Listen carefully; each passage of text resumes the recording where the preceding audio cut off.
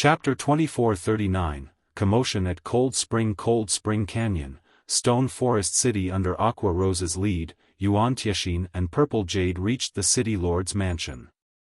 Just as they were about to enter it, a group of level 100 players, who had just arrived at Stone Forest City, happened to walk by, their eyes filled with shock and wonder as they took in the players around them. Are there so many Tier 3 experts here normally? Isn't Stone Forest City a little too amazing? A level 100 female elementalist exclaimed. Tier 3 experts were currently the strongest combatants in the game. Even first-rate guilds would be fortunate to have a dozen Tier 3 experts under their command. Since there were only a few first-rate guilds in every kingdom and empire, it was incredibly difficult to come across Tier 3 players. Normally, it would be rare to encounter a handful of Tier 3 players even on the main street of an empire's capital. Now, however, there were easily more than 24 Tier 3 players walking along Stone Forest City's main street. However, the resident players of Stone Forest City were behaving as if this situation was normal. Everyone was doing their own thing and paid no attention to the Tier 3 players. There's nothing to get surprised about. Do you know what kind of place Stone Forest City is?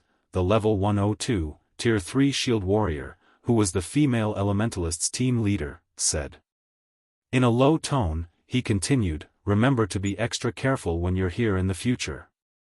Even if the 100 Flowers Palace is a first-rate guild in the Dark Knight Empire, it still can't ensure your safety here.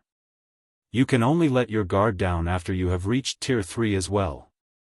Currently, Stone Forest City was the only guild city established in a level 100 neutral map, so it held a powerful attraction for players. However, aside from Zero Wing's partner guilds, other players and powers that wished to enter the city could do so only by renting the city's private houses. Meanwhile, Stone Forest City's private houses were both incomparably rare and expensive. Ordinary experts couldn't afford them at all. One could say that every player residing in Stone Forest City either possessed powerful backing or was an extremely powerful individual.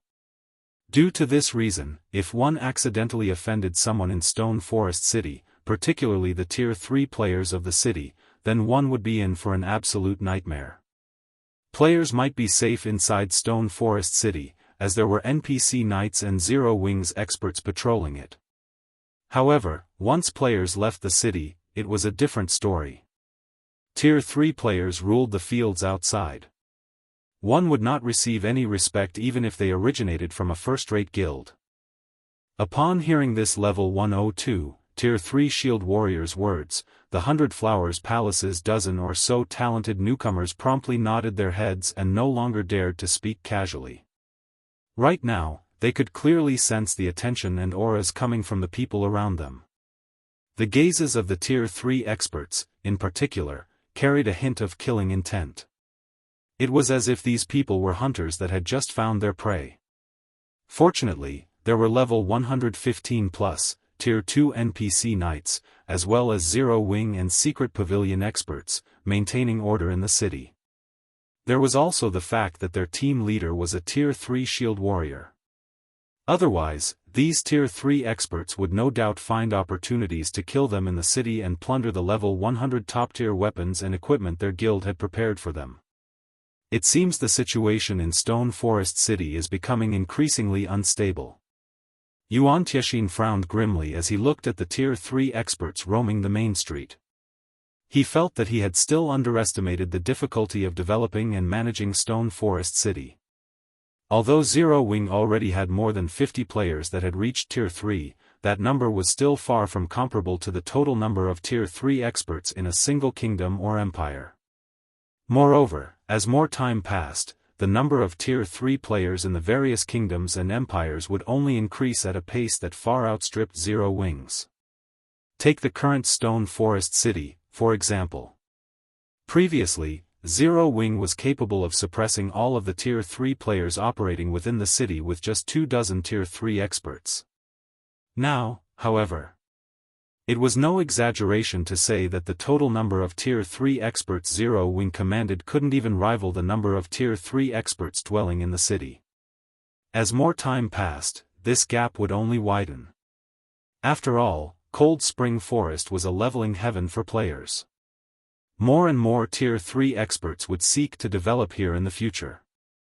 Meanwhile, as Stone Forest City's Tier 3 expert population increased, the city's security would also become a big problem. Although the secret pavilion had garrisoned plenty of its own Tier 3 experts in the city, security remained a problem.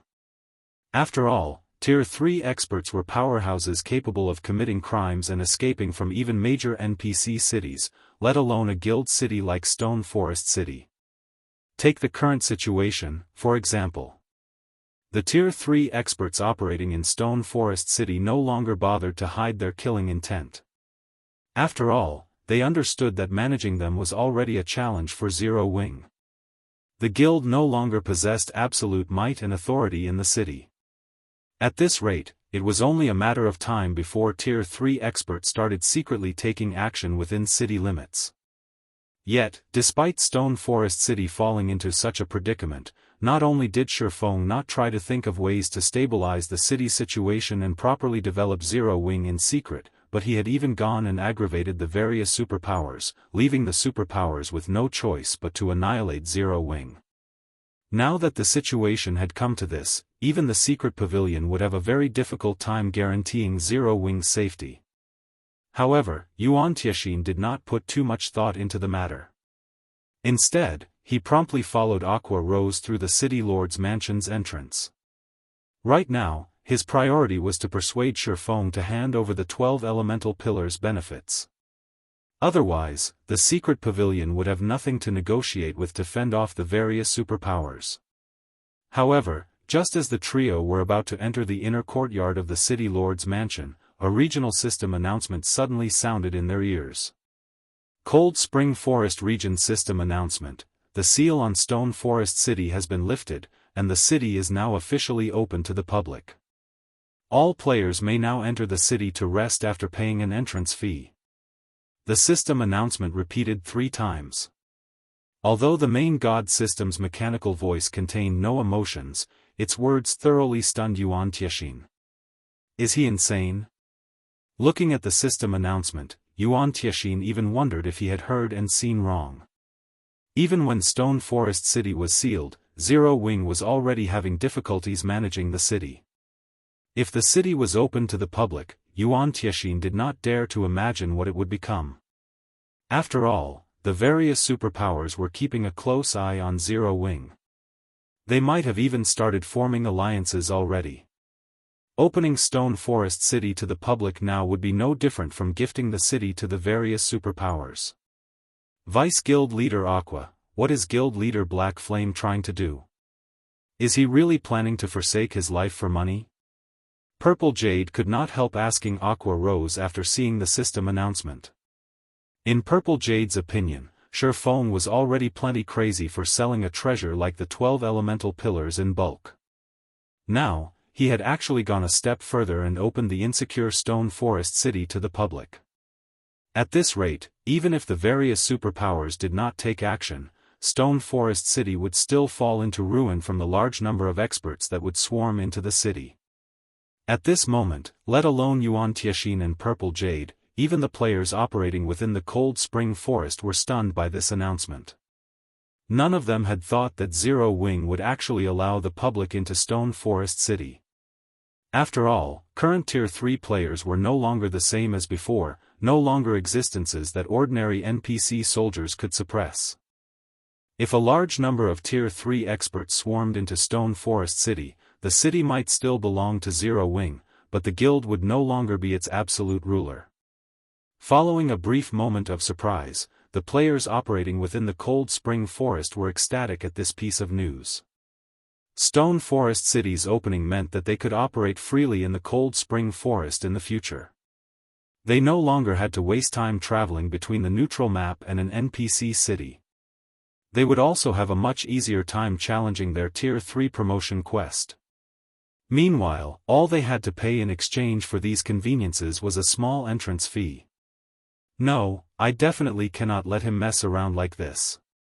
The secret pavilion is also a shareholder in Stone Forest City. We need to seal Stone Forest City again right away. If we wait until all of Cold Spring Forest's experts enter the city, then the entire city will fall into ruin. Yuan Tiexin felt that Feng had truly gone insane this time. After saying so, he immediately dashed toward the city lord's mansion's inner courtyard, planning to make his way to the city lord's office, as players could choose to open or seal the entire city only in the office. However, as soon as he opened the doors to the inner courtyard, a tsunami-like aura immediately struck him, driving an overwhelming sense of fear and helplessness into him. Both Yuan Tiexin and Purple Jade abruptly jumped back, instantly putting a huge distance between themselves and the inner courtyard's entrance. They wore extremely grim expressions as they looked warily at the inner courtyard's plaza, which rivaled the size of a football field. Tier 3, NPCs. Read latest chapters at Wuxia World. EU, what is going on here? When Yuan Tiexin and Purple Jade first arrived at the small plaza, confusion had momentarily overwhelmed them. Afterward, they gasped reflexively.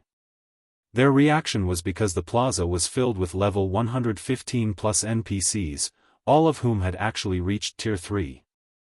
Moreover, these NPCs radiated incredibly powerful auras, with the strongest NPCs inspiring despair even in experts like Yuan Tiexin and Purple Jade. At this moment, Yuan Tiexin and Purple Jade felt as if he had just opened Pandora's box. Meanwhile, the most frightening thing was that all of these Tier 3 NPCs were staring at them right now. Chapter 2440, Yuan Tiexin's shock being the focus of attention from hundreds of Tier 3 NPCs placed immense pressure on Yuan Tiexin and Purple Jade.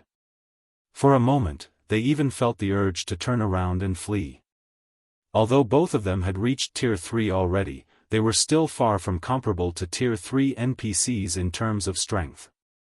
This difference wasn't only in basic attributes. Recently promoted Tier 3 players like them had no way of competing against Tier 3 NPCs in this regard. Moreover, Tier 3 NPCs were existences capable of serving as the magistrate of minor NPC cities. At this point, there was no player in God's domain that did not fear the might of an NPC city's magistrate. This remained the case even after Tier 3 players came into existence. Meanwhile, several hundred magistrate-level NPCs were staring at Yuan Tiexin and Purple Jade. One could easily imagine how much pressure they were under. Have the Dark Forces NPCs occupied Stone Forest City already? Yuan Tiexin's mind gave birth to such a thought as he gazed at the Tier 3 NPCs before him. Since the launch of God's domain until now, many instances of the Dark Forces NPCs occupying neutral maps had already occurred.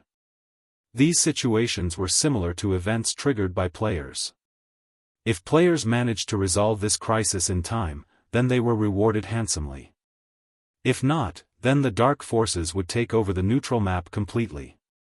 At this moment, Stone Forest City might have come across a similar event.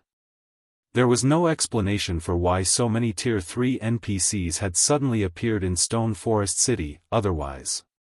It would also explain why Stone Forest City was suddenly open to the public. Uncle Yuan, what should we do? These NPCs have already locked on to our auras, Purple Jade asked anxiously.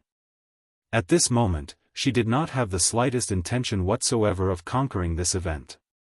After all, this situation could no longer be considered an event, this was practically a natural disaster. Escaping from just one level 100, Tier 3 NPC would already be difficult for her. Now, however, there were hundreds of level 115 plus, Tier 3 NPCs standing inside the plaza. How was she to escape in such a situation? We don't have any other options. I'll try to block them in a moment. Use that chance to activate a Tier 3 instantaneous movement scroll and leave this place. Be quick. These Tier 3 NPCs have reaction speeds and combat standards far superior to those Great Lords and Grand Lords we've faced. They won't give us any opportunities to take advantage of, Yuan Tiexin said. At this moment, he understood that it was impossible for both of them to escape. They could only sacrifice one person to create an opportunity for the other. In God's domain, NPCs were far more intelligent than monsters. They were also much more experienced and sharper than players when it came to combat. Moreover, the higher their tier, the more intelligent NPCs became. After reaching Tier 3, NPCs basically wouldn't give players a chance to use magic tools. In a situation where NPCs had the advantage in combat power, even Tier 3 peak experts like them would have a very difficult time retrieving a magic tool from their bags, much less activating it. This was because the brief lapse in defense this action would create would be more than enough for Tier 3 NPCs to instantly kill them. Meanwhile, as a Tier 3 metric tons, if Yuan Tiexin activated all his life-saving skills, he could more or less hold off these NPCs for a brief period. However, it was a different story for Purple Jade, who was a Tier 3 Sword King. If she tried to block these Tier 3 NPCs, she would most likely end up vaporized in an instant.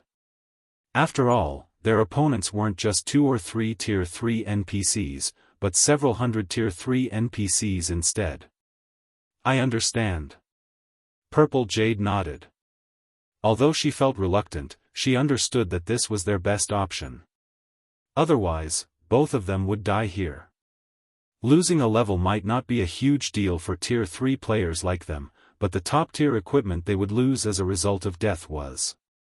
Once Purple Jade nodded, Yuan Tiexin immediately raised his shield and prepared to activate his life-saving skills. However, just as Yuan Tiexin was about to charge into the inner courtyard and attract the NPC's attention, a familiar voice suddenly came from the inner courtyard.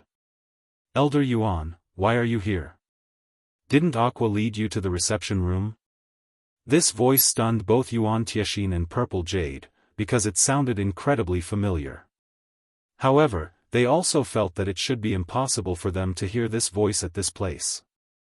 Both of them reflexively turned toward this voice. In the next moment, the rows of Tier 3 NPCs suddenly parted, opening up a path for a cloaked man standing in the middle of the inner courtyard's plaza. At the same time, every one of these NPCs assumed a respectful pose, their actions suggestive of vassals welcoming their ruler. When Yuan Tiexin and Purple Jade saw the cloaked man, they were again stunned. Are you really Guild Leader Black Flame?" Purple Jade asked in an astonished tone as she looked at Feng. Tier 3 NPCs were existences that players like herself viewed with dread. After reaching Tier 3, she became even more aware of just how powerful Tier 3 NPCs were. Now, however, the several hundred Tier 3 NPCs standing in the plaza were actually acting subservient to Feng. In such a situation, how could Feng still be considered a player? He was basically the king of a country. "Of course I am Black Flame," Feng replied, chuckling. "If not, who do you think I am?" Feng found Yuan Tiexin and Purple Jade's shock completely understandable. After all, there were over 500 Tier 3 NPCs standing before them. Even an NPC kingdom did not boast of so many Tier 3 NPCs under its command. Now that all of these NPCs were assembled, it was no exaggeration to call them an unstoppable force. At this moment, let alone Tier 3 experts like Yuan Tiexin and Purple Jade, even Tier 4 experts would have to flee for their lives when facing such an army. After all, Tier 3 NPCs were different from monsters. When working together, they could boost their combat power exponentially. If they used large-scale combination spells and skills, the combat power they could exhibit would far exceed what was apparent on the surface. This was also the reason why the 10 Saints Empire's 7 Mythic Knight divisions were capable of pacifying the neighboring kingdoms and empires. Meanwhile, upon hearing Feng's teasing, both Yuan Tiexin and Purple Jade relaxed visibly.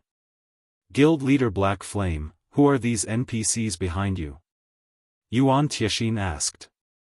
Although he now understood that these Tier 3 NPCs were not hostile, he still couldn't ignore the fact that so many Tier 3 NPCs were gathered in a single place.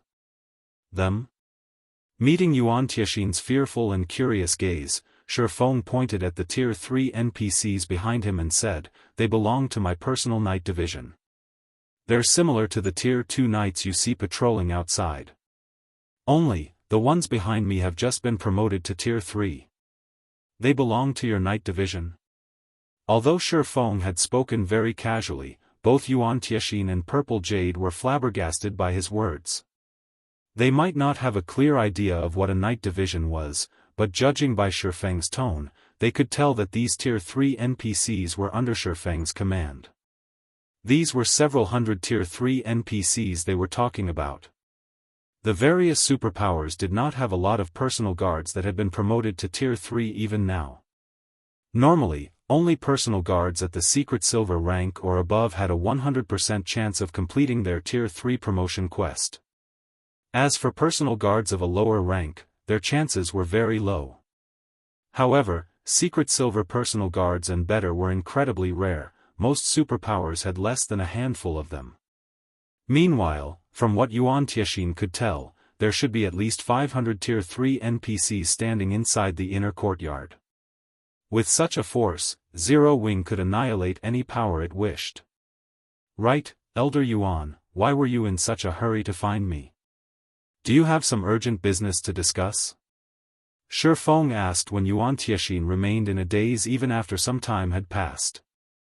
I did, originally. Looking at the Tier 3 knights filling the courtyard, Yuan Tiexin revealed a bitter smile and said, but now, it seems I don't anymore. What a joke. Right now, Stone Forest City's defenses were even more frightening than those of a kingdom's capital city. Even if all of the eastern continent's superpowers worked together and formed an army of several thousand Tier 3 experts, they would still be far from capable of capturing a kingdom's capital city. Needless to say, they wouldn't be capable of capturing Stone Forest City either.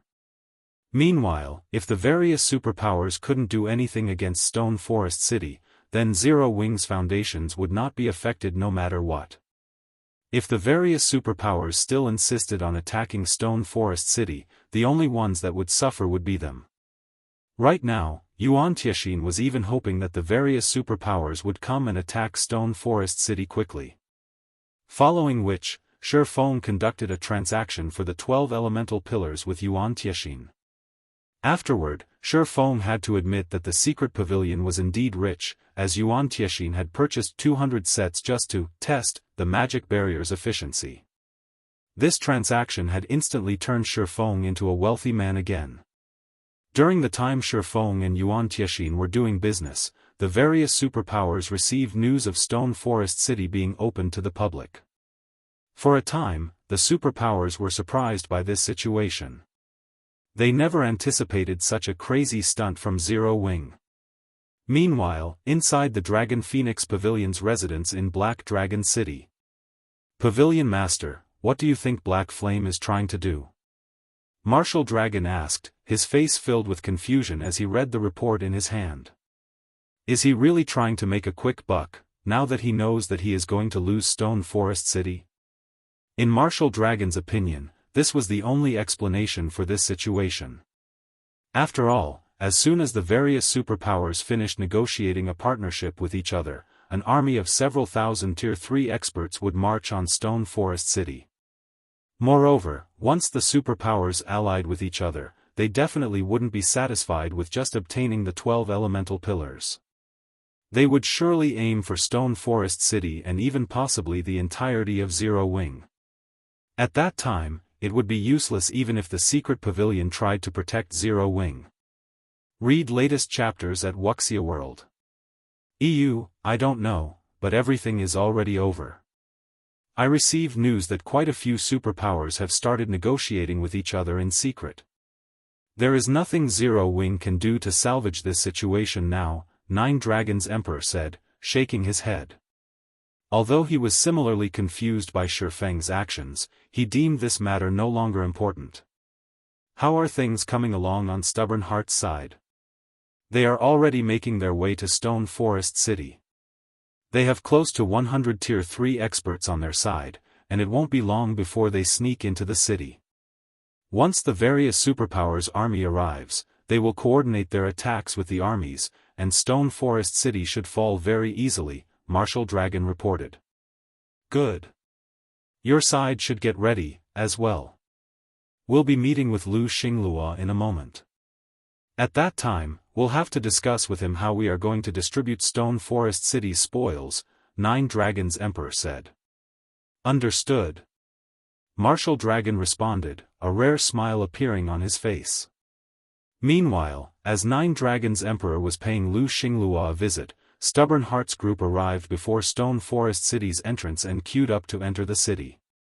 Chapter 2441, Zero Wings Tyranny. Stone Forest City's public opening had shaken the Cold Spring Forest. Many expert players and teams within the area had dropped what they were doing and ran toward the city. As a result, a long line had formed outside of the city's entrance. At a glance, one could easily spot over 10,000 players lined up, and the line continued to grow as time passed. Many of the players in line were here to witness the rumored sacred leveling ground in Cold Spring Forest, while a small number were waiting to verify if Stone Forest City had truly opened to the public. Although the system would not lie, nobody was certain that Zero Wing wouldn't just close its city again. After all, Stone Forest City offered a massive number of benefits. A struggle ensued between the various major powers and wealthy players every time Zero Wing held a leasing auction for the city's private houses, and as a result, every house was rented for astronomical sums. If Zero Wing had really opened Stone Forest City to the public, players wouldn't have to rely on renting private houses to enter the city. As long as they paid the entrance fee, they could rest within the city's walls, which would drastically reduce the value of Stone Forest City's private houses. The powers Zero Wing had allied with also paid a certain price to access Stone Forest City, and now that the city was open to the public, those powers wouldn't have to continue paying the guild. Most importantly, by opening Stone Forest City to the public, Zero Wing would be sharing its leveling advantage with outsiders, greatly reducing the advantage the guild held. Hence, closing the city again wouldn't exactly be possible for Zero Wing. Zero Wing's gone mad with greed. It's charging 10 silver per person to enter the city. That's practically daylight robbery, a Tier 3 female cursemancer radiating a dark aura complained, frowning. She wanted nothing more than to slay the Tier 2 NPC knight that collected the entrance fees. Ordinary guild cities only charged several dozen copper as entrance fees. Even the guild cities that had been established near level 100 neutral maps only charged 2 silver per person. Yet, Stone Forest City charged 5 times that. Although current players had already reached very high levels and found more avenues to earn money, they also had to bear more expenditures. When players fought level 100 plus monsters, in particular, their equipment lost durability at an alarming rate, even if they were fully geared in top-tier equipment. As a result, the repair fees were excruciating. Furthermore, players had to purchase potions and tools for grinding. Once these costs were deducted, players could only save a small number of coins each day. Currently, even level 100, Tier 2 experts only made a net profit of 40 or 50 silver per day, and that was limited to ranged experts. Melee experts would be lucky to earn 30 silver each day in net profit. Unless players were extremely lucky and obtained a precious item or material, they wouldn't make much money. Although players could grind low-level monsters for materials and earn more money, doing so was putting the cart before the horse. If the various major powers experts removed themselves from the front line, they'd quickly be left behind. Catching up would be incredibly difficult, and they might even miss some fortuitous opportunity as a result. Hence, no matter how poor frontline players were, they wouldn't walk away from the front line just to earn a little money. At the moment, players were only entering the city, not renting hotel rooms, yet they had to pay 10 silver per person. If the city charged each player so much to enter the city, it would earn 100,000 gold for every 1 million players. 100,000 gold. At this stage of the game, not even first-rate guilds could earn that much money in a day. Of course, Zero Wing would only earn that much if 1 million players visited the city on a daily basis, but with the advantages Stone Forest City had to offer, attracting 2 or 3 million daily visitors should be a piece of cake. In other words, Stone Forest City could generate 200,000 or 300,000 gold per day in entry fees alone. Moreover, as more players visited Cold Spring Forest, this number would increase. Flower. Now isn't the time to take action. Entering the city is our first priority. Stubborn Heart reminded the female Cursemancer from beside her. Once the superpowers, combined army arrives, you can fuss all you want. The Cursemancer, Flower Rain, exasperated Stubborn Heart. Flower Rain had already reached Tier 3, and 10 silver was insignificant to an expert of her caliber. She could join any random team and earn several dozen gold, yet she complained about 10 silver coins.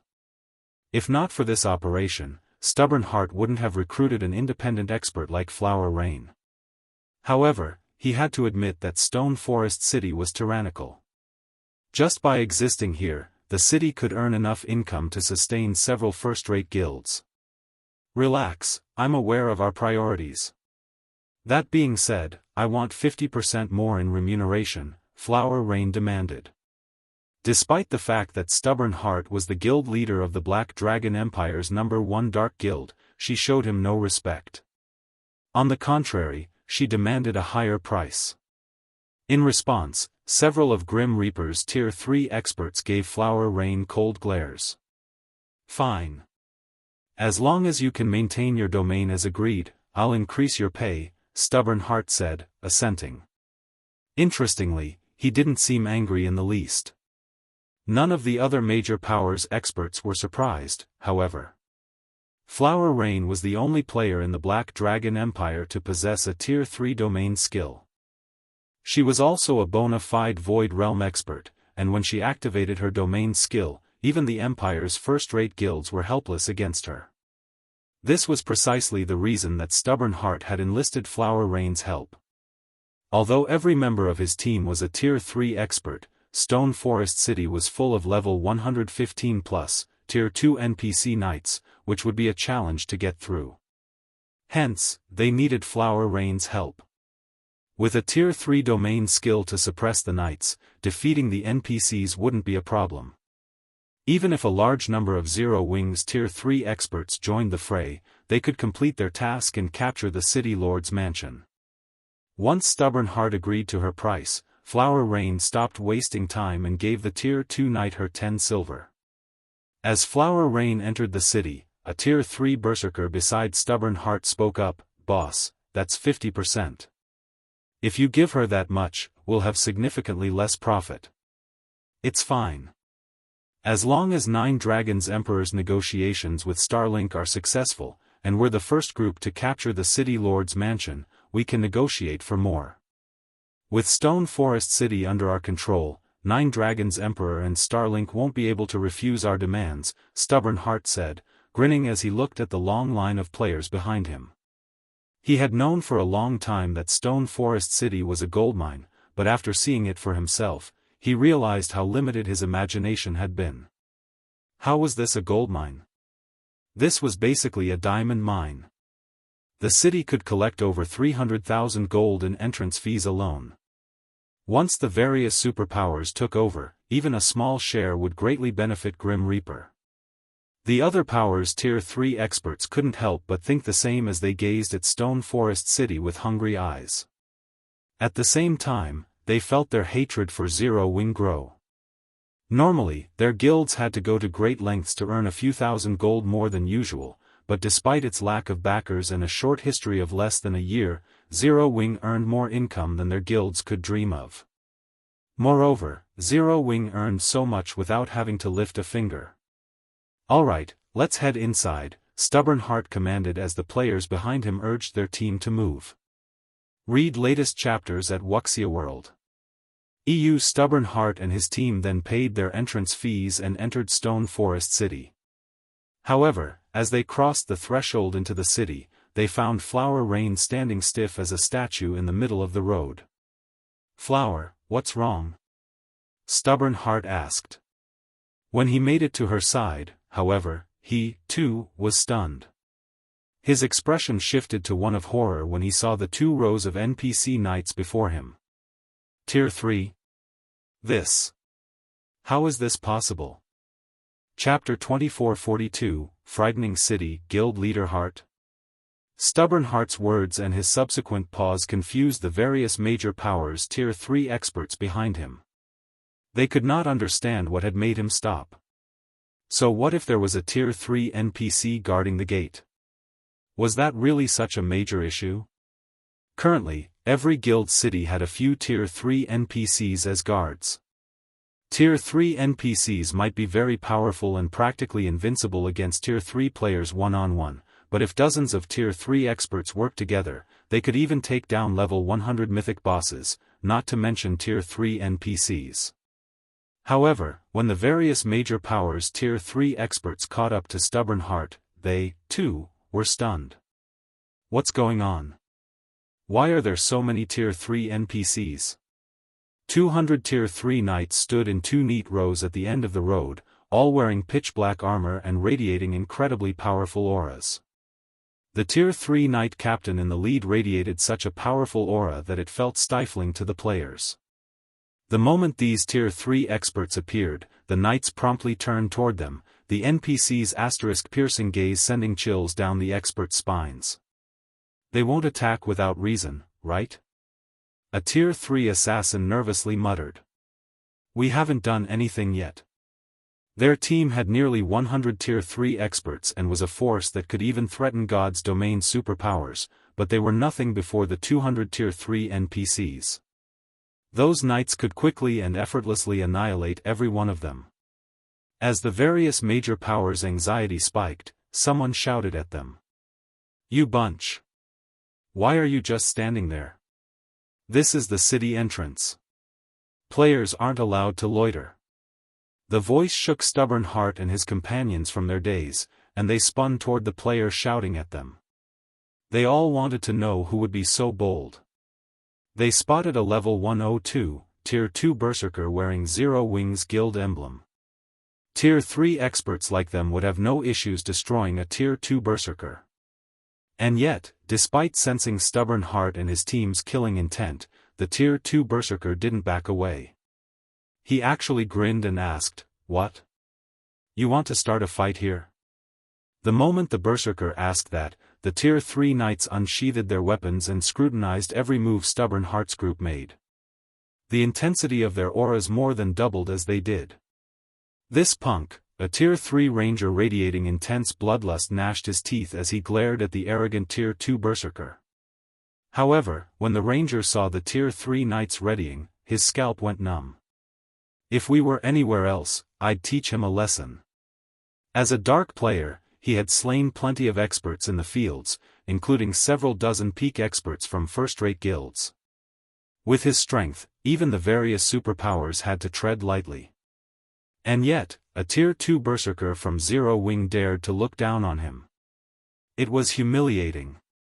Alright, enough. Let's head inside. This isn't the place for a fight. Stubborn Heart warned the ranger softly, his gaze glued on the Tier 3 knights.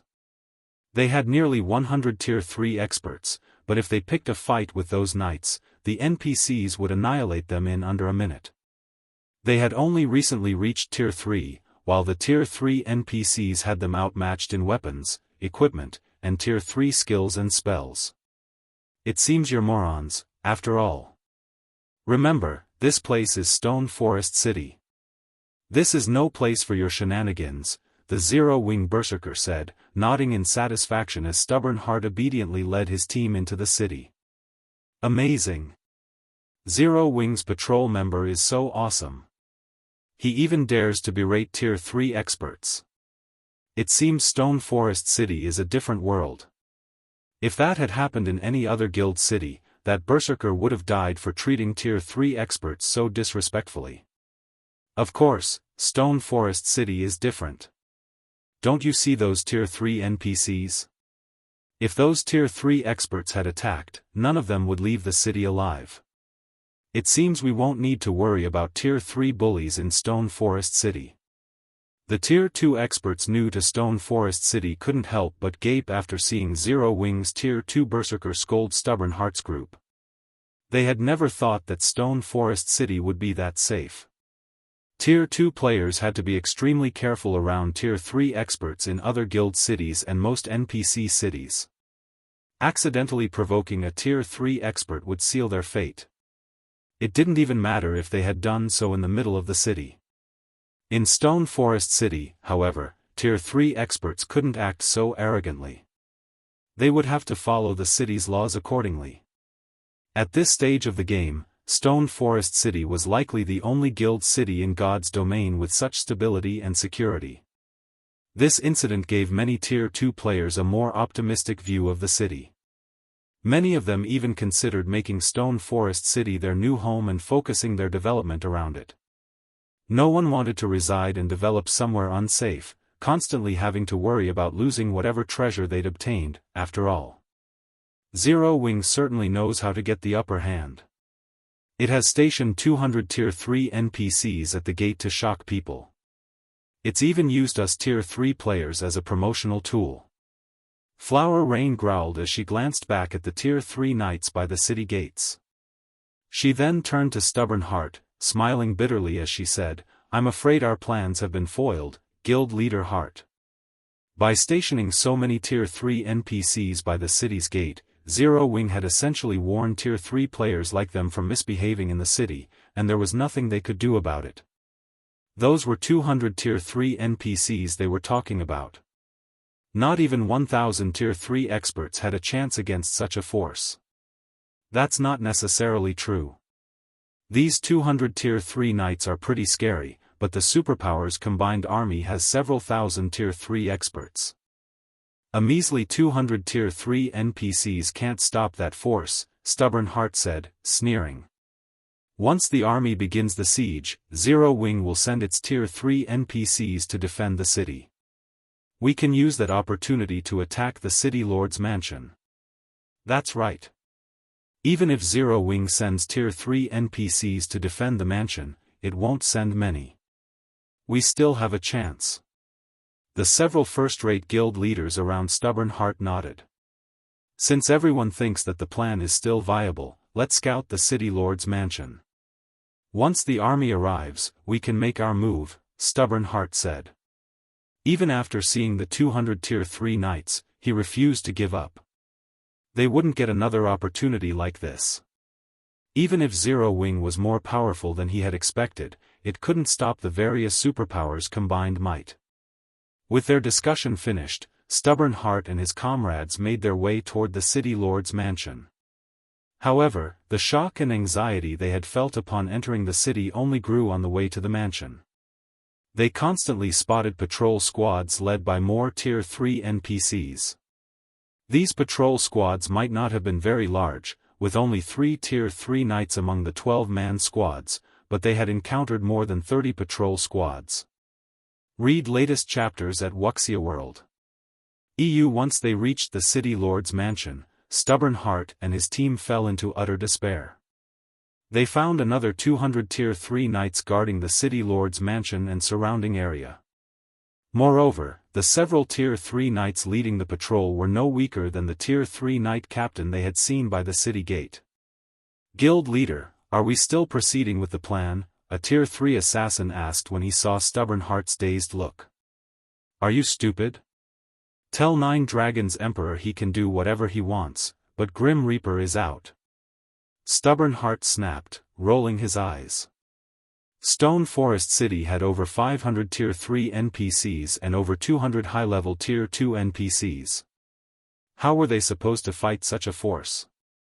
Chapter 2443, Unshakable. Zero Wing. Dark Knight Empire, Dark Knight City, Starlink's residence, which should have been prosperous and lively, was extraordinarily quiet.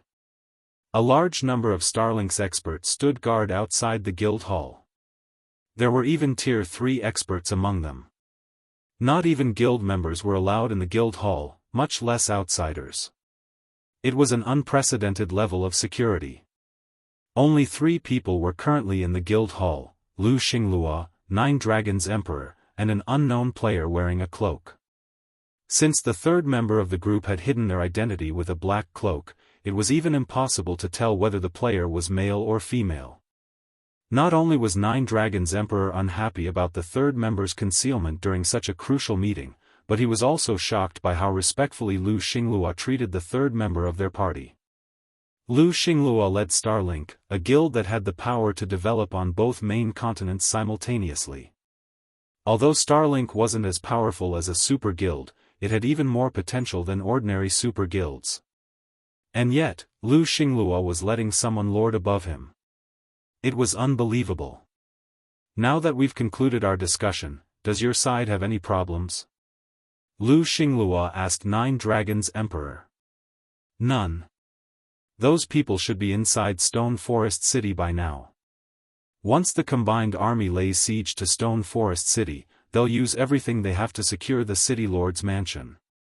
Once they've done their job, our alliance will have an advantage in the negotiations with the various superpowers, Nine Dragons Emperor confidently replied. To capture Stone Forest City and topple Phoenix Rain from her pedestal, Nine Dragons Emperor had invested much in this upcoming operation. He had even offered huge concessions to the Black Dragon Empire's dark forces and gathered nearly 100 Tier 3 experts. He had vetted the experts thoroughly, ensuring that they were in no way connected to other superpowers. With this, he wouldn't have to worry about Zero Wing stopping the group outside of Stone Forest City. Zero Wing's relationship with the various superpowers was quite tense, after all. No one would be surprised if the guild denied entry to members of non-allied superpowers. However, Zero Wing would lose public favor if it didn't allow these Tier 3 experts, who weren't associated with the various superpowers, into the city. By doing so, it would upset the various ordinary powers Tier 3 experts and independent Tier 3 experts. If that happened, the guild's situation would become even more precarious. Not only would it have to face the various superpowers, but it would also have to worry about the game's ordinary powers and independent experts.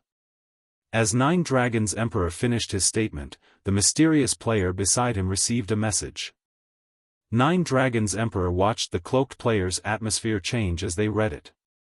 Although he couldn't see the mysterious person's appearance, he was more than capable of sensing someone's emotional shifts as a peak expert. Dragon Pavilion Master, you've worked hard for this, but I'm afraid that Starlink will be withdrawing from the operation, the mysterious person declared without bothering to discuss the situation with Lu Xinglua. What do you mean? The declaration confused Nine Dragons Emperor. Have you given up on Stone Forest City?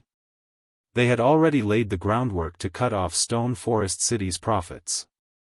They were only waiting for the various superpowers' combined army to siege the city, yet this mysterious person had suddenly decided that Starlink would stay out of the fight. This cloaked player had to be toying with him. The announcement stunned Lu Xinglua as well. He couldn't understand why the mysterious person had chosen to forsake the opportunity to secure a goldmine like Stone Forest City. No, I simply doubt this operation's chances of success, the mysterious person explained, shaking their head. How can it fail? I admit that Zero Wing is very strong, but it's nothing compared to the various superpowers' joint army. Once my people secure the city lord's mansion, Stone Forest City will be ours for the taking. Nine Dragons Emperor snarled, furious. I don't mind allying with the other superpowers if Starlink intends to give up, but you'd better not regret your decision. Regret? The mysterious person could not help but chuckle. If you think you can find a new partner, Dragon Pavilion Master, feel free, but I'm sure that no superpower in God's domain will want to work with you. Just as Nine Dragons Emperor was about to argue, he received a message from Martial Dragon. The message was simple: Stubborn Heart and the others have abandoned their partnership. Nine Dragons Emperor could only stare at the message, dumbfounded. What, exactly, had happened? As soon as Starlink gave up on their alliance, Stubborn Heart's group had informed him of the same. Was Zero Wing so heaven-defyingly powerful that it had bought off both groups? Nine Dragons Emperor couldn't think of another explanation for the sudden development. This was an excellent chance to capture Stone Forest City. Why would anyone ignore such temptation? Don't overthink things. The reason we've decided against this operation is simple. As if the mysterious person had read Nine Dragons Emperor's mind, they calmly continued, no power in God's domain can do anything against Stone Forest City. How is that possible? Nine Dragons Emperor instinctively refuted the idea. Even if Black Flame and the Secret Pavilion are protecting the city, they can't stop several thousand Tier 3 experts. But what if the city is protected by 500 Tier 3 NPCs, the mysterious person asked. 500 Tier 3 NPCs? That. Impossible.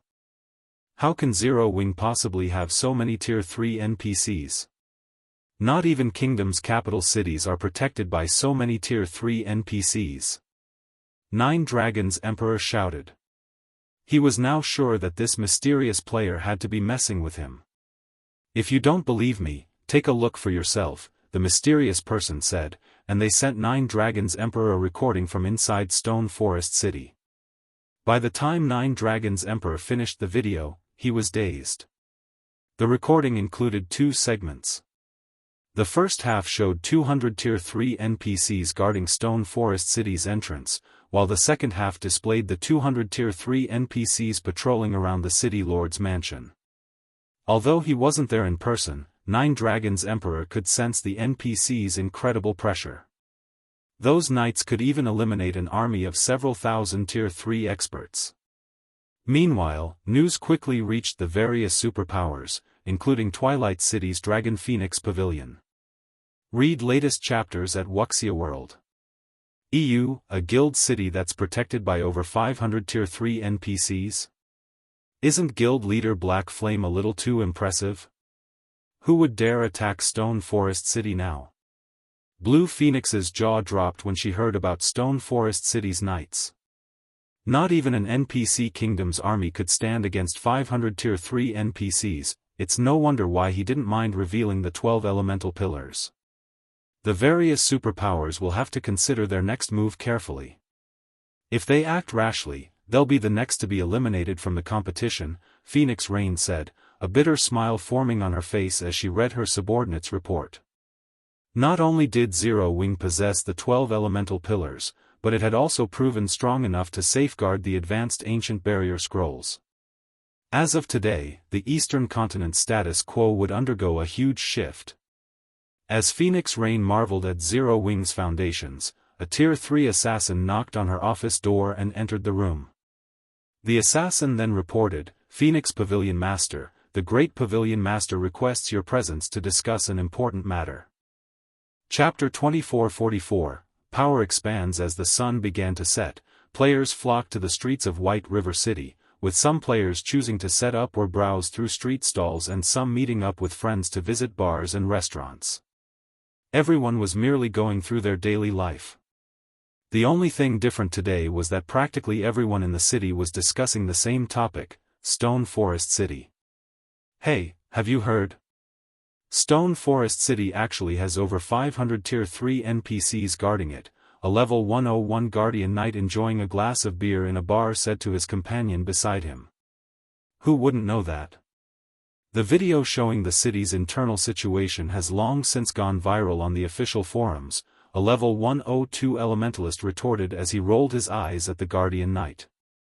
Hee, I'm not referring to that, the level 101 Guardian Knight said, waving his hand. I have a good friend who managed to become the core member of a superpower, and he told me a juicy secret.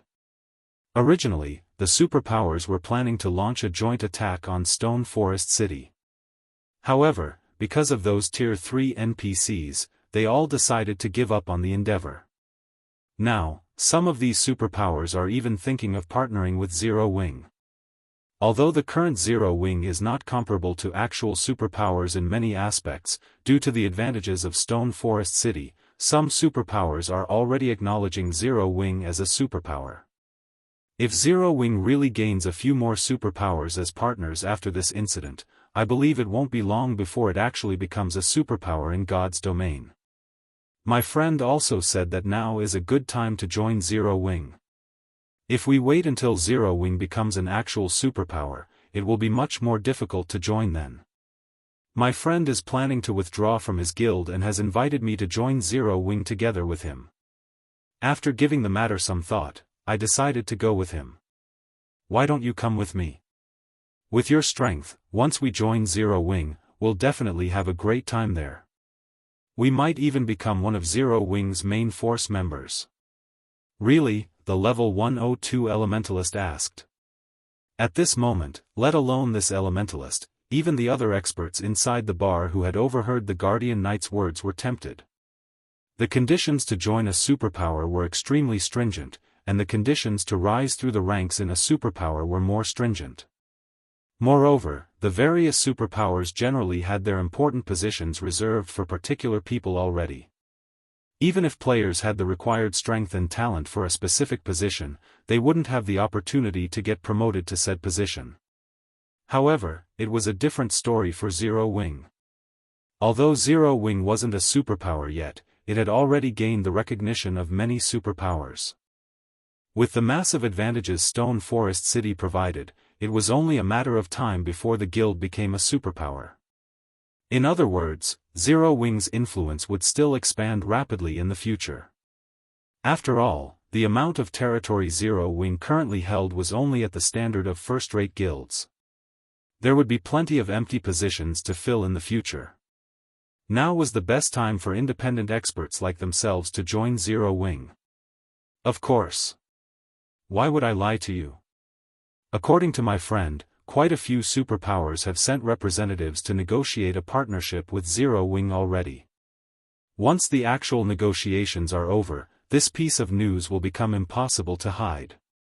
While not many players know about this matter, we should use this opportunity to join Zero Wing. If we're lucky, we might get assigned directly to a good team, the level 101 Guardian Knight said earnestly. Truthfully, if not for our close relationship and you being strong enough, I wouldn't have asked you to come with me. Zero Wing's recruitment standards had always been very high. Its requirements for becoming a core member were even higher, the half-step refinement realm standard. Meanwhile, although the level 102 elementalist was an independent player, he served as the vice-commander of one of the Twin Towers Kingdom's top adventurer teams. As for his strength, he had already reached the refinement realm standard and would be considered an absolute expert in first-rate guilds. He would have no problem joining the main force of first-rate guilds. However, as he wished to join the main force of superpowers and not first-rate guilds, he had only been mingling with adventurer teams all this time. Alright, I'll contact my commander afterward. Once I've settled my affairs, we'll apply with Zero Wing, the level 102 elementalist said, nodding after seeing the earnest look on the Guardian Knight's face. At the same time, desire and anticipation also surfaced in his eyes. After overhearing the level 102 elementalist agree to the Guardian Knight's suggestion to join Zero Wing, the other experts inside the bar were tempted by the proposition as well. Zero Wing's strength and foundations had already received the recognition of many superpowers. This was an excellent opportunity for independent experts like themselves to elevate their position in God's domain. If they seized this opportunity, they could become famous individuals in kingdoms and empires. They might even get to become the ruler of a city, at which point, their lives would thoroughly change. After all, many major corporations were investing astronomical sums into God's domain right now. Moreover, God's domain had also started affecting the various industries in the real world. Meanwhile, during the time White River City's expert players were gravitating toward joining Zero Wing, an heroic woman was currently observing Zero Wing's residents from an advanced restaurant nearby. Vice Guild Leader, those people have stated that they are powerless over this matter. Unless we have some way of dealing with those Tier 3 NPCs, they aren't willing to take action, a tall man exceeding 2 meters in height reported after entering the private room the beautiful woman occupied. How interesting. It seems Zero Wing really has kept a lot of secrets hidden. When Cold Shadow heard her subordinate's report, not only did she not react in rage, but she even smiled. Since that is the case, we'll shift to Plan B. We'll give up on purchasing Zero Wing for now and search for a replacement on the eastern continent to fulfill the guild's task first. At the same time, notify the old instructor about this matter. Have him figure out a way to deal with Zero Wing in Fenglin City. Even if he can't deal with Zero Wing in God's domain, I refuse to believe that he can't do anything in the real world, either. Although she did not know how Zero Wing managed to secure so many Tier 3 NPCs, no power in God's domain was capable of stopping mythology's progress, not super guilds, much less Zero Wing. Moreover, although many superpowers had chosen to partner with Zero Wing after this incident, even more superpowers had secretly started taking action against Zero Wing. After all, Zero Wing had touched upon their profits. Meanwhile, during the time Zero Wing's position and the number of experts the guild possessed were continuously rising, Feng was frantically producing the 12 elemental pillars in the candlelight trading firm. Due to Stone Forest City's display of strength, Giant's Heart, Unyielding Soul, and 13 Thrones, which were originally planning to buy only a small number of the advanced Ancient Barrier, decided to place huge orders instead. Including the Secret Pavilion's order, Feng now had to supply a total of 700 sets of 12 elemental pillars, far beyond his expectations. As a result, Feng had become rich overnight. Including the income Stone Forest City generated, only a few superpowers in existence could rival the liquid funds he currently had on hand. This was especially true in regard to magic crystals. Currently, Feng had 4 million magic crystals on hand. Even after expending some on the 12 elemental pillars production, he would still have a frightening amount left. Guild leader, thus far, 3 superpowers have come to seek a partnership with us. They're willing to use a portion of their realms of refinement legacies to exchange for the 12 elemental pillars. Moreover, during this period, a large number of experts have applied to join the guild. Currently, we have accepted over 2,000 experts, among which, over 30 are in the refinement realm. A few Tier 3 experts have also joined us. At this rate, it won't be long before we have more than 100 Tier 3 experts and 200 refinement realm experts, Aqua Rose reported excitedly as she looked at Feng. 200 refinement realm experts. This number might not be comparable to what superpowers possessed, but this many refinement realm experts would resolve Zero Wing's manpower shortage. Moreover, the guild could also field many more exploration teams in level 100 neutral maps. We have so many already. Feng was surprised to hear Aqua Rose's report. He never thought that revealing his Night Division's strength would bring such excellent results to the guild. Originally, he had only planned to use the Night Division as a deterrent against the various superpowers. After all, if Zero Wing truly fought against the various superpowers' joint army, the best result would be a Pyrrhic victory since Tier 3 NPCs were not invincible. Moreover, they were as difficult to resurrect as personal guards. Players, on the other hand, were different. Even if players died, they would be as good as new in less than an hour. At worst, they would lose some combat power. However, they would still be Tier 3 players, and their combat power would still triumph over Tier 2 players. This was also the reason why expert players were the true representation of a guild's foundations and strength, while NPCs only served as a supporting tool and could never become a guild's true power. Meanwhile, if the number of refinement realm experts Zero Wing had reached 200, then Zero Wing would have the capital to truly contest with the various superpowers over hegemony in God's domain. However, just like you've anticipated, the various superpowers have also started taking joint action in level 100 neutral maps. Not only have they started targeting our people, but they've also placed restrictions on materials for high-level potions and tools. This situation has forced us to purchase materials from the secret pavilion at a high price, Aqua Rose said, frustrated. Although Zero Wing had won the war without shedding any blood and received acknowledgement as an equal from many superpowers, it had also become an eyesore for many other superpowers. Now, these superpowers no longer treated Zero Wing as a negligible existence but as a competitor. They sure have moved quickly. Feng smiled bitterly, shaking his head. Have Fire Dance and the others get ready. Once I'm done making the 12 elemental pillars, we'll head over to the western continent. Feng was not surprised by the actions the various superpowers took. After all, there was only so much profit to go around in God's domain. It was only natural for Zero Wing to face heavy resistance when trying to get a larger cut of the cake. However, he did not pay much heed to this matter, because he had a much more worrisome problem to deal with, which he had been ignoring due to the guild's inadequate strength. Now that Zero Wing possessed a city in a level 100 neutral map and he had become a lord himself, he had no choice but to worry about the aggression of the dark forces. When that time arrived, dark players would thoroughly shed all pretenses with normal players. The dark forces were still inactive right now only because dark players had yet to truly start exploring level 100 plus neutral maps. However, as more dark players reached Tier 3 and explored the various level 100 plus neutral maps, they would come across dark forces that had been banished by the various kingdoms and empires to level 100 plus neutral maps. At that time, dark players' development would skyrocket, and city sieges and territorial battles between dark players and normal players would become commonplace. Without sufficient strength, guilds wouldn't even be able to survive out in the fields. This was also the reason why some superpowers had gone out of existence after mainstream players started reaching level 100 and beyond. To ensure Zero Wing's continued development in level 100 plus neutral maps, he had to nurture a large number of Tier 3 experts as soon as possible.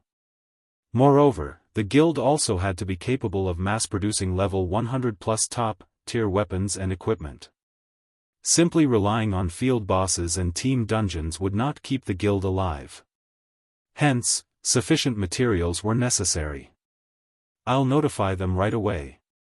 Upon hearing Feng's words, Aqua Rose could not help rejoicing.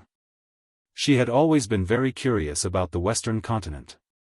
Following which, Feng spent the next few days working in his special forging room and ended up producing as many as 3 sets of 12 elemental pillars. At the same time, his efforts had also brought him to level 110, his leveling speed not the slightest bit slower than that of players grinding out in the fields. Of the 3 sets, 800 sets were meant to fulfill the orders from the Secret Pavilion and Zero Wing's other partners, while the remaining 500 sets were reserved for Zero Wing's expert teams. During the time the various superpowers were making use of their 12 elemental pillars to achieve extraordinary results in level 100 neutral maps, Feng led Aqua Rose and other members of Zero Wing's core upper echelon to the Demon Wolf Mountain Range's teleportation gate. After spending 20,000 magic crystals, Feng's team of 10 transformed into streaks of light and disappeared into the Silver Gate. The intercontinental teleportation took several minutes to complete. When everyone opened their eyes again, what appeared before them was a desert completely devoid of life. So, this is the Western continent? Aqua Rose was surprised as she looked at the endless desert around her. The reason for her surprise was the scarcity of mana in this place. The ambient mana was actually thinner than even the mana in the Eastern continent's forbidden lands. She could tell that she would have great difficulty casting Tier 3 spells here despite her high-ranking mana body. Weaker Tier 3 players might not even be capable of using their Tier 3 skills and spells and might be limited to skills and spells of weaker tiers. Sure enough, the mana density here is much lower than on the Eastern continent. When Feng sensed the ambient mana, he was similarly overwhelmed by a sense of discomfort. It had already been a long time since he had experienced such a low mana density environment. However, he did not dwell on the matter, just immediately recorded the coordinates of the teleportation gate here and summoned his Thunder Eagle. He then took a look at the system map and brought everyone toward the nearest NPC city. Read latest chapters at Wuxia World. The desert that housed the teleportation gate was much larger than Feng initially expected, taking more than 2 hours of flight to exit. During their journey, they had discovered plenty of level 100 plus Great Lords and Grand Lords and even level 120 mythics. Fortunately, the Thunder Eagle was sufficiently fast, so they were able to escape these mythics' attack range in time.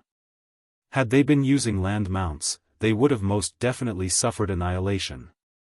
Guild leader, there's a battle involving tens of thousands of players over at that demonic silver mine, Aqua Rose said, curiosity gleaming in her eyes as she gazed at a nearby mine from the Thunder Eagle.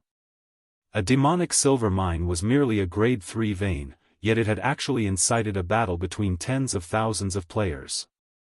Moreover, not only were the participants of this war level 105 plus experts, but there were even 100-odd tier 3 experts among them. This was practically a war between two superpowers. The Azure Chamber of Commerce? When Feng studied the players fighting below, he noticed that the commander of the mine's defenders was someone he was familiar with, Xianxia, a genius on the Azure Chamber of Commerce's fast track. Chapter 2445, You have two choices, Guild Leader. Is it someone you're familiar with? Aqua Rose asked curiously when she saw Feng muttering to himself. The Western continent was utterly foreign to Eastern continent players like themselves. Although the distance separating the two main continents was not as great as the distance between the main continents and the various other worlds, in God's domain, it was as if a barrier existed between the two main continents. Not only was information on the two main continents segregated, but even the cultures of the two continents differed significantly. For example, players of the same class would give the impression that they possessed a completely different class depending on which continent they played on. Their combat styles would be quite dissimilar. On the Eastern continent side, battles were fought using mainly a combination of combat techniques and skills or spells, with mana control playing only a supporting role. Meanwhile, on the Western continent, battles were fought using mainly a combination of mana control and skills or spells, while combat techniques were only for support. Aside from the difference in combat styles, the greatest contrast between the Eastern and Western continents was the management styles that the various kingdoms and empires adopted. On the Eastern continent, NPC kingdoms and empires relied on their national armies to manage their cities. On the Western continent, however, NPC cities were managed by the Adventurers Association. The various kingdoms and empires' armies only served to maintain the safety of their respective countries' borders and fend off the main forces of the demonic creatures. As there existed many demonic creatures on the Western continent, armies of demonic creatures regularly invaded kingdoms and empires. In fact, these demonic creatures would launch attacks on towns and cities once every 2 or 3 days, which was much more frequent than the monster sieges on the Eastern continent, and sometimes even capture those on the borders. If the various kingdoms and empires failed to reclaim those captured towns and cities, the player's range of activity would shrink significantly. Conversely, the more demonic towns and cities the various kingdoms and empires captured, the larger the player's range of activity would become. The Western continent did not have any clearly defined neutral maps, and the territory the various kingdoms and empires possessed was in constant flux. Hence, the Western continent was labeled the demonic creature continent, and battles on a national scale occurred here much more frequently than on the Eastern continent. It wouldn't even be surprising for a kingdom that had faded out of existence to reappear. If the 10 from Zero Wing could have someone familiar with the Western continent guide them, it would save them a lot of trouble. After all, the Western continent's situation was ever-changing, and players not familiar with the Western continent would most likely have a very difficult time mingling here. We're not familiar with each other, just acquaintances, Feng replied, shaking his head as he looked at Xianxia, who was fighting while commanding the battle. He had come to know Xianxia only because of the Azure Chamber of Commerce's alchemy competition. Although he had heard that Azure would be sending Xianxia to the Western continent to receive priority grooming, he never thought that he would encounter the woman here. Currently, Xianxia was already a level 106, Tier 3 Great Mage. She was also equipped in quite a few pieces of level 105 fine gold equipment, and the purple crystalline staff she wielded even radiated the glow unique to epic items. At a glance, it was obvious that the staff was a level 100+ epic weapon. At this stage of the game, her equipment standard definitely ranked at the peak of God's domain. Moreover, her mana control had improved by a significant margin since Feng last saw her. Now, she was actually capable of casting her spells at a completion rate of 95% or above. The power her spells exhibited could rival the attacks of Grand Lords of the same level. While Feng's group was quietly observing the battle below, the players fighting inside the mine had similarly noticed Feng's group. Who are those people?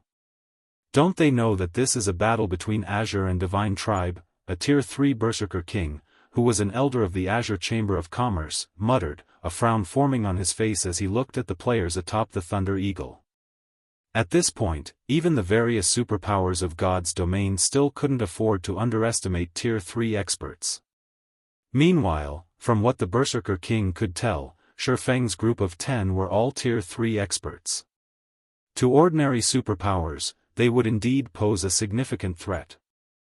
However, to superpowers like the Azure Chamber of Commerce and Divine Tribe, a force of 10 Tier 3 experts was nothing to worry about. Nevertheless, on the Western continent, what the various powers found most troublesome was when other people suddenly appeared in a battle between two powers. This was because nobody could guarantee whether this third party would simply spectate and do nothing, or try to take advantage of the situation.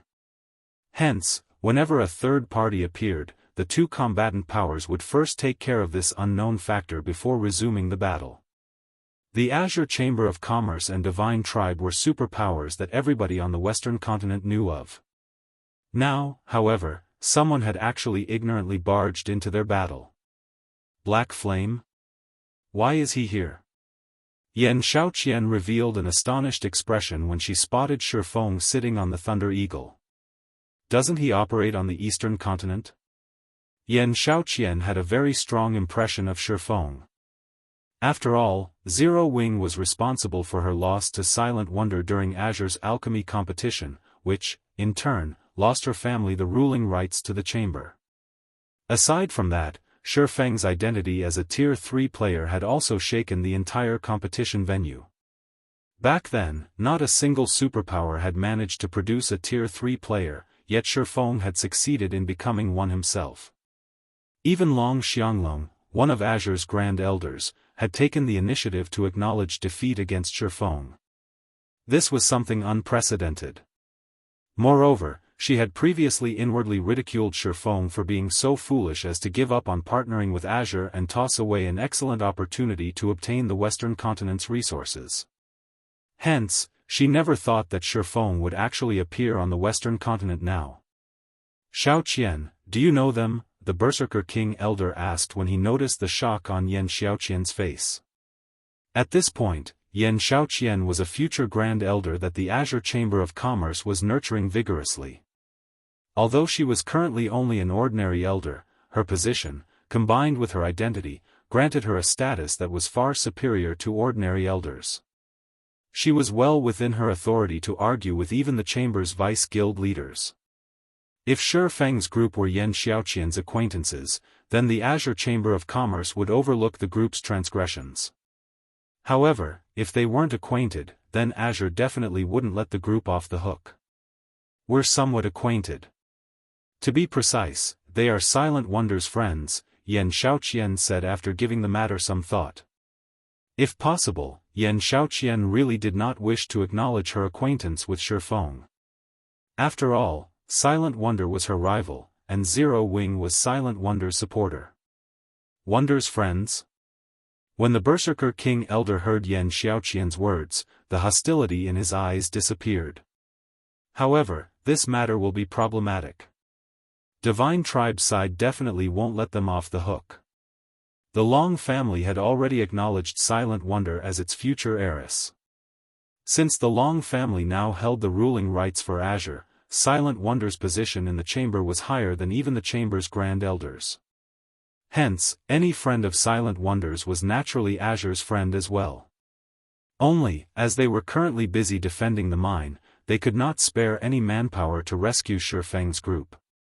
Just as the Berserker King Elder finished speaking, Divine Tribe's army dispatched a force of several hundred players to intercept Feng's group. Among these players, as many as 20 were Tier 3 players. And leading this detachment was McCaffrey, the vice commander of one of Divine Tribe's trump card legions. Due to his special legacy, McCaffrey possessed a gigantic body 3 meters tall, which earned him the nickname Morning Giant.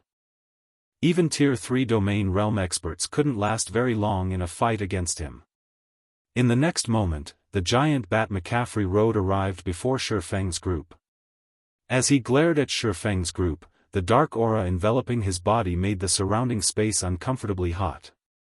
I don't know who you people are, but since you dared set foot into Divine Tribe's battlefield, then don't think you can leave easily, McCaffrey said in a rough and deafening tone.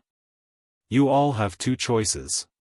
The first is to apologize and hand over 10 pieces of level 100 plus fine gold equipment as compensation. As for the other option, believe me, you will not like it very much. Upon hearing McCaffrey's words, the Divine Tribe members around him sneered as they looked at Feng's group. At the same time, they also took out magic scrolls to seal the surrounding space and track the souls of Zero Wings members. Read latest chapters at Wuxia World. It was obvious from the actions of Divine Tribe's members that they were proficient in fighting against players that possessed flying mounts.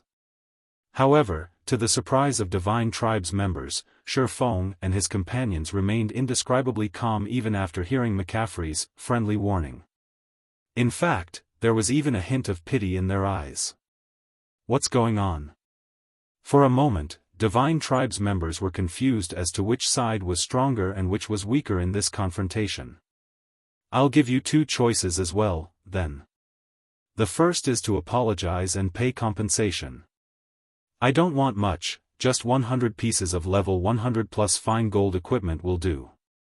As for the other option, I believe you won't like it very much either, Feng retorted, his mouth curving in a calm smile as he swept his gaze over Divine Tribe's members. Chapter 2446, Repent. As soon as Feng finished speaking, silence fell over the area as Divine Tribe's members gawked at Feng, their eyes wide in shock. Feng had not spoken very loudly, ordinary players standing 20 yards away from him wouldn't have been able to make out his words. However, everyone present was an expert. Their 5 senses were far superior to ordinary players, so they heard Feng's words just fine. Despite that, however, Divine Tribe's members still could not help but wonder if they had heard wrong.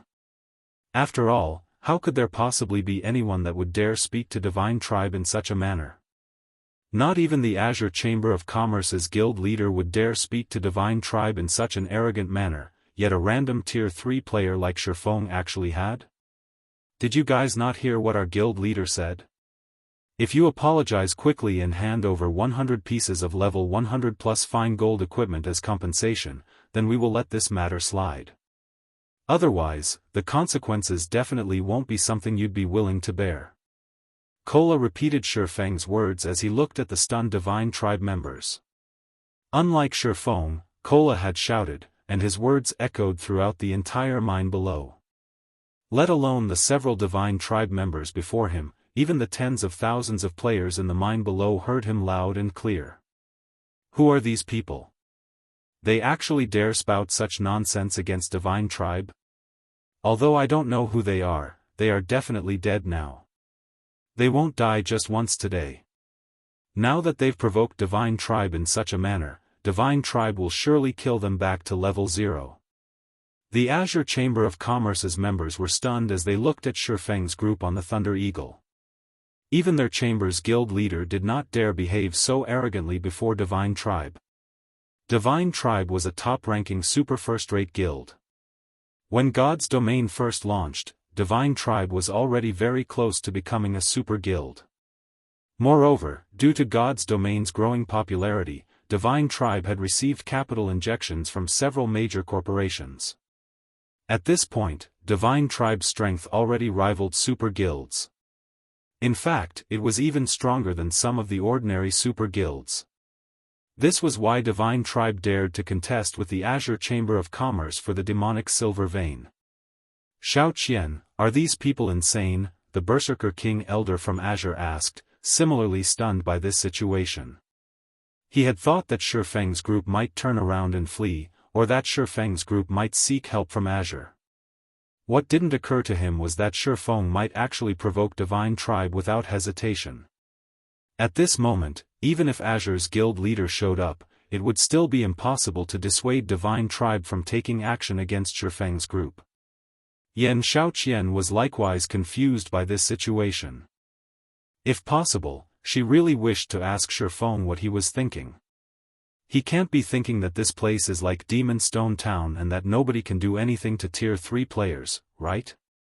As Xianxia looked at Feng, the only explanation she could think of for this situation was that he believed that no superpower would dare to touch him just because he was a Tier 3 player.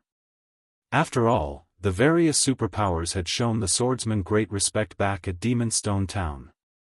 However, the situations now and then were completely different. Back then, Feng could indeed act arrogantly as a Tier 3 player, as none of the various superpowers could do anything to him. Now, however, every superpower had at least several dozen Tier 3 experts under their command. Let alone Tier 3 peak experts, even Tier 3 apex experts no longer had the qualifications to act arrogantly before the various superpowers. This was especially true on the Western continent, which was infested with demonic creatures. Players living here had much more combat experience than players living on the Eastern continent. The legacies and various items used by the Western continent's players for combat were also much stronger than those found on the Eastern continent. Let alone dealing with Tier 3 players, the various superpowers wouldn't have trouble dealing with even Tier 3 NPCs. After all, the armies of demonic creatures had commander-level monsters that could rival NPCs when it came to intellect. In the end, however, the various superpowers had still slain those intelligent monsters. While Yan Xiaoqian and the other members of Azure were stunned by Feng's crazy actions, McCaffrey suddenly smiled on the giant bat's back. Very good. It seems you didn't come here in ignorance. Otherwise, you wouldn't have the guts to provoke Divine Tribe, McCaffrey said, a cold glint flashing in his eyes as he looked at Feng. This will make things simple. Repent of your provocations. Otherwise, only eternal hell awaits you all. As soon as McCaffrey said so, the several Divine Tribe experts around him activated the magic scrolls in their hands, not only sealing the surrounding airspace but also placing a tracker on the souls of Feng's group. This way, even if Feng's group died and resurrected somewhere else, they could still track down the group. At the same time, the several hundred Divine Tribe Tier 2 experts positioned on the ground beneath the Thunder Eagle formed multiple magic arrays and cast large-scale combination spells. Several fire pillars and lances of light immediately emerged from the ground and flew straight at Feng's group, the power of these spells not the slightest bit weaker than the Tier 3 spells of actual Tier 3 players. In fact, some of these spells could rival even Tier 4 spells in terms of power. Boom! Boom! Boom! For a moment, the airspace the Thunder Eagle occupied turned into a sea of flames. The shockwaves from the explosions were palpable even over 100 yards away. What a waste! Originally, these spells were supposed to be used on Azure's Tier 3 peak experts. Now, we're actually squandering them on these people, a Tier 3 red-haired, female elementalist standing behind McCaffrey said, clicking her tongue. 10 days ago, Tier 3 players were indeed existences that the various superpowers could not afford to underestimate. However, the situation was different now. The various superpowers had secured not only the means to resist Tier 3 players but also the means to kill Tier 3 players. In the face of a combination spell cast by 30 Tier 2 players, even monstrously strong Tier 3 players would fall if they were careless. Not to mention, they had used 7 of such combination spells this time. Alright, get ready to use the Raise Dead scrolls and resurrect them. I want to let them know how foolish it is to provoke Divine Tribe. McCaffrey said, gesturing at the players holding Raise Dead scrolls to move forward. The Raise Dead scroll was a precious tool that could be found only in ancient ruins. The scroll's original function was to resurrect comrades that had fallen in battle. However, it was also useful when they wanted to repeatedly kill enemy players. Yet, after the Divine Tribe members holding the Raise Dead scrolls tried to resurrect Feng's group, they could not help staring at their scrolls in confusion. What's wrong? Why aren't you resurrecting them? McCaffrey demanded after seeing that the Raise Dead scrolls remained in his subordinate's hands. Vice Guild Leader, for some reason, these Raise Dead scrolls can't resurrect them. The scrolls might be broken, a Tier 3 ranger reported. Broken? McCaffrey was a little surprised at this situation. He then returned his gaze to the sea of flames before him. Read latest chapters at Wuxia World. The Raise Dead scrolls had never failed to activate before. If the resurrection failed, then that could only mean one thing. The target of resurrection was still alive. In the next moment, the flames started scattering, and the perfect figure of the Thunder Eagle appeared hovering amidst the remnant flames. Surrounding the Thunder Eagle was a barrier that thoroughly isolated the flying mount from the inferno. This barrier was the product of Feng's absolute domain. "Since you're done attacking, it's my turn now," Feng declared. He then raised his arm and started incanting, casting Flame Domain on McCaffrey's group. Chapter 2447, 7 Luminaries rings true power. As Feng started chanting, a twofold magic array with a 60-yard radius appeared above McCaffrey and his several hundred members. A large-scale destruction spell? Not bad. When McCaffrey saw the two gigantic, crimson magic arrays above him, he was slightly surprised.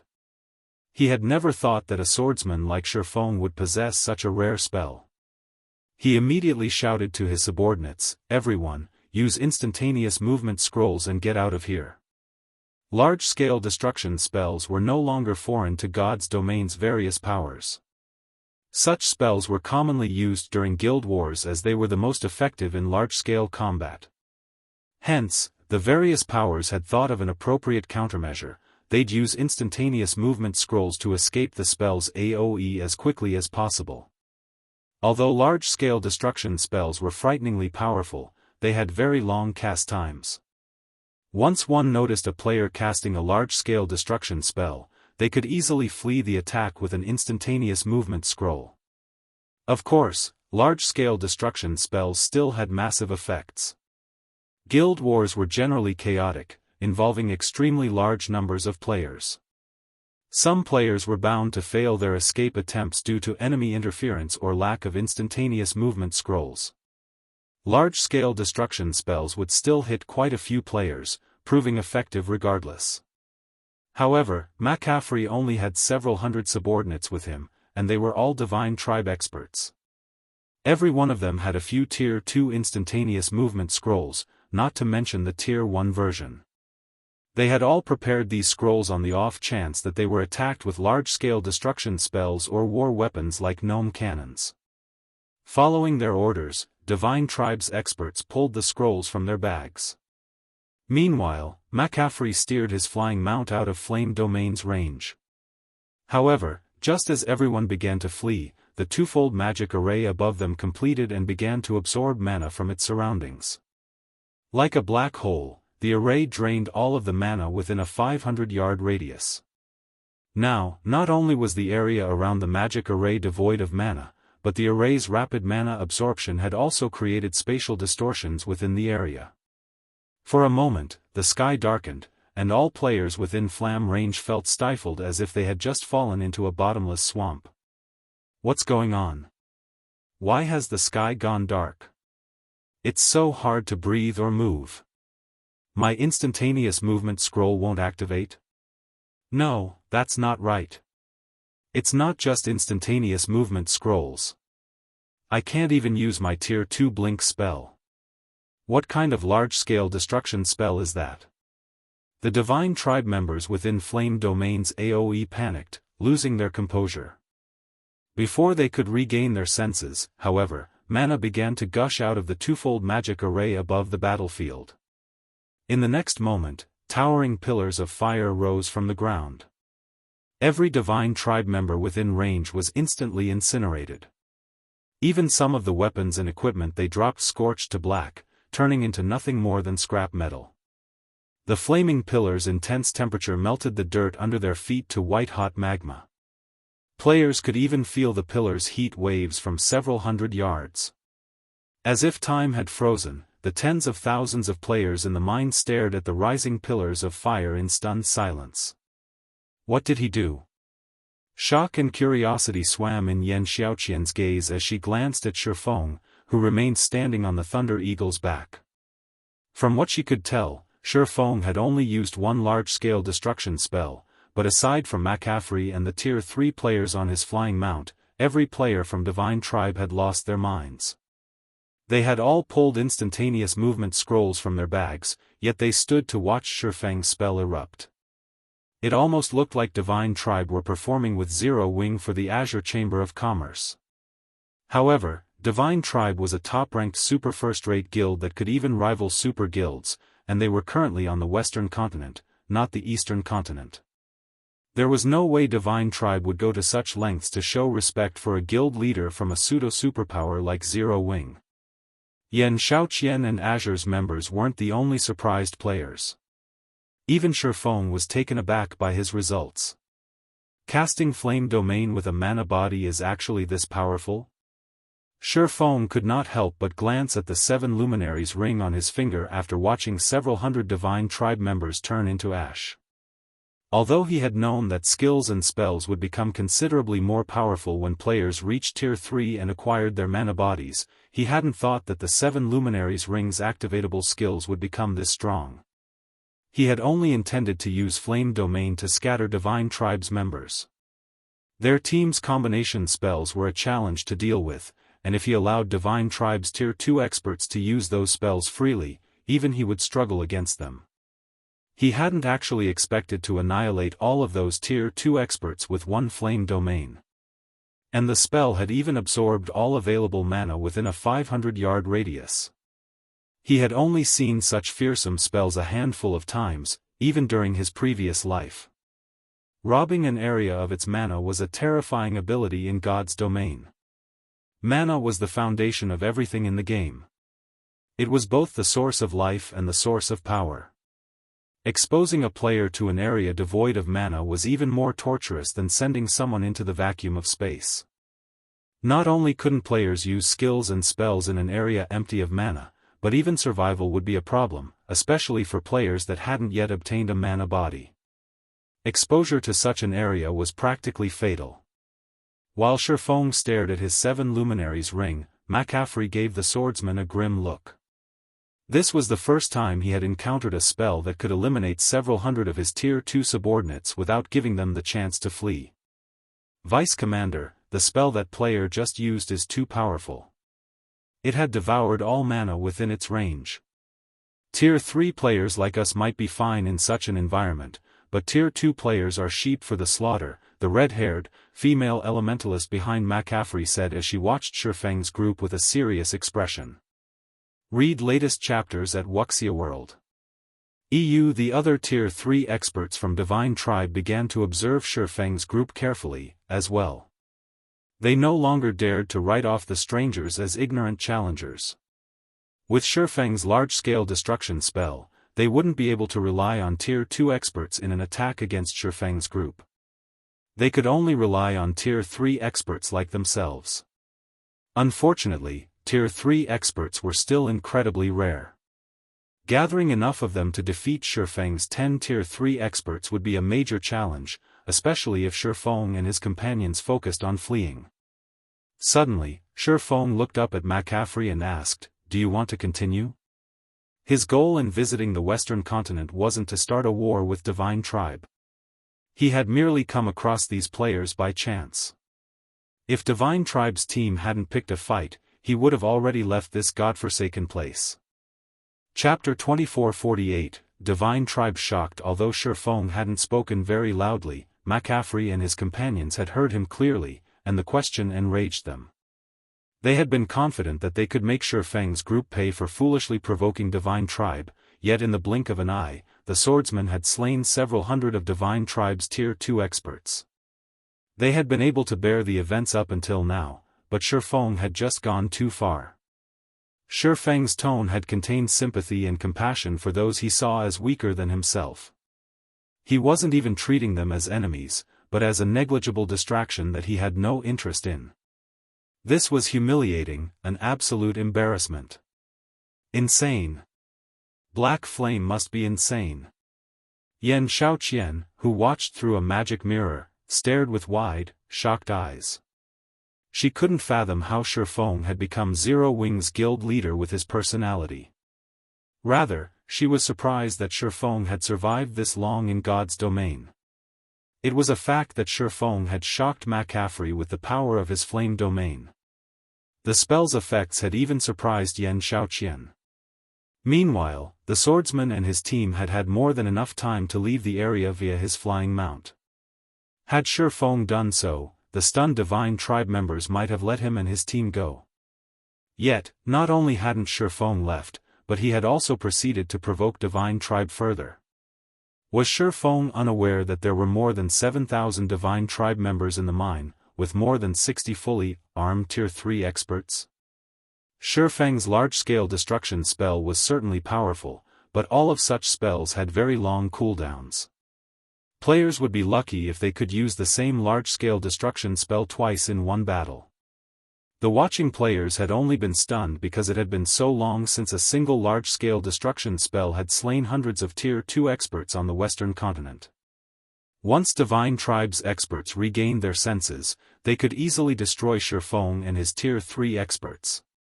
The army that Divine Tribe had sent to siege the mine was one of its reorganized trump card legions, which was powerful enough to capture a guild city on its own. The army had more than one way to defeat Tier 3 players in their way, it wasn't limited to combination spells.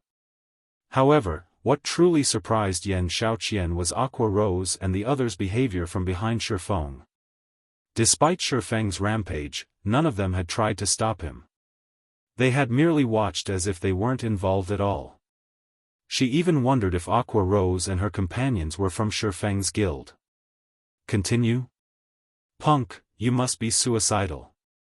You've only cast a powerful large-scale destruction spell, yet you think you can behave as you wish before Divine Tribe, a Tier 3 ranger bellowed, enraged, from behind McCaffrey. Without even waiting for a command, the ranger retrieved 3 crystalline arrows, decorated with runes, from the quiver on his back and fired them at Feng. The instant these 3 crystalline arrows flew from the ranger's bow, they broke the sound barrier, releasing a sonic boom that rocked the area. Space itself began to destabilize from the arrow's power. These 3 projectiles were more than capable of heavily injuring a Grand Lord of the same level, and they were so fast that they became invisible to the naked eye. I don't know who you people are, but since you've dared to provoke Divine Tribe, you will all die here today, the red-haired, female elementalist coldly hissed as she began to wave her fiery staff, casting the Tier 3 spell, Manifold Illusions, without chanting an incantation. The 3 crystalline arrows split into a dozen copies, all locked on to Feng. Not only were the arrows impossible to differentiate, but they also became more powerful. What? That Crimson Witch has mastered the spell combination technique? Xianxia exclaimed when she saw the 12 arrows in her magic mirror. All magical class players dreamed of mastering spell combination at this stage of the game. Mastering the technique was even more difficult than mastering double speed casting, rivaling bronze combat techniques. Not even Xianxia had managed to unravel the technique's introductory concepts. Throughout Azure, only the Chamber's chief elementalist had mastered the technique, but the elementalist was a true, old monster. Even Duan Hanshan, from the Duan family, had to treat the old monster with respect. Ordinary domain realm experts simply couldn't hope to compare. And yet, the Divine Tribe's Crimson Witch, who had only recently reached the domain realm, had mastered the spell combination technique. If players could pull the technique off, combining a spell with another spell or skill, the resulting attack would undergo a qualitative transformation and become powerful enough to transcend tiers. This was why all magical class players fought to master the technique.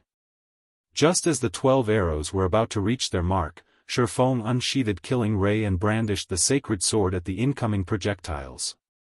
Shocked secret technique, Lightning Flash. Pung. Pung. Pung.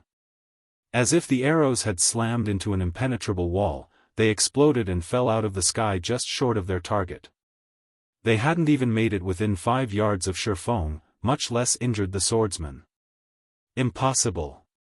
Crimson Witch's eyes bulged as she watched the arrows fall to the ground. That attack had been the combination of a Tier 3 spell and a Tier 3 skill. Although the combination hadn't been perfect, the attack had enough resulting power to rival a blow from a Grand Lord-ranked archaic species of the same level. Even if the attack couldn't instant-kill a Tier 3 player, it should have been enough to send one flying. What, exactly, had just happened? Everyone watching was dumbfounded, especially Divine Tribe's Tier 3 experts. None had a better idea of how powerful Crimson Witch's spell combination technique was than they did. Even McCaffrey, their Legion's vice commander, would have to activate a berserk skill to defend himself against that attack. However, Feng hadn't even used a skill or spell to counter the arrows, much less a berserk skill. A peerless monster? McCaffrey's expression darkened when he saw Feng and scathed. The title of a peerless monster had only come into fashion after many expert players had reached Tier 3. Many powers still weren't sure of what the title meant or referred to, but a superpower like Divine Tribe was fully aware of what it meant. Read latest chapters at Wuxia World. EU Divine Tribe had witnessed the strength of peerless monsters before. Peerless monsters were extraordinarily strong experts that could single-handedly defeat a team of 100 Tier 3 experts, the strongest team the various superpowers could currently field. McCaffrey couldn't think of another explanation for how Feng had stopped Crimson Witch's spell combination without taking any damage. How is this possible? Is he really a peerless monster? When they heard their vice commanders muttering, the Tier 3 experts in the area turned to stare at Feng in astonishment. Yan Xiaoqian's jaw dropped at the revelation. She couldn't bring herself to believe that Feng was truly one of the rumored peerless monsters. Chapter 2449, Feng's frightening team. Since McCaffrey had acknowledged the possibility that Feng was a peerless monster, everyone looked at the Swordsman in a different light. Divine Tribe's members, in particular, no longer radiated their prior killing intents. Now, they only gazed at him in fear and awe. None of Azure's members were surprised, and they didn't ridicule Divine Tribe's members for being cowards. They were just as aware of how powerful Tier 3 peerless monsters were. Peerless monsters could stand on an equal playing field with God's domain's various superpowers, addressing these superpowers as individuals. They were undoubtedly the strongest experts that currently existed in God's domain. Experts could only look up to these peerless monsters for their raw power and techniques. Tier 3 experts were especially aware of how massive the gap was between them. To experts, peerless monsters were like heroes to NPC humans. Heroes' strength was beyond common sense, they were simply out of normal people's reach. Silent Wonder has actually forged a friendship with such an expert. It seems I'll have to speak with those old fellows. As Azure Chamber of Commerce's Berserker King Elder watched Feng from his magic mirror, his impression of Silent Wonder substantially improved. Although the Long family currently had the right to rule Azure, a majority of the Chamber's resources remained under the control of the Chamber's various shareholder families. These families were roughly on par in terms of strength, and no one would accept someone's rule when they were just as powerful. To gain more power, these shareholder families would try to convince unaffiliated guild elders like him, which were the Chamber's main combatants, to support them. Naturally, this gave the guild elders a plethora of options. Generally, this Berserker King Elder maintained a neutral stance in Azure, but a few of his close friends had chosen a side.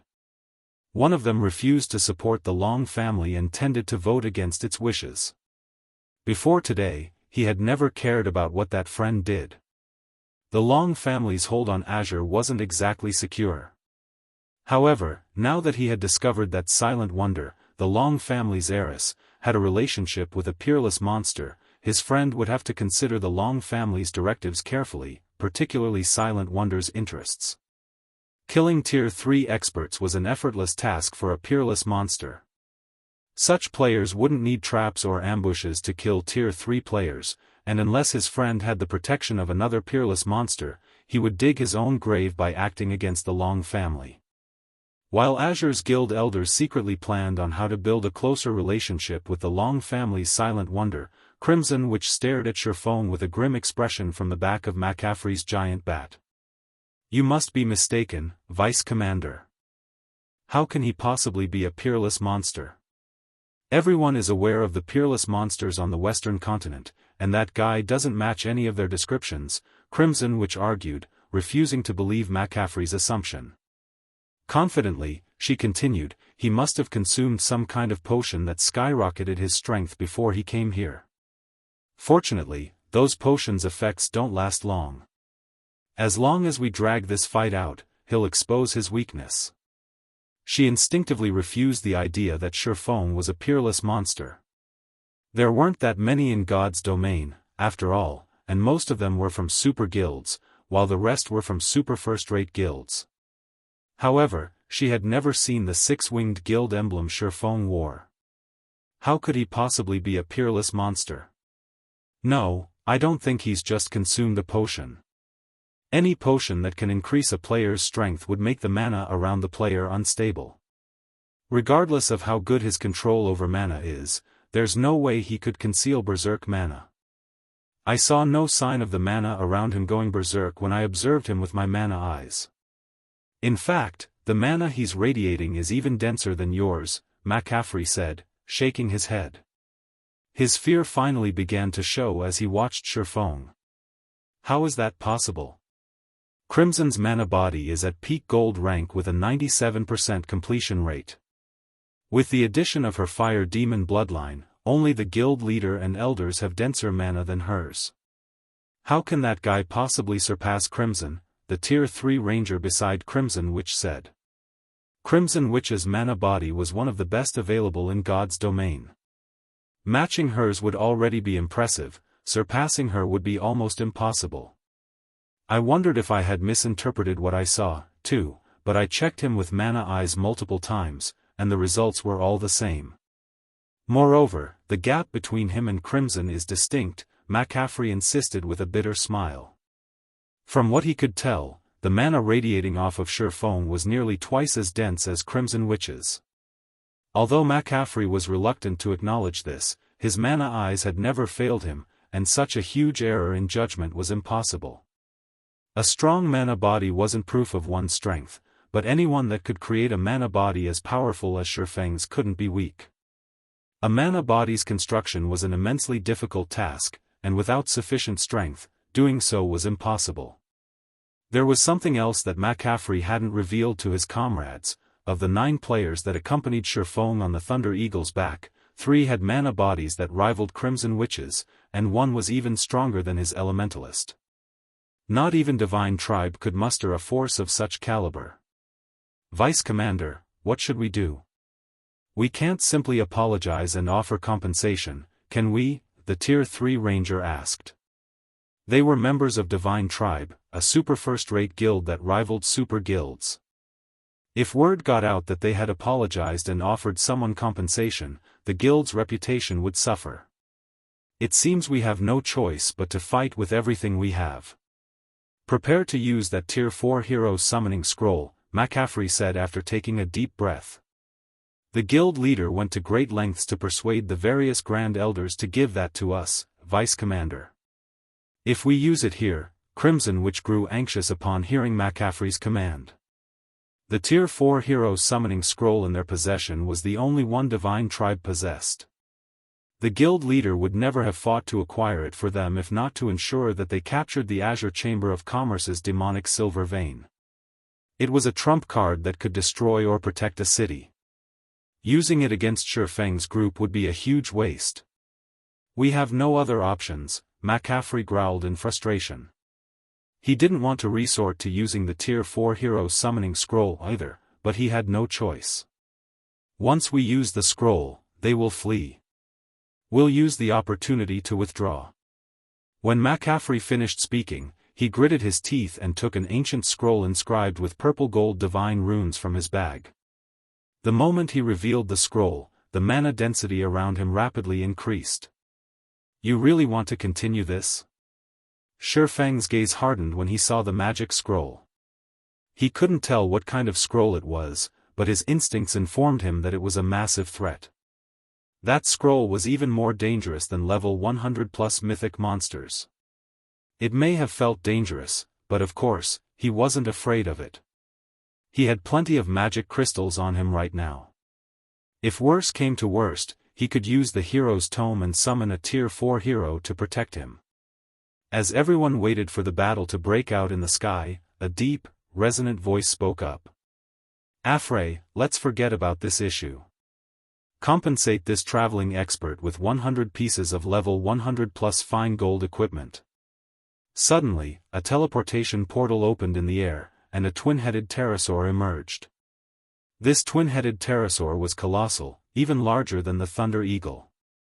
An old man in clean, white robes stood on the pterosaur's back, and despite his elderly appearance, he felt as formidable as a mountain. The pressure he exuded felt stifling to those in his presence. Light Saint Adolphe? The Great Elder? Both Divine Tribes members and the players from the Azure Chamber of Commerce were stunned when they saw the old man. McCaffrey's group was about to speak up, but the old man silenced them with a glare.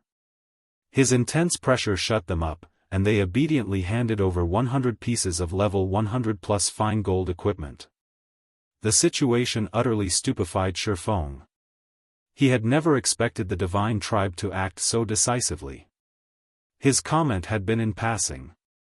After all, they were talking about 100 pieces of level 100 plus fine gold equipment.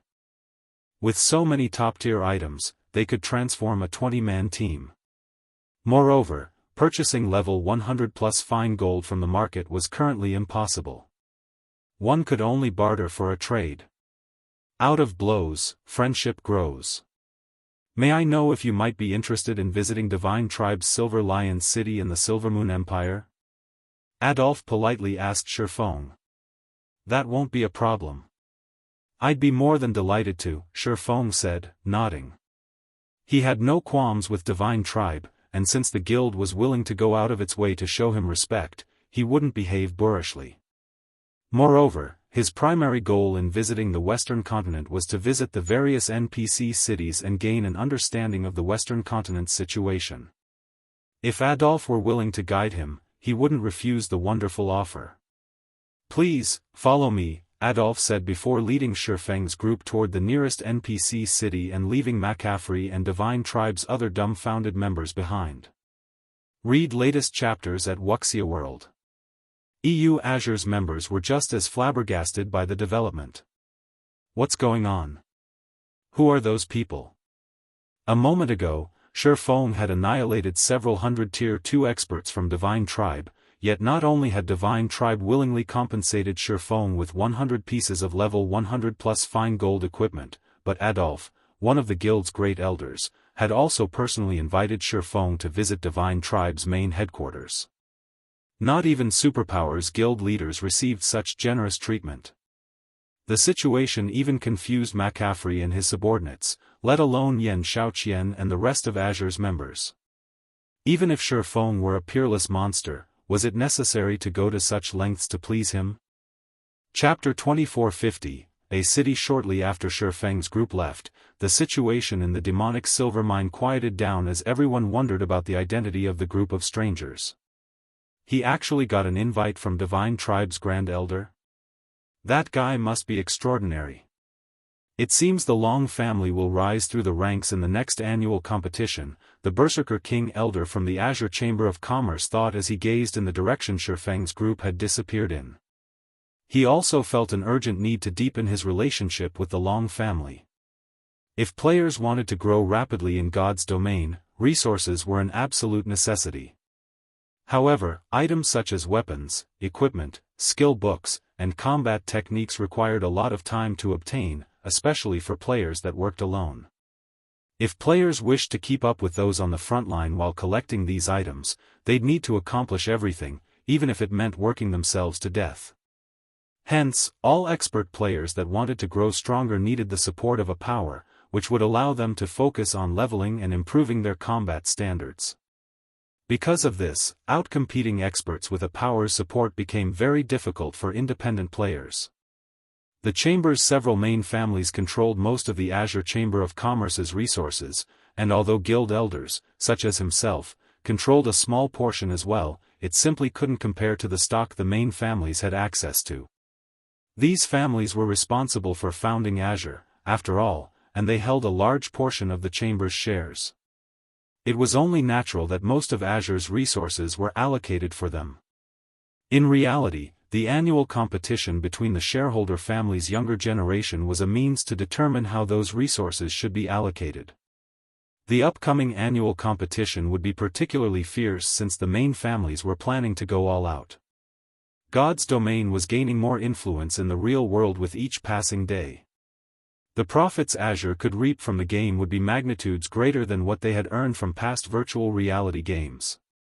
Now that he learned that Silent Wonder had the support of a peerless monster like Feng, he could tell that her performance in the next competition would be extraordinary. This meant that the Long family would secure even greater resources from Azure than it received currently. So what if Black Flame came to the Western continent? I will defeat Silent Wonder in the next family competition. Xianxia glanced at the Berserker King Elder, overcome with disdain. Judging by his expression, he was considering sucking up to the Long family. Although she had neither expected Feng to be able to travel to the Western continent, nor had she expected his impressive display of strength, he couldn't help Silent Wonder defeat her.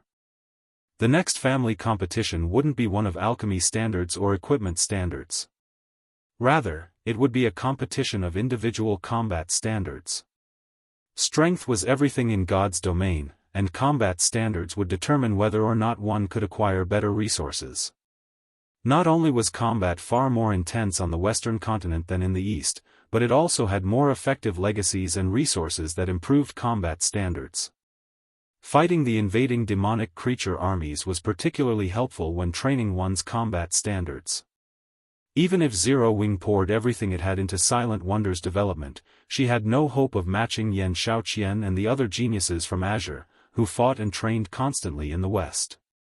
This was exactly the reason that Long Xianglong had tried to bring Silent Wonder to the Western continent after the last competition, but Feng had laughably insisted that Zero Wing would be of more help to Silent Wonder than Azure, a power that could travel between the two continents. After Feng's group left, Azure and Divine Tribe ceased their fighting. McCaffrey, who was responsible for commanding the battle on Divine Tribe's behalf, was no longer in the mood for combat, and his troops had relaxed into a mild chaos.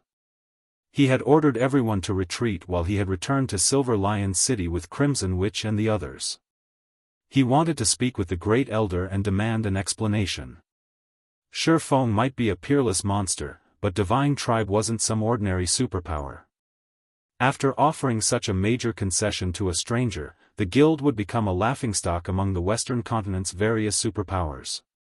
Silvermoon Empire, Silver Lion City. Several bright flashes illuminated the city's teleportation hall as Feng's group entered Silver Lion City, the Silvermoon Empire's second-largest NPC city, alongside Great Elder Adolf. The instant Feng and his entourage emerged from the teleportation hall, they realized that the Western continent's NPC cities were vastly different than those in the East. Even the city's atmosphere was different. So, this is a city on the Western continent? Surprised, Aqua Rose spun in a slow circle as she looked around her. On the Eastern continent, NPC cities generally had a peaceful atmosphere, but the energy in Silver Lion City was extraordinarily tense.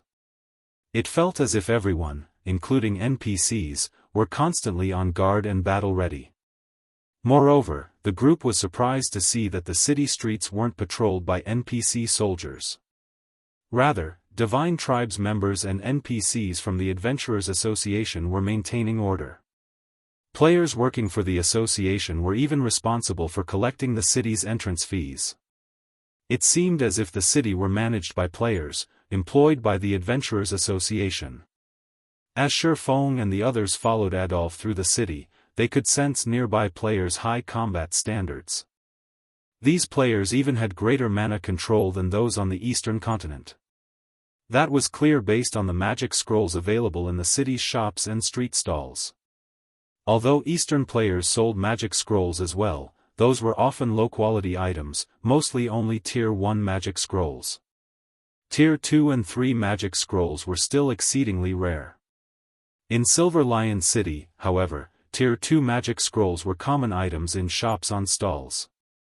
Some shops even sold Tier 3 magic scrolls and intermediate barrier scrolls, which were at least 50% cheaper than in the East.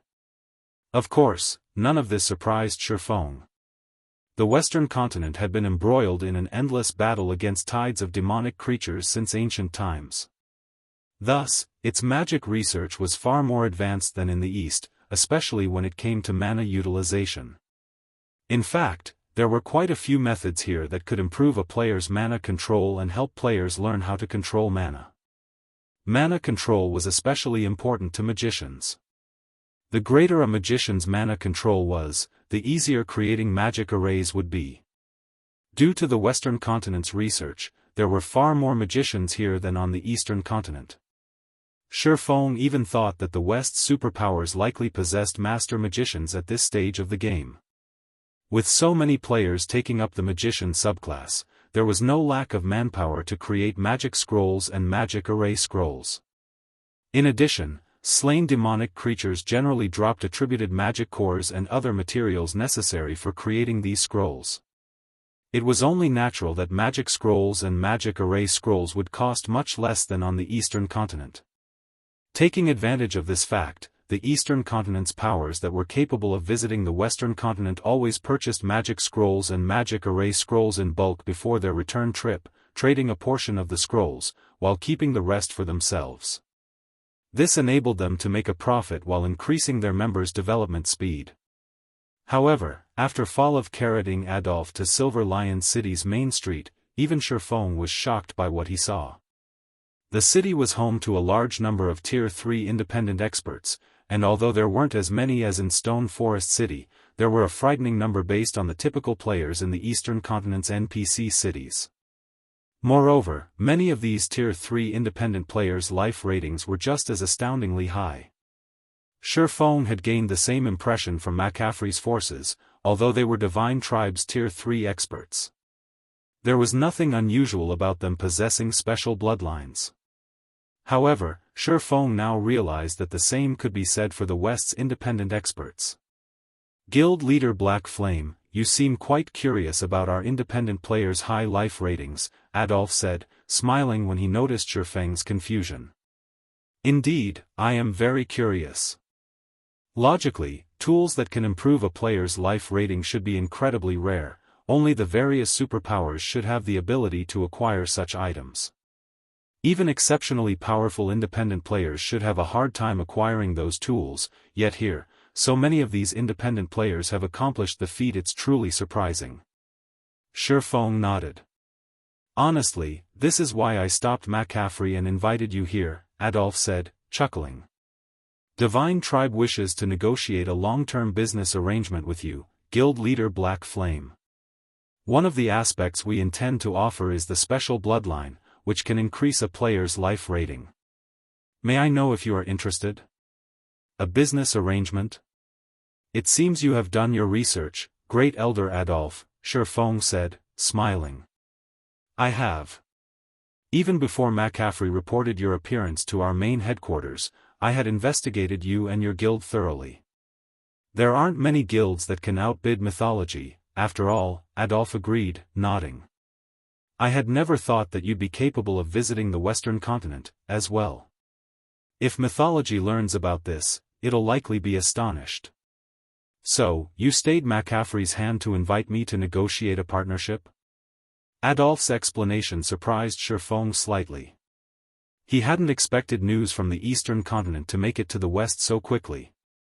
There shouldn't be much contact between the two main continents at this stage of the game. Neither side had conducted any in-depth research on the other. Everyone was still busy with the goings-on on their own continent. How would anyone have enough time to care about something unrelated? Indeed. Very few powers in God's domain have the ability to travel between the continents. Divine Tribe has constantly been trying to send players to the East to develop, but we've failed to find an appropriate method of travel. Although we've considered working with other superpowers that can do so, their asking prices are too steep, Adolf said. Which leads us to you. Your arrival is wonderful news for Divine Tribe. I also believe that Zero Wing will require a powerful partner in the West. Even if you're capable of supplying a large amount of resources, you don't have the required connections to sell or trade them. Read latest chapters at Wuxia World. EU. As Adolf had revealed, he had investigated Zero Wing thoroughly. Although Zero Wing appeared prosperous on the surface, it was plagued by many crises. Right now, the guild urgently needed a large number of peak or tier 3 experts to protect it. Otherwise, it would only be a matter of time before the guild crumbled under its own weight. Fortunately, Divine Tribe could offer Zero Wing the solution to this problem. You are correct. Zero Wing does need a powerful partner on the Western continent, and Divine Tribe seems to fit the bill. However, I have one request, Feng said. He very much agreed with Adolf's estimation. Initially, he had considered allying with the Azure Chamber of Commerce, but it already had the ability to travel between the main continents. Even if Silent Wonder negotiated the alliance for him, he'd only obtain limited benefits. Request? Curiously, Adolf continued, please, tell me, Guild Leader Black Flame. It's simple. I need to establish a city on the Western continent.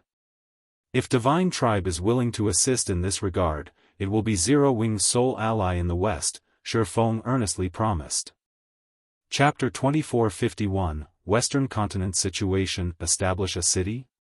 Feng's request stunned Adolf for a moment. He even wondered if this guild leader was pulling his leg. If Yan Shaoqian had heard Feng, she would assume the swordsman had either lost his mind, or he was dreaming. As on the Eastern Continent, players could establish guild towns and cities in the West, but because of a few differences, there were far fewer guild towns and cities on the Western Continent. One difference was the fact that the various NPC kingdoms and empires left the management of almost all of their towns and cities to the Adventurers Association, which, in turn, entrusted matters of security to the various guilds in the form of quests. This forced the various guilds to invest tons of manpower in the NPC towns and cities management, ensuring their authority. Hence, the Western continent's various powers severely lacked manpower, and very few were capable of establishing guild towns or cities of their own. There was another major difference that contributed to the various powers' unwillingness to establish guild towns and cities. The demonic creature armies. The invading demonic creatures' attacks weren't limited to towns and cities within a country's borders. Occasionally, they would also besiege towns and cities deep within kingdoms and empires. Regardless of where the various powers established their guild towns or cities, they'd still have to deal with the demonic creatures' invasion. These demonic creature armies weren't like the monster sieges on the Eastern Continent. They operated like kingdoms and empires' well-trained NPC armies. They could even use war weapons against towns and cities. Meanwhile, guild towns and cities didn't have the support of a large number of NPCs like NPC towns and cities. Guilds would have to hire a limited number of NPC soldiers and rely on their own members to stop these demonic creatures. It was easy to imagine how much manpower would be necessary to protect a guild town or city.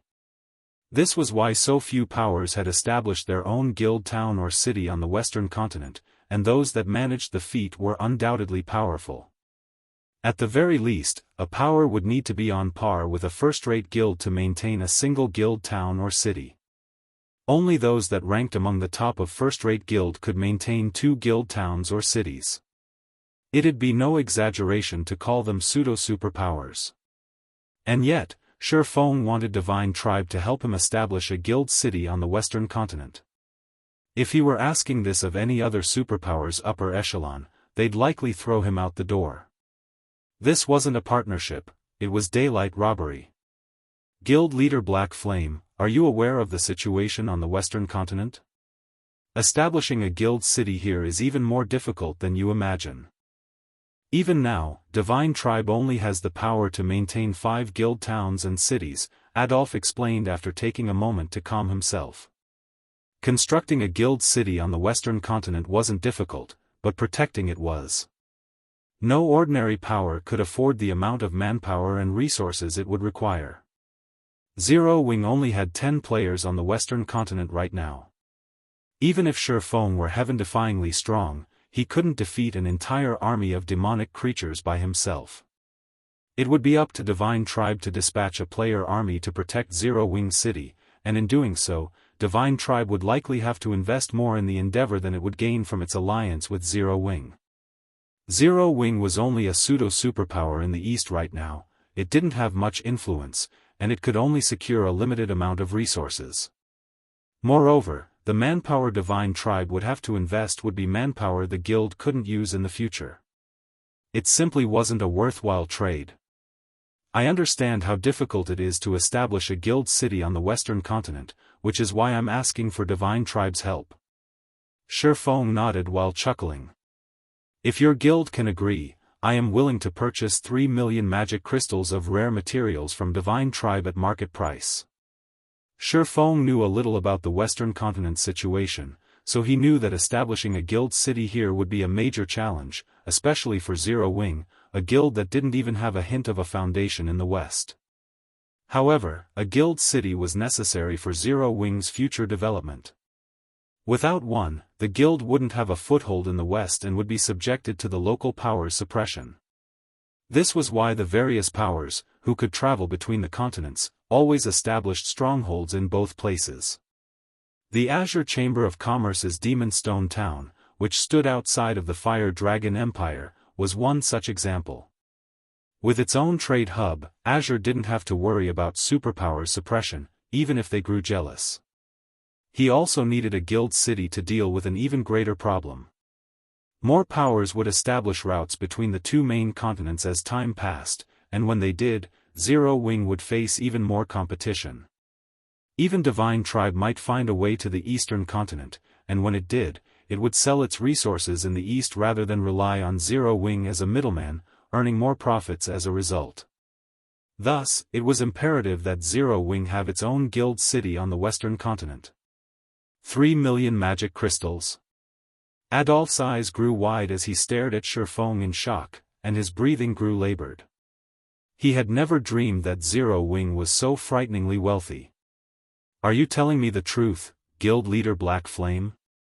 Magic crystals were hard currency on the western continent. Players could easily buy certain rare materials with magic crystals, while they couldn't do the same with coins. Vendors even offered discounts if players were willing to pay with magic crystals. The western continent wasn't like its eastern counterpart. Not only were magic crystals scarcer, but demand for them was higher, as well. Take the combat runes the various powers used, for example. Magic crystals were the main material to craft these combat runes. This was precisely why Divine Tribe had sent one of its trump card legions to capture Azure's demonic silver mine, despite it only being a grade 3 vein. The mine dropped magic crystals. 3 million magic crystals. It was an astronomical amount to any of the Western continent's superpowers. Not only would securing 3 million magic crystals allow Divine Tribe to surpass other superpowers when exploring level 100 neutral maps, but it would also resolve the guild's lack of materials for its combat rune research, allowing Divine Tribe to craft Tier 3 combat runes. Divine Tribe would be able to truly stand among the various superpowers. It might even have the potential to grow stronger than the continent's existing super guilds. Of course, but my offer does depend on your sincerity in our negotiations, Great Elder, Feng replied. When he saw the burning passion in Adolph's eyes, he could not help but marvel at the magic crystal's effects. Although Feng had been aware of how valuable magic crystals were on the western continent, he had never expected the continent's powers to be this desperate for them. Adolph was on the cusp of becoming a peerless monster himself, yet even he seemed intensely excited at the prospect of so many magic crystals. After a moment of hesitation, Adolph gritted his teeth and said, "Deal. I can represent Divine Tribe in agreeing to your demands. However, Divine Tribe can only dispatch 80,000 elites and 20,000 experts to help you defend your city. Whether or not these players will be successful will depend on your arrangements. An army of 100,000 is sufficient, but I will need to borrow one of your trump cards to capture a city," Feng agreed, nodding. An army of 80,000 elites and 20,000 experts was essentially the limit that any first-rate guild in the East could dispatch to a guild town or city. Unfortunately, maintaining the western continent's NPC towns and cities needed too much manpower. "That won't be a problem. I'll send McCaffrey's legion to assist you. However, I must warn you, if our legion loses more than 30% of its players, they will retreat. Feng's additional request didn't surprise Adolf. Capturing an existing, hostile NPC city was the fastest way to establish a guild city in the West. Feng and Adolf then signed a contract, solidifying their agreement. The contract stipulated that Divine Tribe would gather the rare materials Feng requested within 7 days and grant Feng access to a 100,000-man army to help him protect Zero Wing City for 3 months. In exchange, Feng would pay Divine Tribe 3 million magic crystals. Divine Tribe would also become Zero Wing's sole ally in the West, and any material Zero Wing required from the Western continent would be purchased from Divine Tribe, unless another party could offer the materials at a lower price. Once the contract was signed, McCaffrey was instructed to return with his legion to Silver Lion City. Feng was then given full authority over the legion. Read latest chapters at Wuxia World. EU Silver Lion City, Divine Tribe's Guild Residence, Guild Leader Black Flame, may I know what your plans are?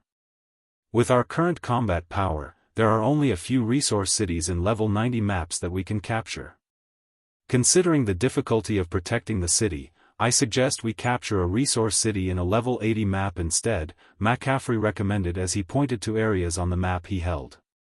Capturing a resource city in a level 90 map would be quite difficult due to the level 100 plus NPCs or monsters that protected the cities. They would also encounter level 100 mythic combatants. Capturing a city in a level 80 map would be far less of a challenge. Although these areas were a lower level, guild cities could be transferred to a different location once they met the requirements. Moreover, Zero Wing was merely trying to secure a foothold on the Western continent, not contest for hegemony. Capturing a resource city in a level 80 map would more than serve its purposes. No, I'm not interested in these cities. I want Star Valley's Starlight Fortress. Feng declared, shaking his head as he pointed to a location several kingdoms away from the Silvermoon Empire. To be precise, he indicated a fortress in Star Valley, a forbidden land in the southern region of the Western continent. Securing this fortress was his main goal in visiting the West. Chapter 2452, Steel Giant reappears. As soon as Feng finished his statement, the meeting room full of several dozen players fell deathly silent as Divine Tribe's members turned to give Feng disdainful looks. This guy's really ambitious. Crap. Star Valley? Does he think we're his personal subordinates? He actually wants us to go on a suicide mission. The Western continent's various superpowers were very familiar with Star Valley. They all dreamed of owning a town or city in the map. Not only was Star Valley rich in ores, but it was also home to plenty of ancient ruins. In addition, Star Valley housed one of the only 2 known God Mod regional dungeons on the Western continent. It was everyone's target for exploration and capture. And Feng wanted to capture the Starlight Fortress in Star Valley. Guild Leader Black Flame, that area is a level 100 plus forbidden land. I'm afraid you overestimate the Silver Lion Legion.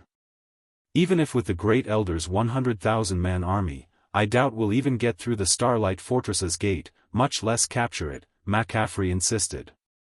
Rather than get angry at Feng's goal, he offered a bitter smile. If Divine Tribe had the power to capture the Starlight Fortress, it would have done so long ago. There were too many benefits to owning a fortress in Star Valley to ignore. No superpower could ignore the temptation. However, not a single superpower had successfully captured one of Star Valley's fortresses. McCaffrey acknowledged that Feng was incredibly strong, beyond the reach of ordinary Apex experts, but a handful of players wouldn't be enough to capture a fortress, especially one in a forbidden land. One would need an extremely powerful army to succeed. I understand your concerns, Vice Commander Afray. I've done my own research on the Starlight Fortress. I am sure, with the Silver Lion Legion's help, we can capture it, Feng explained. During his previous life, Star Valley had been extremely famous on the Western continent due to its abundant resources. The fortresses in the Forbidden Land were goldmines, and the various powers had investigated them thoroughly. Even a second-rate guild like Shadow had learned plenty about these fortresses. After considering the Silver Lion Legion's strength, Feng had decided that the Starlight Fortress was their best option. The Starlight Fortress was also one of the few fortresses that they had any chance of capturing. Star Valley was indeed a level 100+ neutral map, and as such, it was a dangerous location, even to veteran Tier 3 players. However, that was precisely the reason that Feng wanted it. Star Valley's fortresses had survived since ancient times, so they contained legacies that were far stronger than anything from the current era. The human race had had far more Tier 3 individuals than it did now. In fact, completing their promotion to Tier 3 hadn't been nearly as difficult during ancient times, but the human race had eventually lost many of their legacies in the countless wars since, making it far more of a challenge to reach Tier 3. If he could capture the Starlight Fortress, Zero Wing's Tier 3 experts would gain a massive boost in strength. Since you've made up your mind, I suppose I have nothing more to say, Guild Leader Black Flame. We can set out once the Silver Lion Legion has rested, McCaffrey conceded. Seeing Feng's confidence, he gave up trying to dissuade the swordsman. Divine Tribe had already forged an agreement with Feng, and it was up to him which town or city they attacked. Whether or not they succeeded was none of his concern. Following which, the Silver Lion Legion's 8,000 members prepared for their expedition to Star Valley. After the meeting, McCaffrey gave his report to Adolf.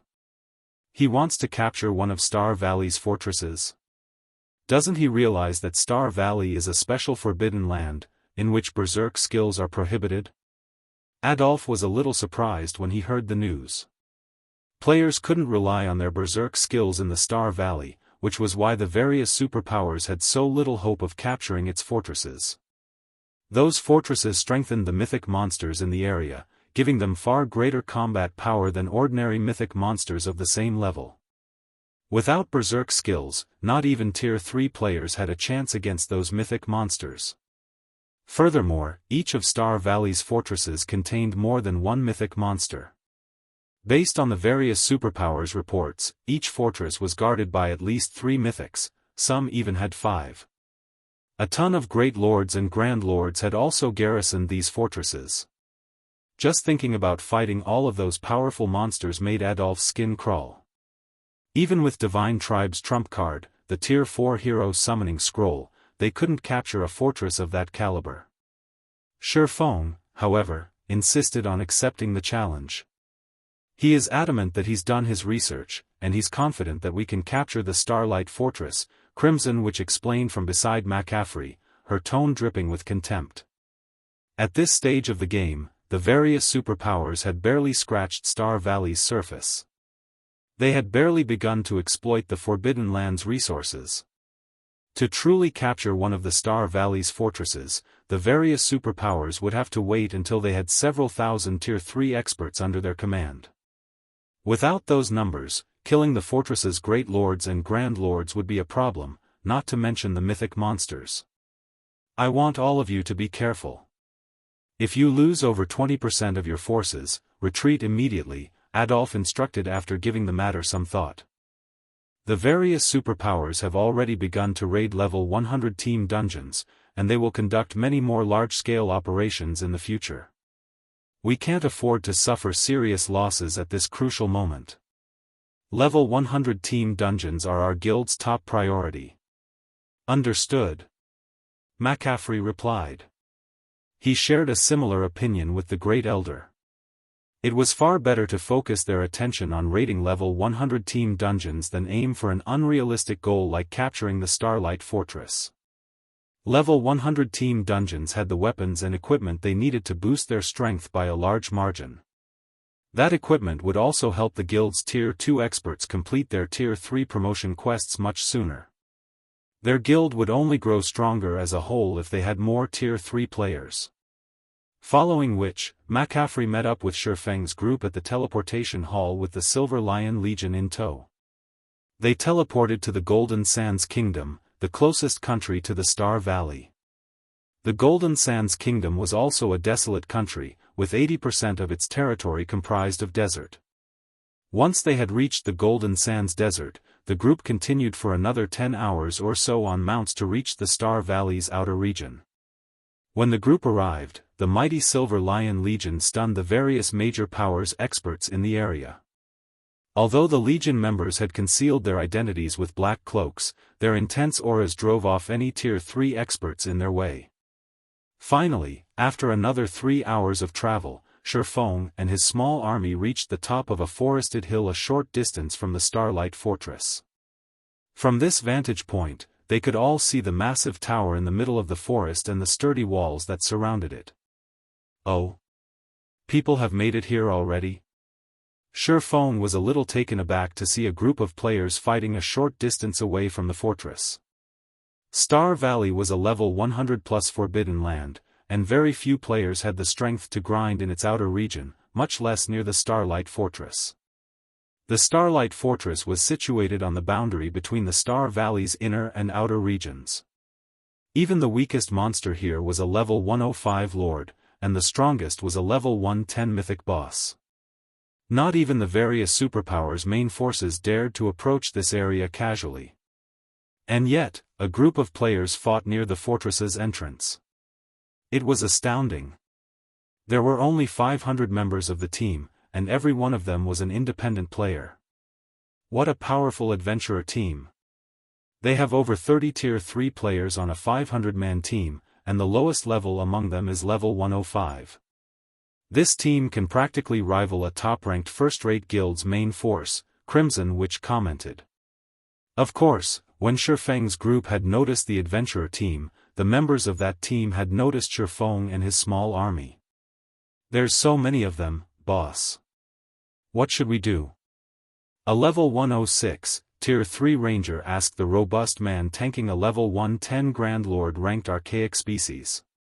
Although this robust man only wore leather armor and wielded a pair of gauntlets as weapons, a layer of strange energy enveloped his form, which drastically reduced the amount of damage he took from the Grand Lord's attacks. Even when the Grand Lord successfully landed a hit, the man only lost around 20,000 HP. To Tier 3 players, this amount of damage was practically negligible. This quest boss is already in the red. Ignore them for now. If they dare try to steal our kill, we'll drag them down with us, the robust man growled. His gaze contained no fear, even after he noticed the Silver Lion Legion's overwhelming numbers. I agree. I have checked their mana signatures. They might have more players, but only 70 of them are Tier 3 players. If it comes down to a fight, we'll make them suffer. A ruthless man, who wore similar leather armor and wielded a great sword, agreed with a sharp nod. Any other adventurer team would have likely fled if they encountered the Silver Lion Legion, but they were different. They'd never back down from a fight, even if they faced an army of 8,000 players with several hundred Tier 3 experts. Guild leader Black Flame, should we make them leave? McCaffrey asked as he turned toward Feng. They were here to capture a fortress. Even if they were merely a slightly powerful adventurer team, outsiders could affect the outcome of their operation. However, as Feng was their commander this time, and McCaffrey decided to seek his guidance, rather than take action immediately. That won't be necessary. We'll just do our own thing, Feng said, shaking his head. He had no intention of clearing out the area. Read latest chapters at Wuxia World. If we don't force them to leave, Guild leader Black Flame, we won't be able to besiege the front gate, McCaffrey insisted, exasperated. The Starlight Fortress only had one entrance, and it was the least protected area. Thick walls that were 12 meters high surrounded the fortress on every other side, and they were treated with special magic that prevented players from vaulting over them. In addition, many level 110 Great Lord and Grand Lord ranked elemental guards paced atop the walls. Not only could these elemental guards launch long-range attacks, but they also had AoE spells. Those monsters would likely bombard them to smithereens before they could destroy the fortress's walls. Before McCaffrey could continue, however, Feng retrieved a steel giant that blotted out the sky. The Crimson Dragon Flying Ship. Chapter 2453, Crimson Dragon Flying Ship's Mighty Flying Ship? When Divine Tribe's members saw the gigantic Crimson Dragon Flying Ship, their eyes nearly fell out of their sockets, including McCaffrey and Divine Tribe's other upper echelons. The Crimson Dragon Flying Ship was massive. They had previously thought that flying mounts dwarfed land mounts, but compared to this, flying mounts were little more than children standing before an adult. So, this is the rumored flying ship? McCaffrey could not help but marvel at the Crimson Giant and its glowing runes and magic arrays engraved on the hull. Even the ship's mana mesmerized him. As one of Divine Tribe's upper echelons himself, he had heard about Zero Wing's flying war weapon, but seeing the real thing in person still shocked him. Before a steel giant like this, monsters and player armies were meaningless. When the adventurer team fighting in the distance saw the Crimson Dragon Flying Ship, some even forgot about the monsters they fought for a moment. Only after the monsters' attacks through them did they recover their senses. What is that? Crap. Is it really necessary to go that far? The members of the adventurer team felt stifled and afraid as they gazed at the flying ship. The confidence they had held on to began to wane. Boss, what should we do? Look at those bastards. We are only a team of 500, yet they've revealed that thing to intimidate us, the ruthless, greatsword-wielding man cursed as he stared at the distant flying ship. With the weapons they had on hand, the idea of fighting the steel giant was a joke. It would be akin to fighting a tank or fighter jet with sticks. The two sides' combat power was on entirely different levels. Meanwhile, the robust man, this adventurer team's commander, watched the ship with a grim expression. Even if he had to face several dozen Tier 3 experts all by himself, he would still have the courage to put up a fight. He was even confident he could escape with his life even if he couldn't win. However, faced against the Crimson Dragon Flying Ship, he wasn't even confident in being able to escape. At this stage of the game, any player that spent considerable time in a major NPC city knew what a flying ship was, and although most didn't know exactly how powerful they were, it was easy to guess. Flying ships could fire magic cannons from the air, and even the weakest magic cannon had peak Tier 3 power. Moreover, magic cannons' attacks were AoEs. Players who couldn't fly would be nothing more than moving targets for such a vessel. Right now, their team was at the Crimson Dragon Flying Ship's complete mercy. If the players piloting the ship wanted them dead, they wouldn't even get a chance to flee. While the adventurer team panicked, Aqua Rose and her comrades boarded the ship while Divine Tribe's members watched. Vice Commander Afray, I'll try to open a break in the wall as quickly as possible. I'd like you to form a defensive line below the ship to clear out the monsters that will flood out of the fortress and help protect the Crimson Dragon Flying Ship from the fortress's flying monsters, Feng addressed McCaffrey, who was still in a daze. Any other power would have to enter the fortress through the front gate, but with the Crimson Dragon Flying Ship, it didn't matter where Feng's army attacked from.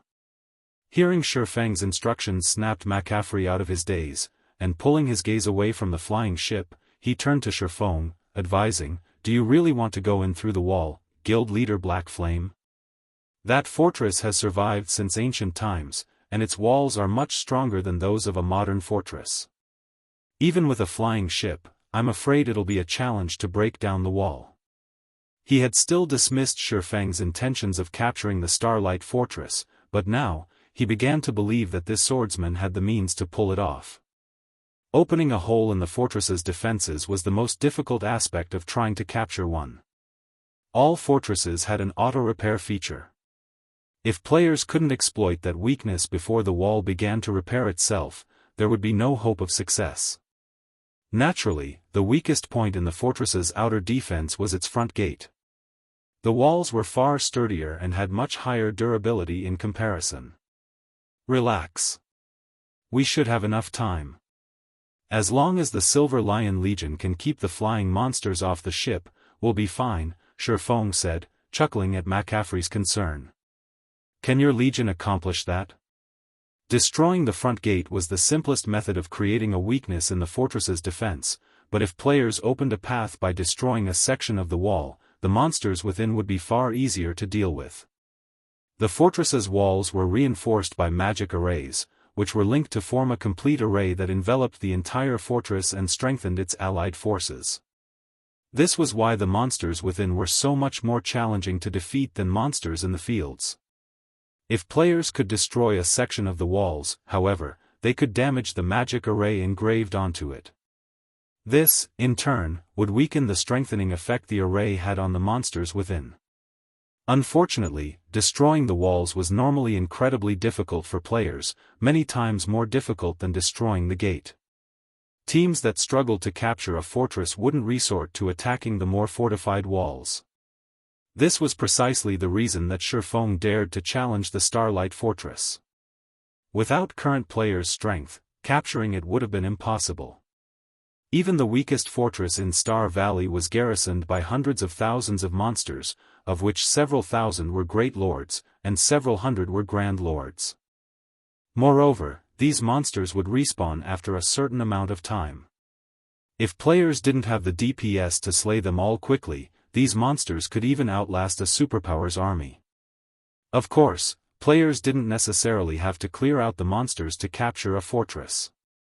They only needed to defeat the fortress's guardian boss, but until they cleared out a certain fraction of the monsters, those monsters would become a problem during the guardian boss fight.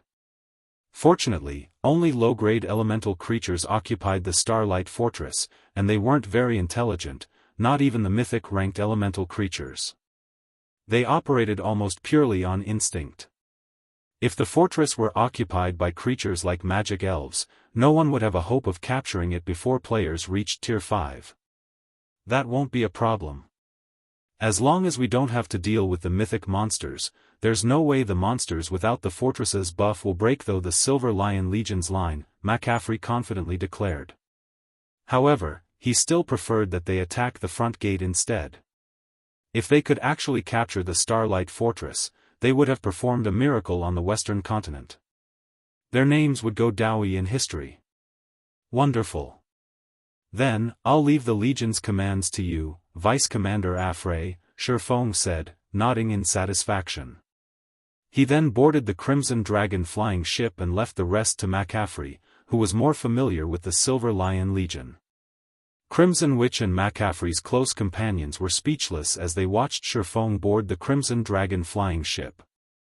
It was clear now that they had a high chance of capturing the Starlight Fortress, yet Feng chose the most difficult method of doing so. However, they had no say in the matter. The Crimson Dragon flying ship belonged to Zero Wing, and Feng had absolute authority over this operation. Let's see if he can continue his willful act once his plan fails, Crimson Witch said, clicking her tongue. Even as she said that, she couldn't help but gaze at the ship in envy.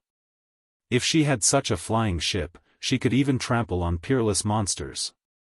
While the distant adventurer team hesitated on what they should do, and the Silver Lion Legion gradually moved into formation, one of the Crimson Dragon flying ship's mana pulse cannons began to gather energy.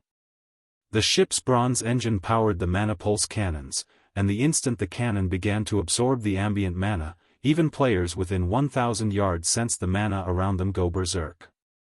Before the Legion had even finished forming its defensive line around the flying ship, a black-white beam of light shot from the cannon, slamming into the Starlight Fortress's west wall. Boom! The wall exploded, and the intense shockwave rocked every player within several hundred yards of the fortress. The mana pulse cannon's might was utterly incomprehensible. Once the dust settled, it revealed a massive crack in the west wall, and the Great Lord-ranked elemental guards on the wall had lost more than one-third of their HPs from the attack. Read latest chapters at Wuxia World. EU, how is that mana pulse cannon so powerful? Crimson Witch gaped in shock. She had seen mana pulse cannons before, but they had never been powerful enough to devour one-third of a level 100+ Great Lord's HP. Before anyone could recover from the shock, the Crimson Dragon flying ship's 11 other mana pulse cannons began to charge. After a moment, 11 black-white beams bombarded the Starlight Fortress's west wall. Chapter 2454, Domain Class. When the 11-mana pulse cannons bombarded the Starlight Fortress's west wall, everyone in the vicinity felt as if Armageddon had begun as the world around them trembled. Destruction. Shock. Helplessness. Everyone gaped as they watched the beam attacks destroy the west wall, tearing space as they passed. Isn't this flying ship a little too strong? Crimson Witch wondered. Not only was the Crimson Dragon flying ship's mana pulse cannon extraordinarily powerful, but the ship also had 12 of them in total.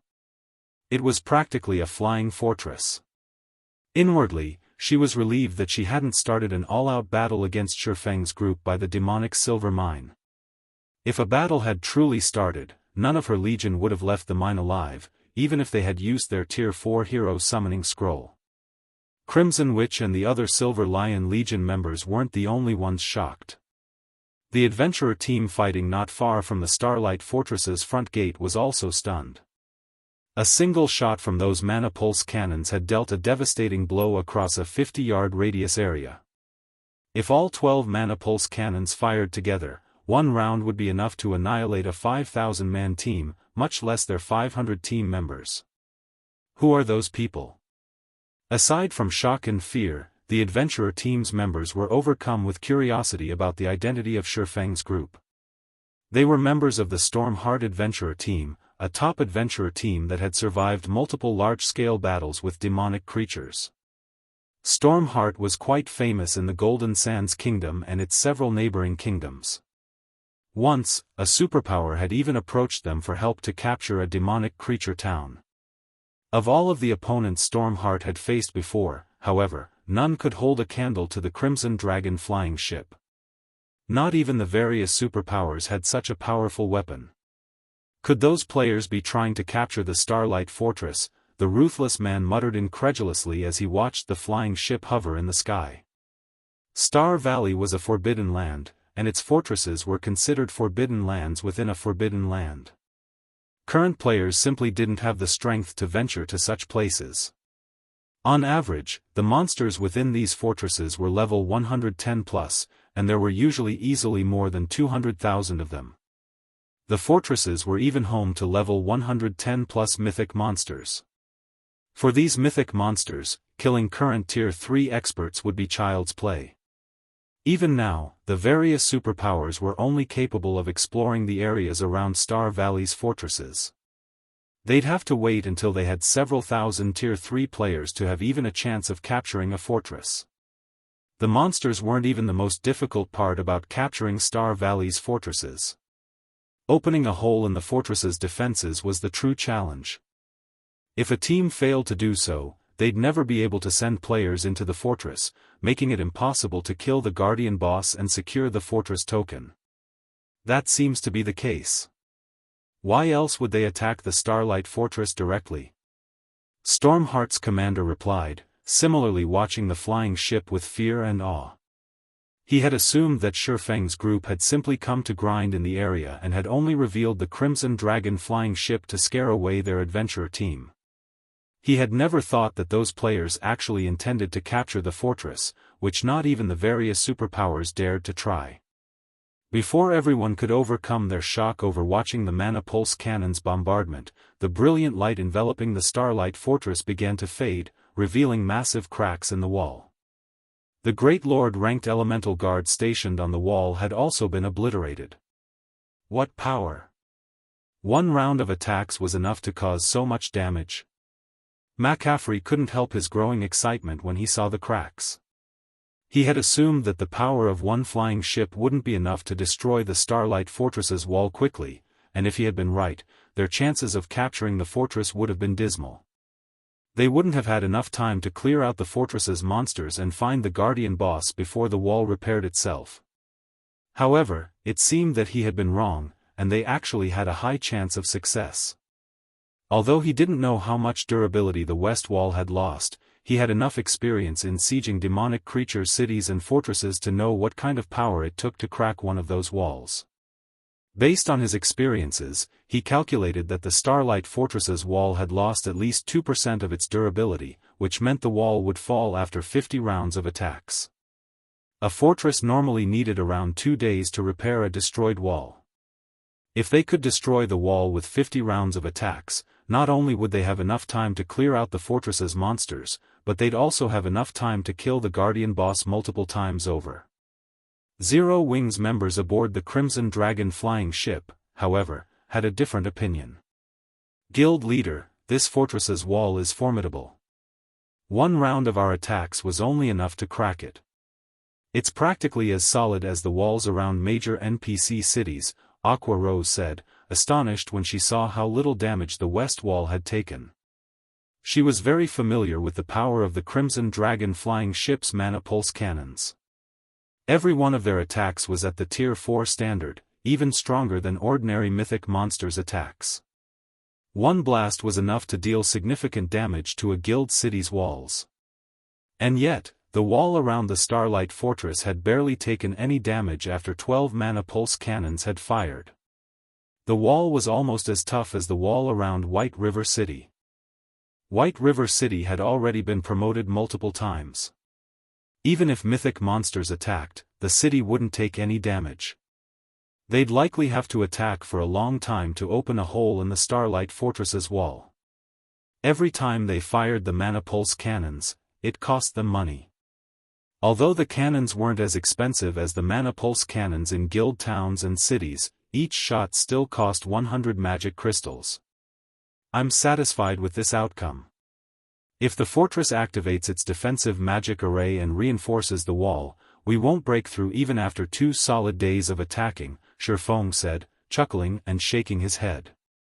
The Starlight Fortress had survived since ancient times, standing even after numerous battles. How could an advanced flying ship possibly destroy it that easily?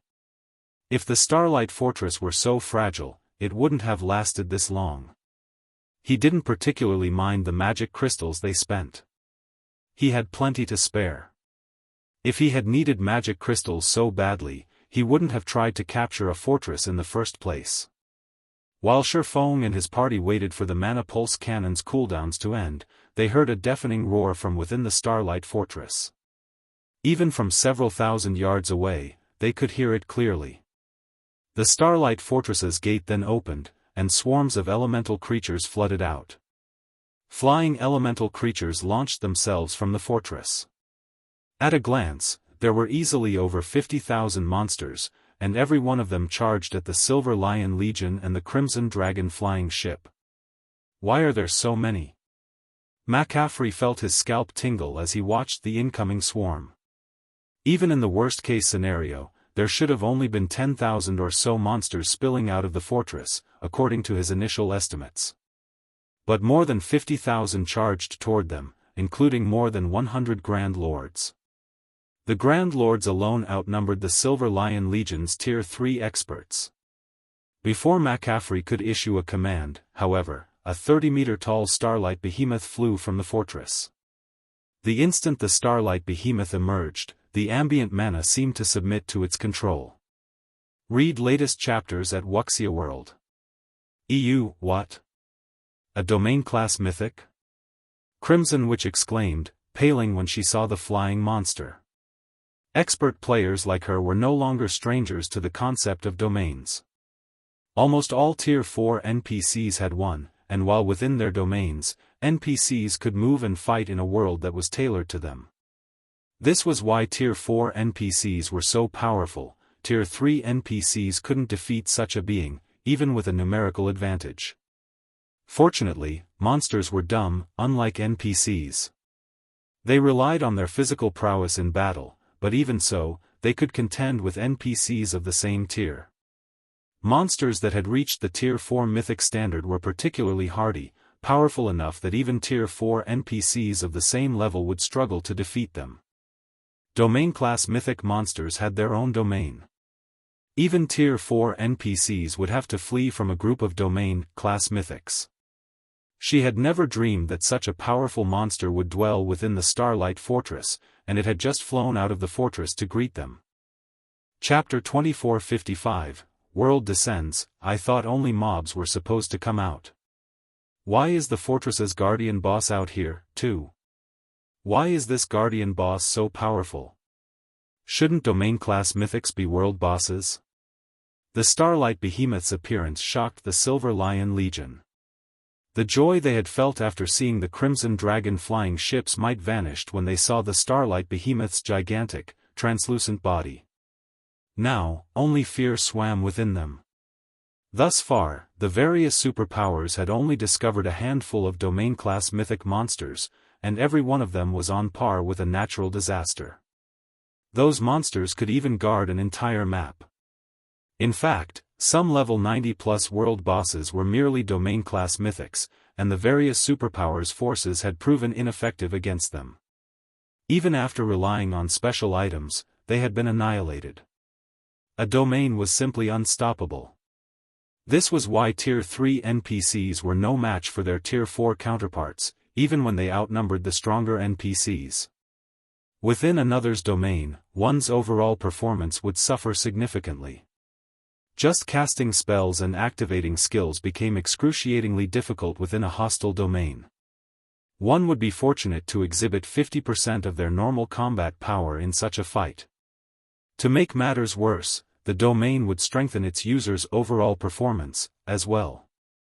Even in a fight between a Tier 3 NPC and a Tier 4 NPC of equal strength, the difference would be qualitative with a domain active. Needless to say, the difference would be even greater between Tier 3 players and a domain-class mythic. Commander, we need to retreat. Nobody can stop that domain-class mythic boss. If we don't run now, it'll slaughter us, the ruthless man from Stormheart shouted at his commander, Crow, when he saw the Starlight Behemoth. Not only was the Starlight Behemoth individually powerful, but its domain would also strengthen the army of 50,000 monsters. Such a force would have no issues taking down a guild city, much less the Silver Lion Legion's 8,000 members. With the fortress's elemental creatures focused on the Crimson Dragon flying ship, they had a chance to escape. If they waited until these monsters destroyed the ship and massacred the Legion, they'd be next. It seems our raid is impossible. Inform everyone to retreat. Crow commanded as he gazed at the Starlight Behemoth. He had wanted to linger to witness the historical moment the Starlight Fortress was captured, but that no longer seemed like a wise idea. Of the various superpowers he knew of, none could even defeat a level 90+ domain class, mythic-ranked world boss, not even the 5 great super guilds. Meanwhile, the Starlight Behemoth was a level 113 domain class mythic boss. Starlight Behemoth, Toriand, Realm Lord, L, Starlight Creature, Mythic, Level 113 HP 4,000,000,000/4,000,000,000,000. Aside from the Starlight Behemoth's basic attributes, its 4 billion HP alone would be enough to inspire despair. With 4 billion HP, the Starlight Behemoth would regain 40 million HP every 5 seconds with its battle recovery. If players couldn't deal 8 million damage each second, their attacks would be utterly worthless against the monster. Tier 2 experts had a hard time dealing more than -10,000 damage to a level 100+ mythic monster, and their attacks would be even less effective against a domain-class mythic. Only Tier 3 players could deal more than -10,000 damage to such a monster. Assuming that a Tier 3 player could deal -20,000 DPS to the Starlight Behemoth, a team would need over 400 Tier 3 players to overcome the Guardian boss's battle recovery. Where was a power supposed to find 400 Tier 3 players at this stage of the game? Not even the Crimson Dragon flying ship would make much of a difference. Flying ships were war weapons. They might be useful against dumb mobs, but against a mythic monster that could fly, the ship would even struggle to land a hit. Furthermore, the Crimson Dragon flying ship's mana pulse cannons had very long cooldowns. To put it simply, it would only be limitedly effective against a domain-class mythic boss. While the Stormheart adventurer team fled, panic overwhelmed the Silver Lion Legion as they watched the Starlight Behemoth fly toward them. The Starlight Behemoth is too fast, Vice Commander. We won't have enough time to get everyone out of here safely. We'll have to leave some players behind to slow it down. Please, issue the command, Crimson Witch begged McCaffrey as she watched the Guardian boss approach. None of them had expected the Starlight Fortress to house a domain-class mythic. Feng had doomed them all. Since the situation had already become desperate, the only thing they could do now was figure out a way to reduce the Legion's losses as much as possible. The Silver Lion Legion was Divine Tribe's strongest force. If it were annihilated, the guild would suffer. It seems we have no choice. Hearing Crimson Witch's pleas, McCaffrey reluctantly pulled the Tier 4 Hero Summoning Scroll from his bag. Current Tier 3 players had no hope of stopping a level 113 domain-class mythic. If none of them could stop the Starlight Behemoth, the Silver Lion Legion would be slaughtered. He had no choice but to rely on the Tier 4 hero to pin the Guardian boss down, buying enough time for everyone to escape. It might be possible to rely on the Tier 4 hero to raid the Starlight Behemoth if it were alone, but it wasn't. Not only did the Guardian boss have the support of 50,000 monsters, but its domain even strengthened the monsters around it. Not even 4 Tier 4 heroes could defeat this horde. While McCaffrey prepared to use the Tier 4 hero summoning scroll, Feng walked onto the flying ship's deck and quietly watched the Starlight Behemoth's army. Crap. He's not even going to run. Does he assume he can use his flying ship to get away? Maybe he's in denial. He was clearly hoping to capture the Starlight Fortress, but now that there's a domain-class mythic, his hopes have been dashed. The Silver Lion Legion's Tier 3 experts, who were panicking on the ground, were confused when they saw Feng on the Crimson Dragon flying ship's deck, appearing relaxed. The ship could fly in quickly, but its speed was nothing compared to the domain-class mythics. Once the flying ship, which relied on mana to remain in the air, was within the Starlight Behemoth's domain, its movement speed would plummet. If Feng turned the flying ship around and fled now, he'd have a chance of getting out of there alive, but if he waited until the ship got caught in the Guardian boss's domain, neither he nor his ship would escape. However, while the Silver Lion Legion's members wondered if the sudden development had dealt too much of a mental blow for Feng to handle, the swordsman pulled a golden ring from his bag. He raised the golden ring and began to chant an incantation. When Feng finished the chant, he revealed a faint smile as he glanced at the Starlight Behemoth's approaching mana field. He then sacrificed 5,000 magic crystals to the Ring of Gospel and activated Miniature World. The sky began to tremble as the phantom of a new world appeared above them all, separating the sky from the land. Everyone immediately sensed that their connection to the outside world had been severed, and a frightening pressure overwhelmed them. This pressure didn't originate from a single point, but assaulted them from all directions. They all felt as if they had just been plunged into a hostile plane of existence. As Miniature World activated, the Starlight Behemoth's mana field began to visibly recede. The mana that had previously submitted to the Guardian boss began to rebel. Rather than strengthen the Starlight Behemoth, it began to suppress the Realm Lord. Read latest chapters at Wuxia World. The Starlight Behemoth's basic attributes decreased rapidly. 5%. 7%. 10%. In just 3 short seconds, the Guardian boss's basic attributes had been reduced by 20%. As for the elemental creatures following it, not only had they lost 30% of their attributes, but their movement speeds and reaction speeds had also significantly decreased. Impossible. He shattered a mythic-ranked Realm Lord's domain? Crimson Witch exclaimed, her jaw hanging open as she watched the Starlight Behemoth's mana field vanish completely. Chapter 2456, Flying Ship vs. Starlight Behemoth. He destroyed the boss's domain and suppressed it? What did he do? Crimson Witch wasn't the only player shocked to watch the Starlight Behemoth's domain shatter. No one could believe their eyes. They had never thought that Feng had such an ability. Current players were no match for a Tier 4 being's domain. Some superpowers had tried to use Tier 4 domain scrolls against true Tier 4 domains, but they had barely been a match for the beings they had fought. Some Tier 4 domain scrolls were even weaker, and the superpowers that had relied on them had been suppressed by their enemy's domain. In contrast, not only had Feng shattered the Starlight Behemoth's domain, but he had also suppressed the Guardian boss. It was unbelievable. When Miniature World activated, the Starlight Behemoth paused for a moment mid-flight. However, it then bellowed angrily, and its entire body began to radiate dazzling starlight. It was trying to expand its domain again and break free from Miniature World.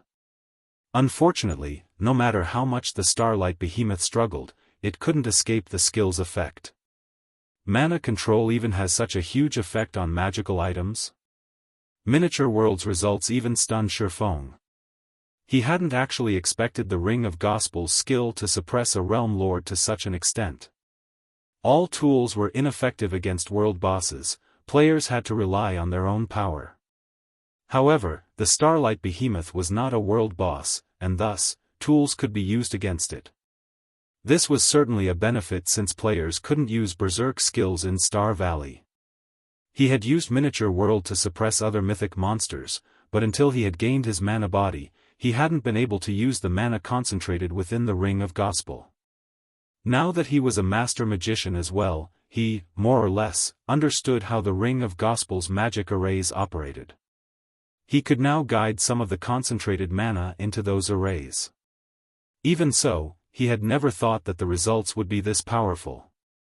His only aim had been to destroy the Starlight Behemoth's domain. He hadn't dared to hope that Miniature World would suppress the Guardian boss, as well. The Ring of Gospel proved far more effective than when he had used it blindly before. Of course, after giving the matter some thought, Feng found it reasonable. He had already upgraded the Ring of Gospel to the fragmented legendary rank, and world power was already stronger than domains. Now that he could use some of Miniature World's true power, even if it were only a fraction, a Tier 4 domain was no match for him. Not even the Starlight Behemoth could resist this power, and could only watch as the ability suppressed its basic attributes. After this discovery, Feng snapped back to the battle and glanced down at McCaffrey below the flying ship. Vice Commander Afray, prepare to greet the enemy. Try to slow those mobs down as much as possible, especially the monsters that can fly. I'll deal with the boss, Feng shouted. This, McCaffrey could not help but hesitate as he turned back to the elemental creature's army. Disregarding the horde of Lord-ranked monsters, the army had over 100 level 110 plus Grand Lords. Even without the Starlight Behemoth's domain strengthening these elemental creatures, stopping so many high-level Grand Lords would be very difficult for the Silver Lion Legion's 8,000 members. Only Tier 3 players could tank those monsters, and the Legion only had 60 Tier 3 players.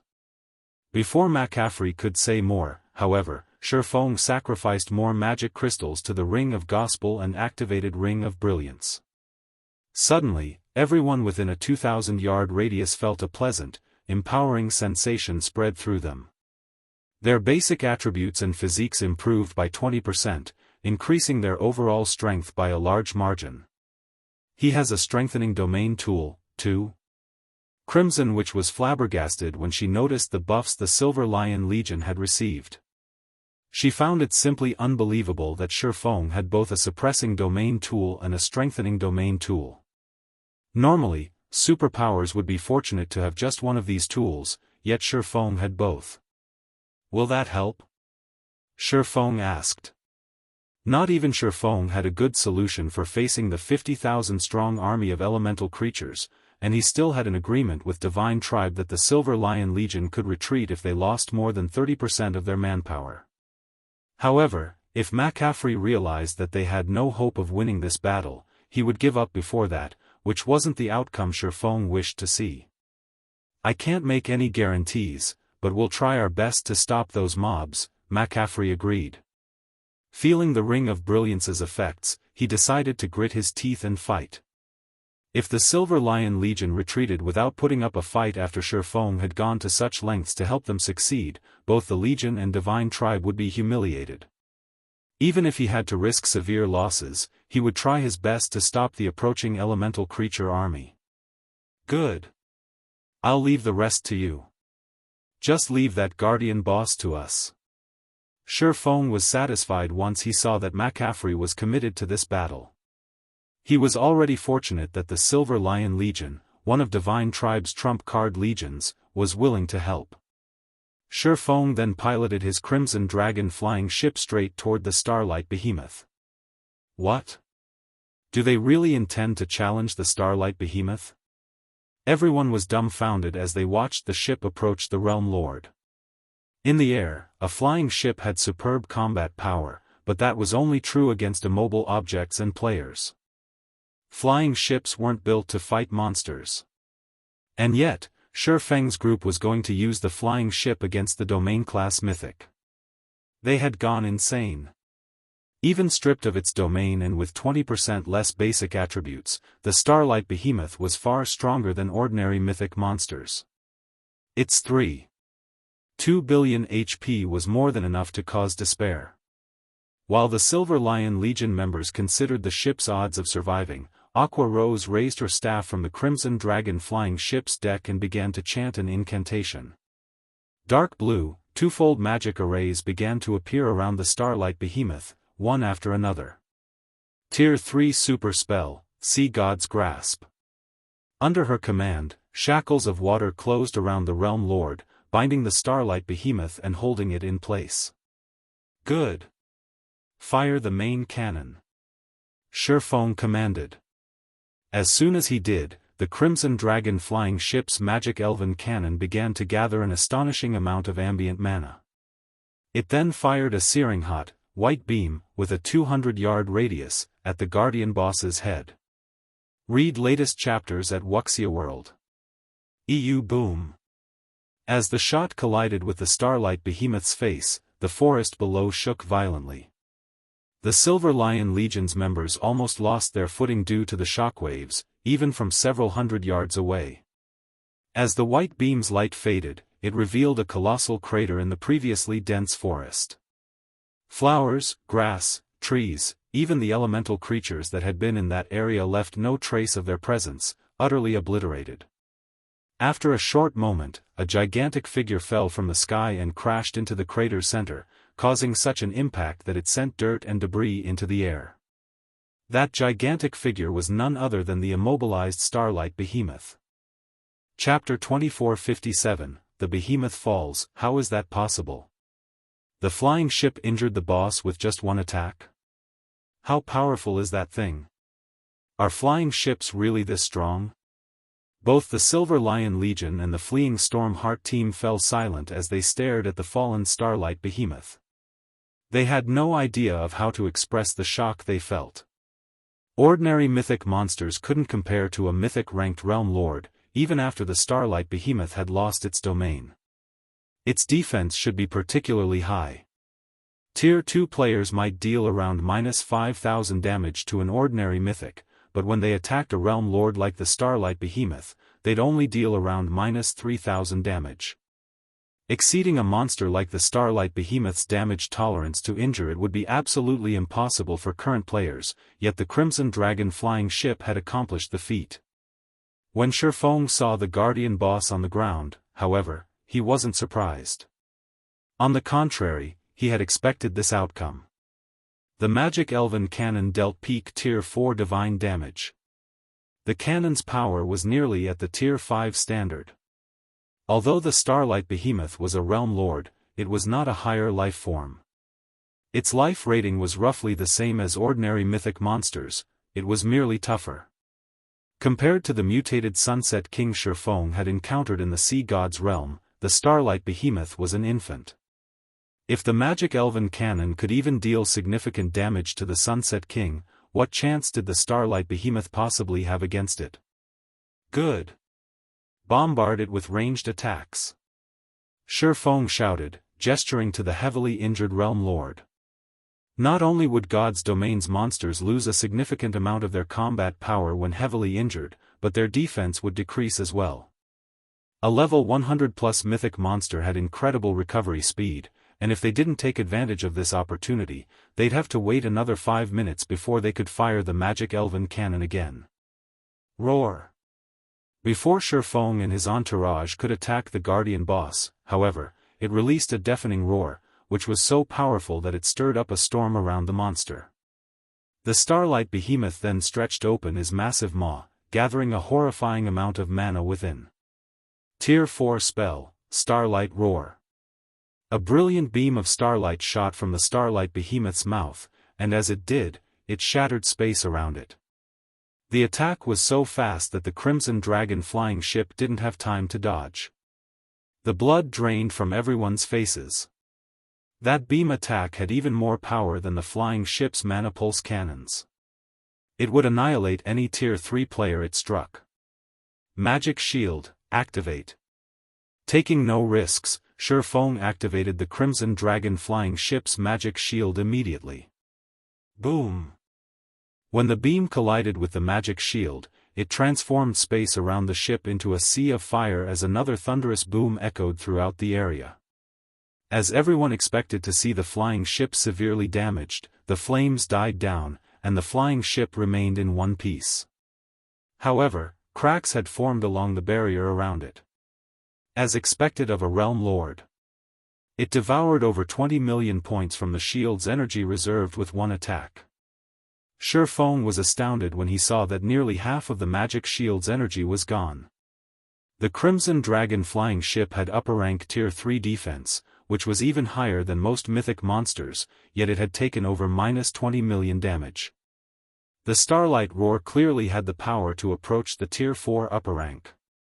The attack would even shatter a minor NPC city's defensive magic array.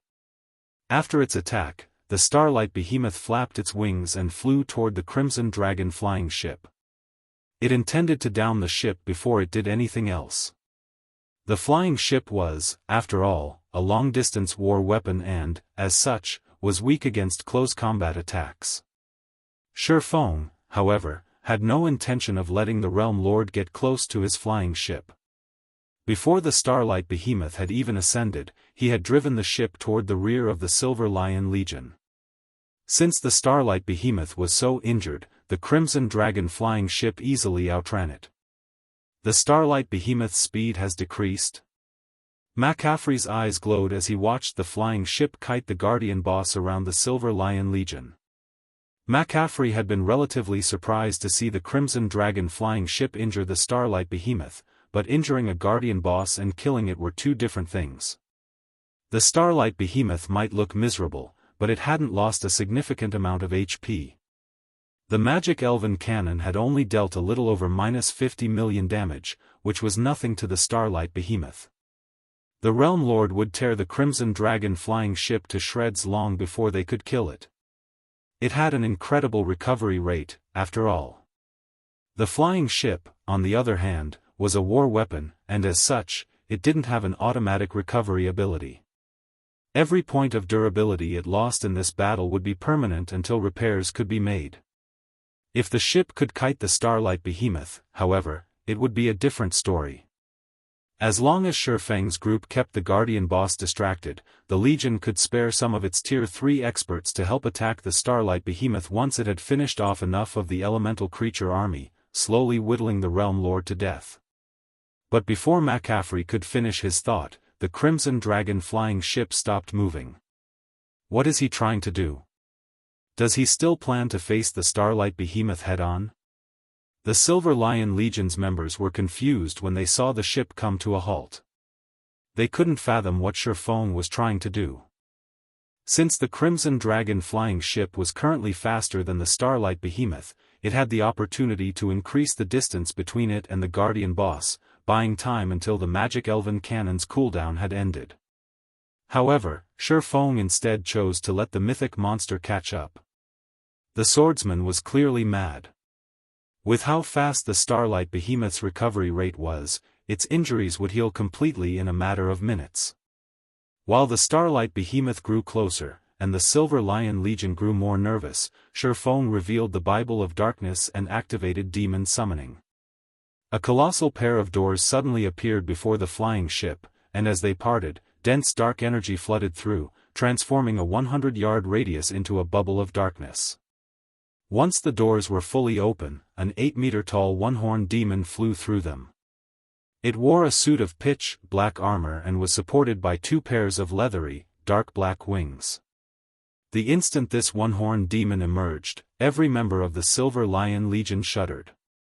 A level 125, Tier 4 Great Demon? Why has a Great Demon come here? We're doomed. There are actually 2 Tier 4 monsters. This wasn't the first time they had seen a Tier 4 Great Demon, but the one before them was a level 125 Great Demon. Every 5 levels was a turning point in God's domain, and the difference was especially prominent after level 100. At most, the Silver Lion Legion could deal with level 110 monsters. If they tried to take down a level 125 Great Demon, they'd be digging their own graves. A level 125 Great Demon was even more frightening than the level 113 Starlight Behemoth. As they all began to plan their funerals, Feng pointed at the Starlight Behemoth, shouting at the one-horned demon, "Go!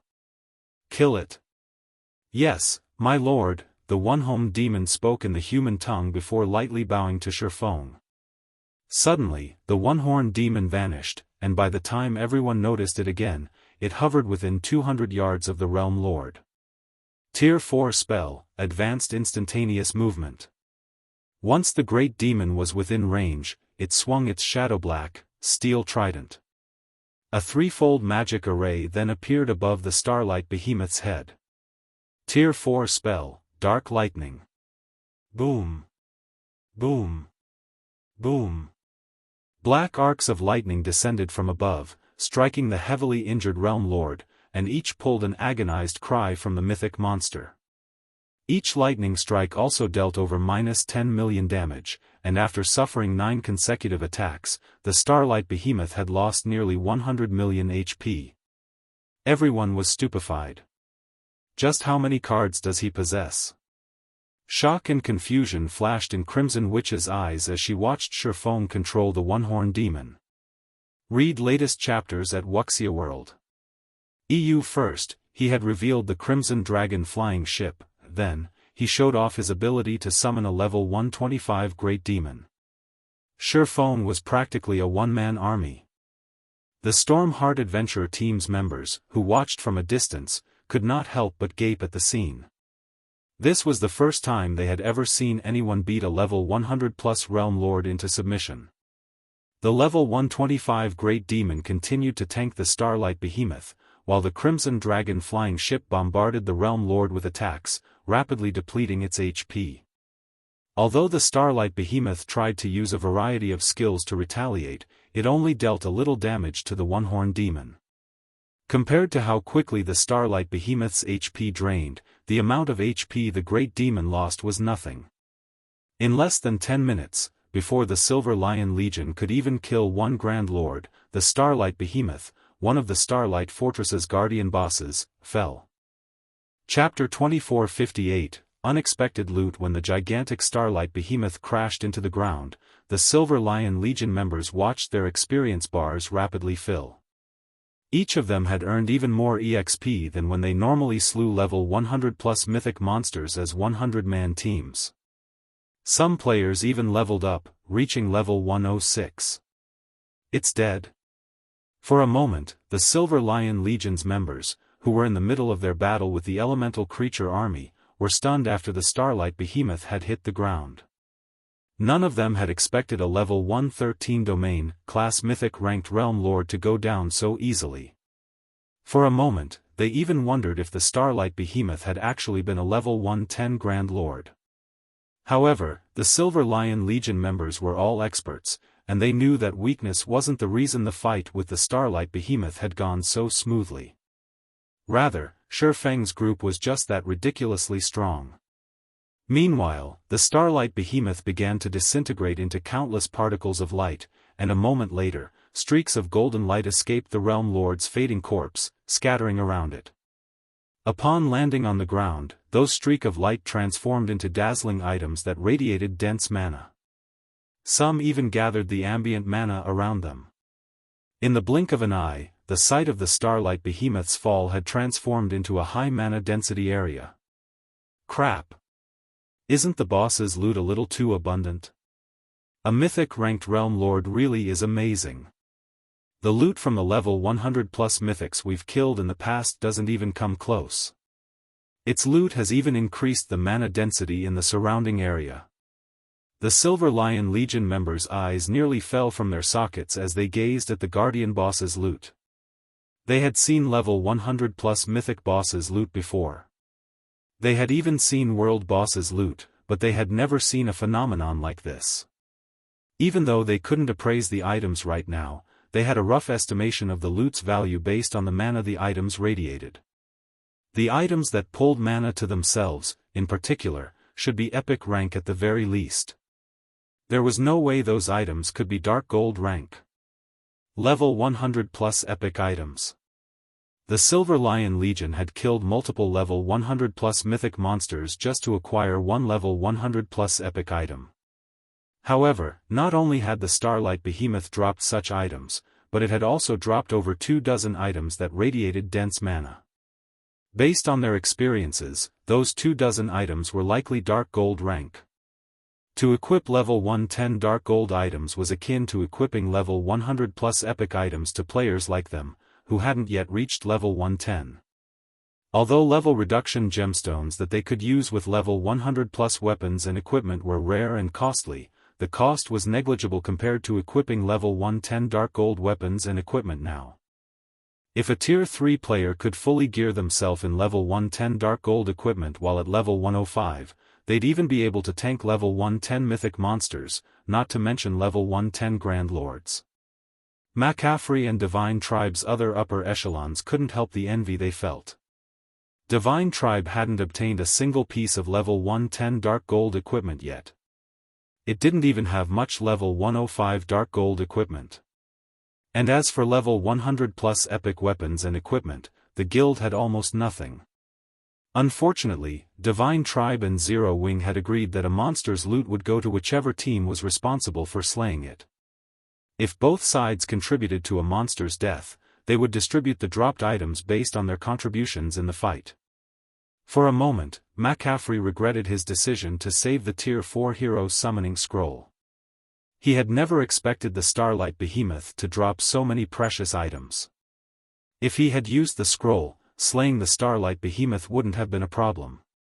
It had already been heavily injured, and if the guild could obtain a fraction of the Starlight Behemoth's loot, it would be worth the cost of using the Tier 4 hero summoning scroll. The Tier 4 hero could have also helped kill the rest of the fortress's mythic bosses, and the Silver Lion Legion would return with enough of a harvest to outstrip the value of a Tier 4 hero summoning scroll. However, Zero Wing would now monopolize the Realm Lord's loot, while Divine Tribe could only watch, envious. Everyone, work harder. You can see how much loot that boss dropped. There are still several more Guardian bosses in the Starlight Fortress. If we can kill them, I'll hold an internal auction for all of the weapons and equipment we earn. Everyone will have a chance to obtain top-tier weapons and equipment. McCaffrey shouted in the team chat. Whether or not you can take advantage of this opportunity depends on your performance now. McCaffrey's announcement ignited the Silver Lion Legion members' fighting spirit. Internal auctions rarely occurred among Divine Tribe's expert teams, especially among the guild's trump card legions and teams. The guild usually only distributed monsters' loot among specific players, and only a small portion was available for the core members, in exchange for GCPs, in the guild warehouse. McCaffrey's decision to hold an internal auction for the loot they obtained on this mission was a huge opportunity for all of them. Without the guild's interference, they wouldn't have to worry about missing their chance to contest for the best available weapons and equipment. Moreover, only a small number of players participated in this operation, which increased their chances of securing top-tier weapons and equipment. Even if the guild upper echelons on the team participated, they only had a little more GCPs than the rest of the Legion. With so many items up for grabs, these upper echelons would only win a small fraction of the loot. With their fighting spirit reaching unprecedented highs, the Silver Lion Legion stopped holding back as they desperately fought the monster army charging at them. McCaffrey even used the Tier 4 hero summoning scroll to help clear out the mobs. Seeing this astonished Feng a little. He had never considered that the Starlight Behemoth's loot would motivate the Legion to such an extent. He didn't give the matter much thought, however. The harder the Silver Lion Legion worked, the faster they could clear out the fortress's mobs. If Zero Wing's 10 members had to take on the task alone, it would take ages to clear out the entire fortress. "Aqua, I'm giving you command while I tidy up the loot," Feng said before he leaped off the Crimson Dragon flying ship. Although he doubted that the Silver Lion Legion's members would try to steal his loot, the Starlight Behemoth had dropped extraordinary items. The sooner he secured those items, the better. Not only was the Starlight Behemoth a domain-class mythic-ranked realm lord, but such mythic bosses were also quite rare in God's domain. Read latest chapters at Wuxia World. After Feng disembarked the ship, Aqua Rose and her comrades continued to bombard the Starlight Fortress's west wall. Feng wore an astonished expression by the time he had finished collecting the Starlight Behemoth's loot and appraised the first item. The Starlight Fortress Lord's token? Confused, Feng stared at the dark gold token in his palm. Before he could figure out what was going on, he heard the sound of a system notification. Star Valley Region System Announcement: a player has successfully captured the Starlight Fortress. The guild this player belongs to will receive 20,000 guild reputation points. This player has become the Starlight Fortress's lord. The Starlight Fortress will automatically open to the public in 3 days. Players may enter and rest within the fortress freely at that time. Chapter 2459, Western Continent shaken. The system announcement repeated throughout the Star Valley 3 times, and everyone in battle fell silent for a moment at the main god system's cold, mechanical voice. What's going on? Someone captured the Starlight Fortress? The Silver Lion Legion members couldn't keep up with the sudden developments. They hadn't even made it through the walls or gate yet, so no one should have been able to capture the fortress. How could this have happened? It wasn't just the Legion's various experts who were confused, even McCaffrey, the Legion's vice-commander, was stunned. What happened to the Starlight Fortress? McCaffrey gazed at the fortress several thousand yards away, confounded. Did someone sneak in and slay the final Guardian boss? Even as McCaffrey wondered this, he tried to deny the possibility. In God's domain, players couldn't enter a sealed fortress until they destroyed the front gate or broke a hole in the walls. Since the Starlight Fortress's walls and gate were intact, how could any player get into the fortress? Even if players could accomplish the task, the fortress was still home to hundreds of thousands of elemental creatures. All of these monsters were level 110 or higher, and the weakest of them was Lord rank.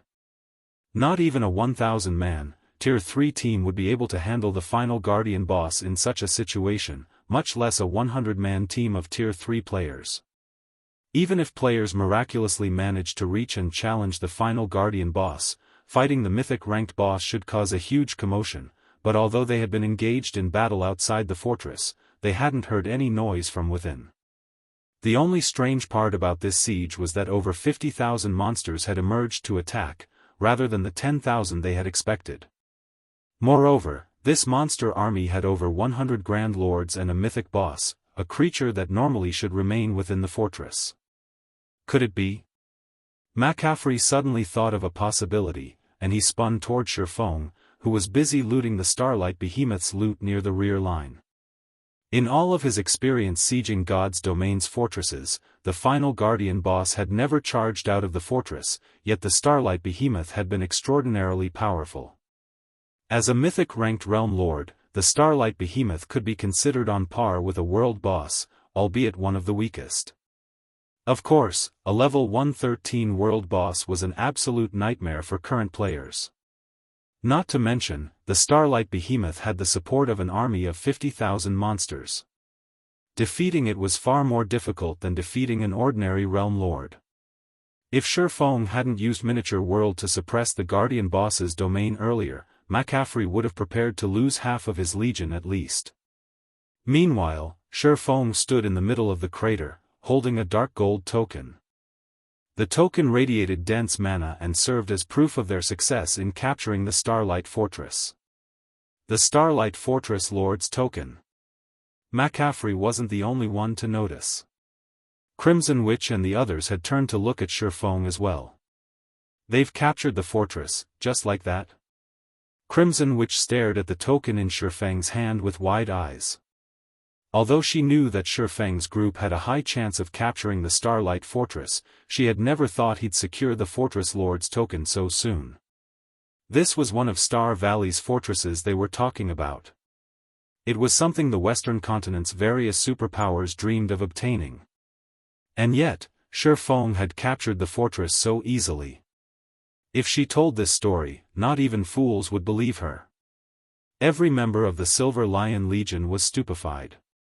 None of them had ever expected a fortress in a level 100+ forbidden land to be so easy to capture. If the continent's other superpowers found out about this, they'd likely faint with anger. In reality, even Feng was astonished. He hadn't expected to obtain the Starlight Fortress Lord's token so quickly either. He had even been prepared to use the Hero's Tome to summon a Tier 4 hero.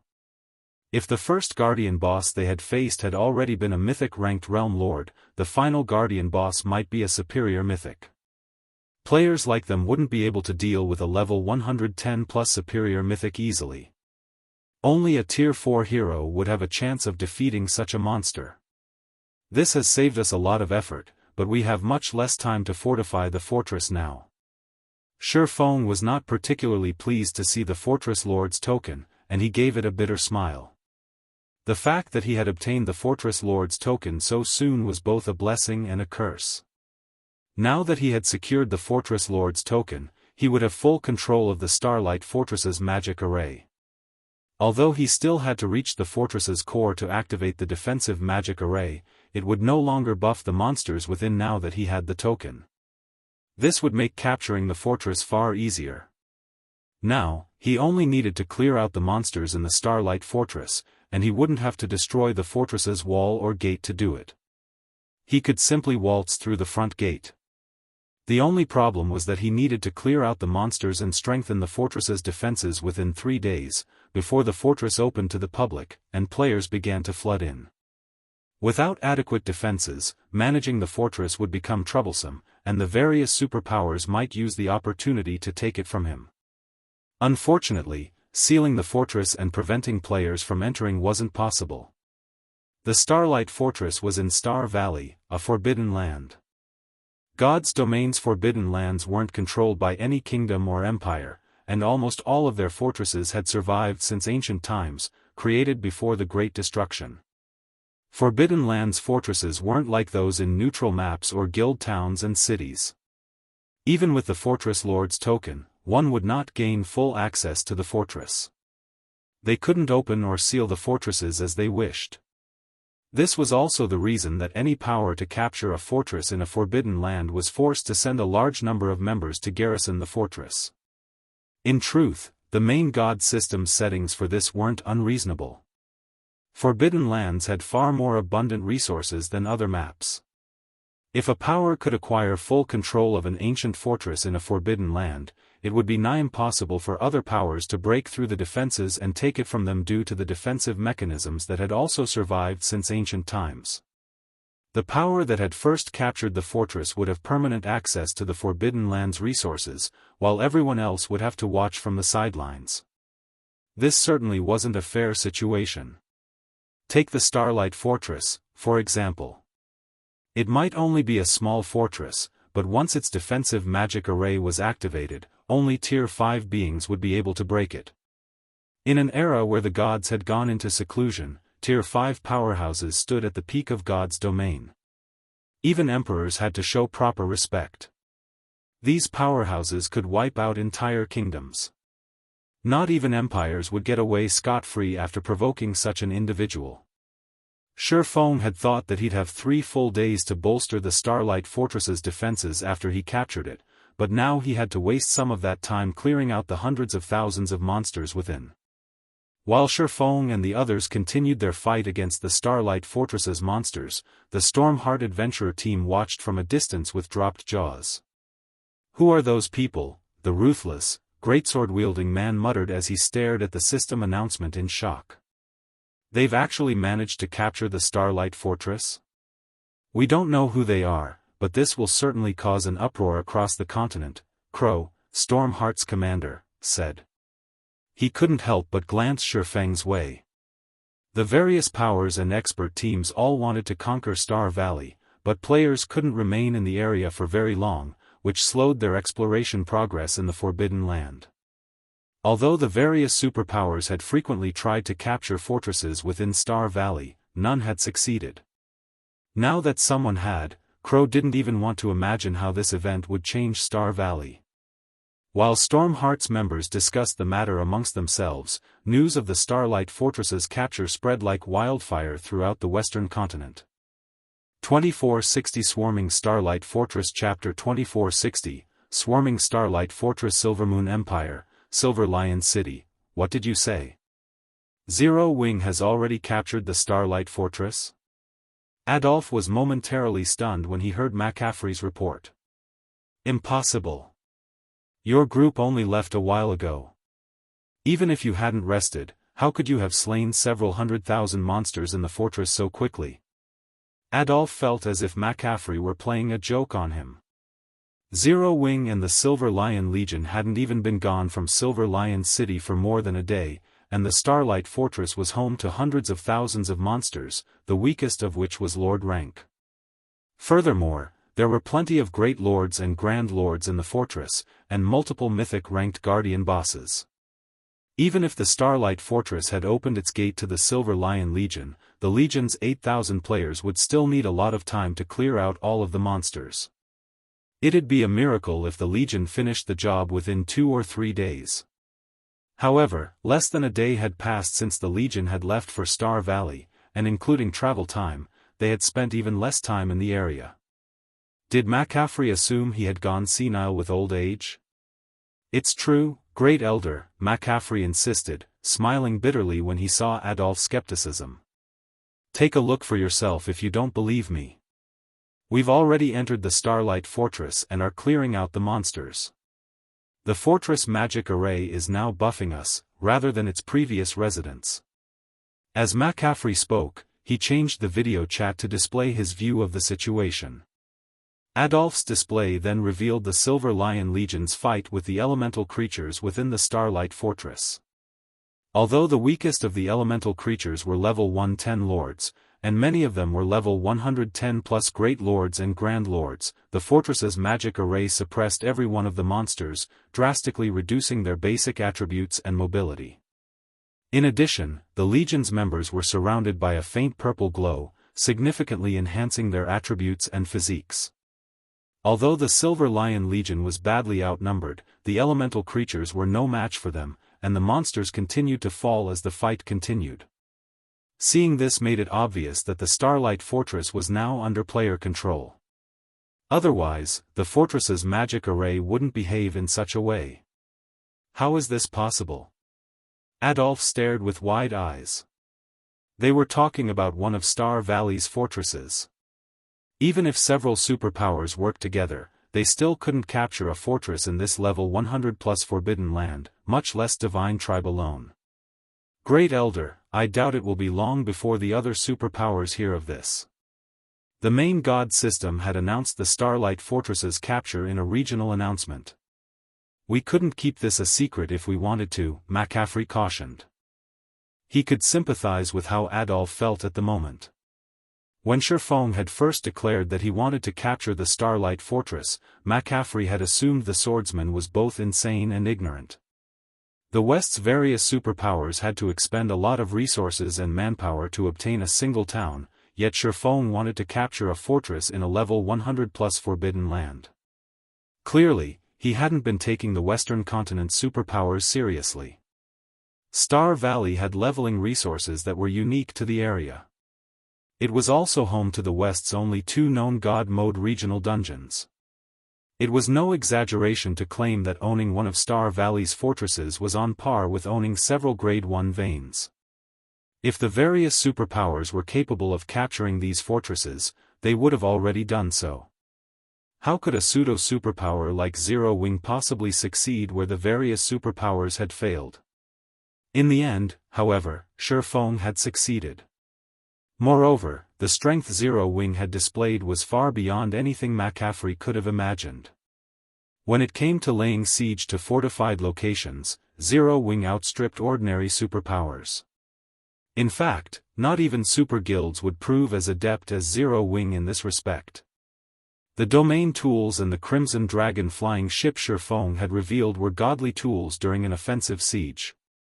Watching those tools in action had changed everything McCaffrey had thought he knew about siege battles. Before the Ring of Gospel and flying ship, Tier 3 experts were nothing. It seems I still underestimated Zero Wing. Not only can it travel between the continents, but it has even proven capable of capturing the Starlight Fortress. Not even super guilds have such firm foundations, Adolf said, taking a deep breath to calm himself. He also re-evaluated what he knew about the guild known as Zero Wing. Since that is the case, I want you to give everything you have in assisting Zero Wing from now on. Also, inform Black Flame that Divine Tribe is willing to go all out in helping his guild manage the Starlight Fortress. Not only will we send the Divine Him Legion and a 150,000-man expert army to garrison the fortress free of charge, but we'll also give Zero Wing 100 bottles of the special enchanted bloodline. In return, all Divine Tribe wants is a temporary residence in the Starlight Fortress. Adolf's declaration stunned McCaffrey. Do we really need to go that far, Great Elder? Setting aside the Divine Him Legion, we went to great lengths to save up 100 bottles of the special enchanted bloodline. If we give them all to Zero Wing, our guild's Tier 2 experts will have a much harder time reaching Tier 3 than other superpowers players. McCaffrey quickly tried to dissuade Adolf from his decision. The Divine Him Legion wasn't as strong as the Silver Lion Legion, but it was the guild's second strongest trump card legion. Normally, it was responsible for garrisoning the guild's important mining towns. If they transferred the Divine Him Legion to the Starlight Fortress, those mining towns' defenses would become a problem. The 100 special enchanted bloodlines were also supposed to be the capital Divine Tribe used to compete with the various super guilds. These bloodlines could help the guild quickly nurture Tier 3 experts. With another 100 Tier 3 experts, Divine Tribe could start raiding level 100 super large-scale team dungeons, instantly surpassing the various super guilds. Although Zero Wing had secured the Starlight Fortress, fortresses in Forbidden Lands weren't like those in other maps. Even after capturing them, players couldn't gain full control of these fortresses.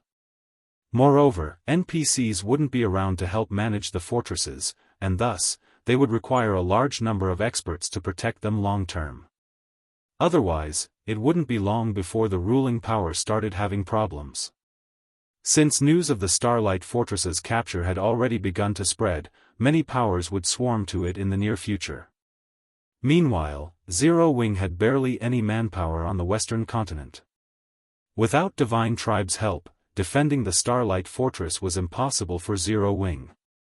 There was simply no reason for Divine Tribe to give Zero Wing 100 bottles of the special enchanted bloodline. Emicham. We have to. You should realize that if we want a temporary residence in Star Valley, Zero Wing is our only option for an ally. On the other hand, Zero Wing can choose from many superpowers to ally with.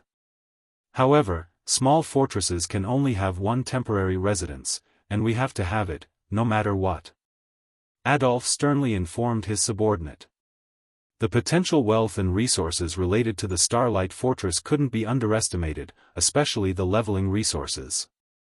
If Divine Tribe could secure a temporary residence in the Starlight Fortress, the guild's overall leveling speed would surpass the other superpowers by a large margin.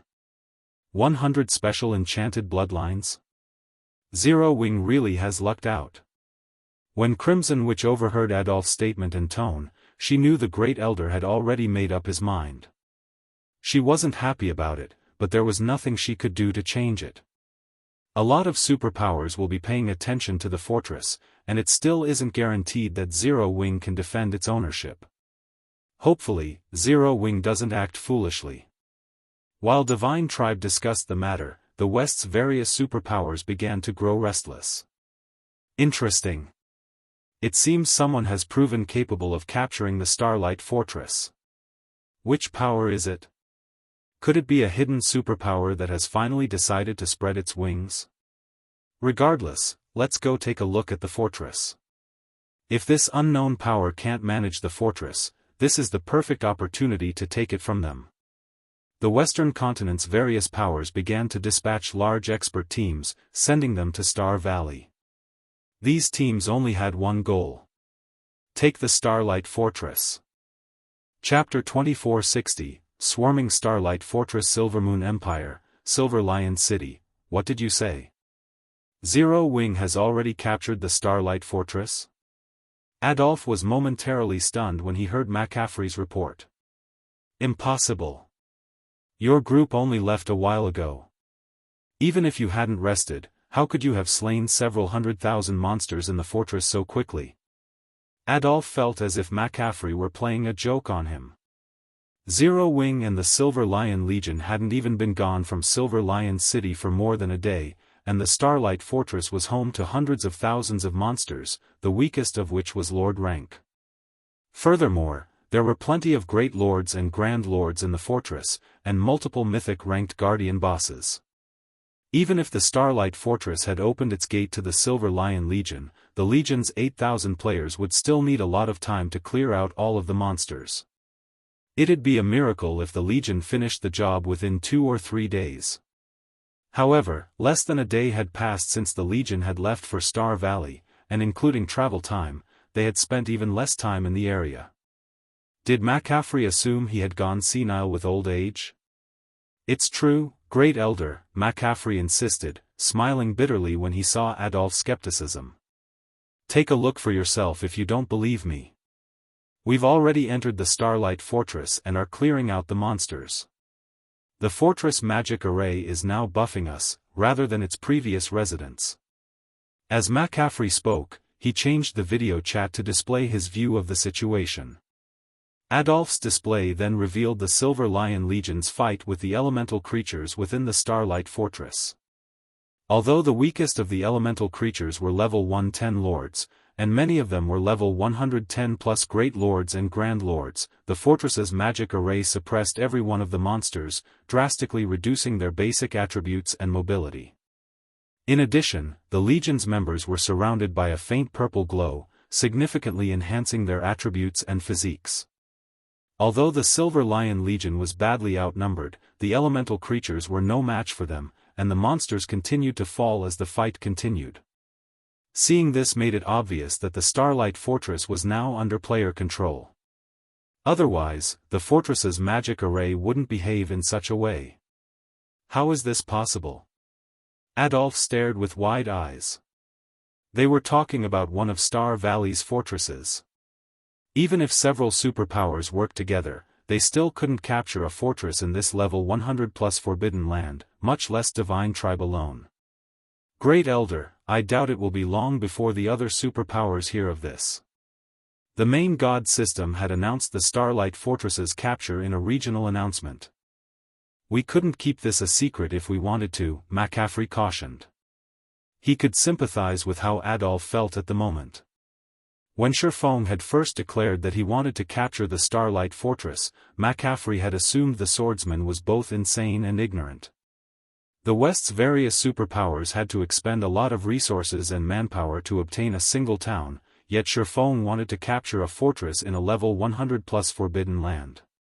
Clearly, he hadn't been taking the Western continent's superpowers seriously. Star Valley had leveling resources that were unique to the area. It was also home to the West's only 2 known God mode regional dungeons. It was no exaggeration to claim that owning one of Star Valley's fortresses was on par with owning several Grade 1 veins. If the various superpowers were capable of capturing these fortresses, they would have already done so. How could a pseudo-superpower like Zero Wing possibly succeed where the various superpowers had failed? In the end, however, Feng had succeeded. Moreover, the strength Zero Wing had displayed was far beyond anything McCaffrey could have imagined. When it came to laying siege to fortified locations, Zero Wing outstripped ordinary superpowers. In fact, not even super guilds would prove as adept as Zero Wing in this respect. The domain tools and the Crimson Dragon flying ship Feng had revealed were godly tools during an offensive siege. Watching those tools in action had changed everything McCaffrey had thought he knew about siege battles. Before the Ring of Gospel and Flying Ship, Tier 3 experts were nothing. It seems I still underestimated Zero Wing. Not only can it travel between the continents, but it has even proven capable of capturing the Starlight Fortress. Not even super guilds have such firm foundations, Adolf said, taking a deep breath to calm himself. He also re-evaluated what he knew about the guild known as Zero Wing. Since that is the case, I want you to give everything you have in assisting Zero Wing from now on. Also, inform Black Flame that Divine Tribe is willing to go all out in helping his guild manage the Starlight Fortress. Not only will we send the Divine Hymn Legion and a 150,000-man expert army to garrison the fortress free of charge, but we'll also give Zero Wing 100 bottles of the special enchanted bloodline. In return, all Divine Tribe wants is a temporary residence in the Starlight Fortress. Adolf's declaration stunned McCaffrey. Do we really need to go that far, Great Elder?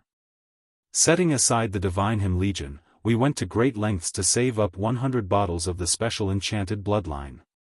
If we give them all to Zero Wing, our guild's Tier 2 experts will have a much harder time reaching Tier 3 than other superpowers players. McCaffrey quickly tried to dissuade Adolf from his decision. The Divine Hymn Legion wasn't as strong as the Silver Lion Legion, but it was the guild's second strongest trump card legion. Normally, it was responsible for garrisoning the guild's important mining towns. If they transferred the Divine Hymn Legion to the Starlight Fortress, those mining towns' defenses would become a problem. The 100 special enchanted bloodlines were also supposed to be the capital Divine Tribe used to compete with the various super guilds. These bloodlines could help the guild quickly nurture Tier 3 experts. With another 100 Tier 3 experts, Divine Tribe could start raiding level 100 super large-scale team dungeons, instantly surpassing the various super guilds. Although Zero Wing had secured the Starlight Fortress, fortresses in Forbidden Lands weren't like those in other maps. Even after capturing them, players couldn't gain full control of these fortresses. Moreover, NPCs wouldn't be around to help manage the fortresses, and thus, they would require a large number of experts to protect them long-term. Otherwise, it wouldn't be long before the ruling power started having problems. Since news of the Starlight Fortress's capture had already begun to spread, many powers would swarm to it in the near future. Meanwhile, Zero Wing had barely any manpower on the western continent. Without Divine Tribe's help, defending the Starlight Fortress was impossible for Zero Wing. There was simply no reason for Divine Tribe to give Zero Wing 100 bottles of the special enchanted bloodline. We have to. You should realize that if we want a temporary residence in Star Valley, Zero Wing is our only option for an ally. On the other hand, Zero Wing can choose from many superpowers to ally with. However, small fortresses can only have one temporary residence, and we have to have it, no matter what. Adolf sternly informed his subordinate. The potential wealth and resources related to the Starlight Fortress couldn't be underestimated, especially the leveling resources. If Divine Tribe could secure a temporary residence in the Starlight Fortress, the guild's overall leveling speed would surpass the other superpowers by a large margin. 100 special enchanted bloodlines? Zero Wing really has lucked out.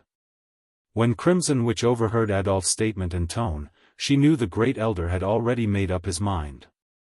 She wasn't happy about it, but there was nothing she could do to change it. A lot of superpowers will be paying attention to the fortress, and it still isn't guaranteed that Zero Wing can defend its ownership. Hopefully, Zero Wing doesn't act foolishly. While Divine Tribe discussed the matter, the West's various superpowers began to grow restless. Interesting. It seems someone has proven capable of capturing the Starlight Fortress. Which power is it? Read latest chapters at Wuxia World. Ew, could it be a hidden superpower that has finally decided to spread its wings? Regardless, let's go take a look at the fortress. If this unknown power can't manage the fortress, this is the perfect opportunity to take it from them. The Western continent's various powers began to dispatch large expert teams, sending them to Star Valley. These teams only had one goal. Take the Starlight Fortress. Chapter 2461, Fortress's Legacy. Star Valley, Starlight Fortress. Inside the dilapidated fortress full of level 110+ elemental creatures, the Silver Lion Legion continued to push toward the fortress's core. Although they faced more Great Lords and Grand Lords as they delved further into the fortress, defeating these monsters became an easy task with the Tier 4 hero McCaffrey had summoned and the fortress's magic array buff. After grinding in the fortress for just 6 hours, every member of the Legion discovered that their experience bars had grown considerably. Their leveling speed here was several times faster than grinding in normal maps. Furthermore, the elemental creatures dropped substantial loot, including plenty of level 110 mysterious iron equipment. If they were lucky, even level 110 secret silver equipment and set equipment would drop. The equipment was top tier to the Silver Lion Legion's members. The highest leveled players among them were level 106, while many of them were still stuck at level 105. Currently, obtaining level 110 weapons and equipment was a major challenge for them. Set equipment pieces attributes were generally half a rank better than ordinary equipment of the same rank. If players could collect the full set, the set's attributes would be a full rank better than ordinary equipment of the same rank, with some having even greater bonuses. Take the level 110 secret silver set equipment the Starlight Fortress's monsters dropped, for example. Although the hidden blue set was only a level 110 secret silver set equipment, not only would having 6 of the 8 pieces increase a player's casting speed by 20%, but it would also increase their spell's effects by 25%. With all 8 pieces of the set, it would increase one's spell completion rate by another 2% and casting range by 20%. Wearing this set, a magical class expert's DPS would be even higher than players in level 110 fine gold equipment. Even after they reached level 110, they couldn't be certain how many pieces of level 110 fine gold equipment they could obtain. It was likely that only the guild's peak experts had any chance of securing a full set. Obtaining enough level 110 fine gold equipment was simply too difficult for experts of their caliber. Fortunately, McCaffrey had already announced that he would auction all weapons and equipment they obtained from the Starlight Fortress. This meant that they'd all get a chance to acquire level 110 secret silver set equipment. How much they obtained would only depend on how many GCPs they had saved up. This was the reason that the Silver Lion Legion members put all of their effort into clearing out the Starlight Fortress's monsters, even without Feng saying a word. They actually hoped that Feng's group wouldn't participate in the battle, allowing them to keep all of the elemental creatures for themselves. The fortress only had so many monsters, and there wouldn't be enough secret silver set equipment for everyone. Guild leader, are we really going to leave these elemental creatures to Divine Tribes members? Aqua Rose asked as she watched the Silver Lion Legion push through the fortress's main streets. Level 110 secret silver equipment and set equipment might not be important to her or the other experts that had ventured to the western continent with Feng, but it would be to Zero Wing's other experts. Moreover, not even level 110 common equipment had shown up on the market yet, much less level 110 secret silver equipment. They had an advantage with the Crimson Dragon flying ship, and the fortress's magic array currently suppressed the monster's basic attributes. This was an excellent opportunity to secure some level 110 weapons and equipment for the guild. Leaving all of the suppressed monsters for the Silver Lion Legion was a huge waste. That won't be necessary. Although these monsters drop a lot of loot, only the Grand Lords drop secret silver equipment, and they only have a chance of doing so. The drop rate isn't 100%. Since the Silver Lion Legion is willing to help us clear out the fortress, we should allow them to benefit from the task, Feng said, chuckling when he watched the idea of level 110 secret silver equipment tempt Aqua Rose. If we try to clear the fortress ourselves, it'll take us a long time. Besides, we have something more important to take care of. As per Feng's agreement with Adolf, the Silver Lion Legion was only here to help Zero Wing capture a city. Now that they had captured the Starlight Fortress, the Legion had no reason to continue the fight. It was well within its rights to turn around and leave. The fact that the Silver Lion Legion was willing to slay the monsters within the fortress was good news for Feng. If Zero Wing had to clear out the monsters on its own, he wouldn't have much time left to fortify the fortress. Something more important? After giving the matter some thought, Aqua Rose asked, "Are we raiding the remaining Guardian bosses?" The moment Aqua Rose mentioned the Guardian bosses, Cola and the other Zero Wing experts burst with excitement. They hadn't had a chance to participate in the fight with the Starlight Behemoth directly, so they were itching for action. "No," Feng replied, shaking his head. "We'll be taking control of the Fortress Lord's mansion." "The Fortress Lord's mansion? Guild leader, don't you already have the Fortress Lord's token?" Aqua Rose inquired. The Fortress Lord's token was necessary to take control of the fortress as a whole, and it was the key component in taking over the Fortress Lord's mansion.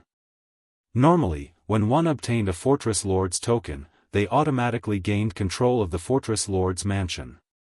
However, Feng now informed them that they still needed to secure the mansion. "I do have the Fortress Lord's token, but I don't control the Fortress Lord's mansion yet. In fact, I don't even have partial control over it," Feng explained with a bitter smile. Fortresses built before the Great Destruction weren't like more modern fortresses. When one gained the Fortress Lord's token for the latter, they would gain full control of the Fortress Lord's mansion, but that wasn't the case with ancient fortresses. Securing an ancient Fortress Lord's mansion would prove several times more difficult than capturing the fortress itself.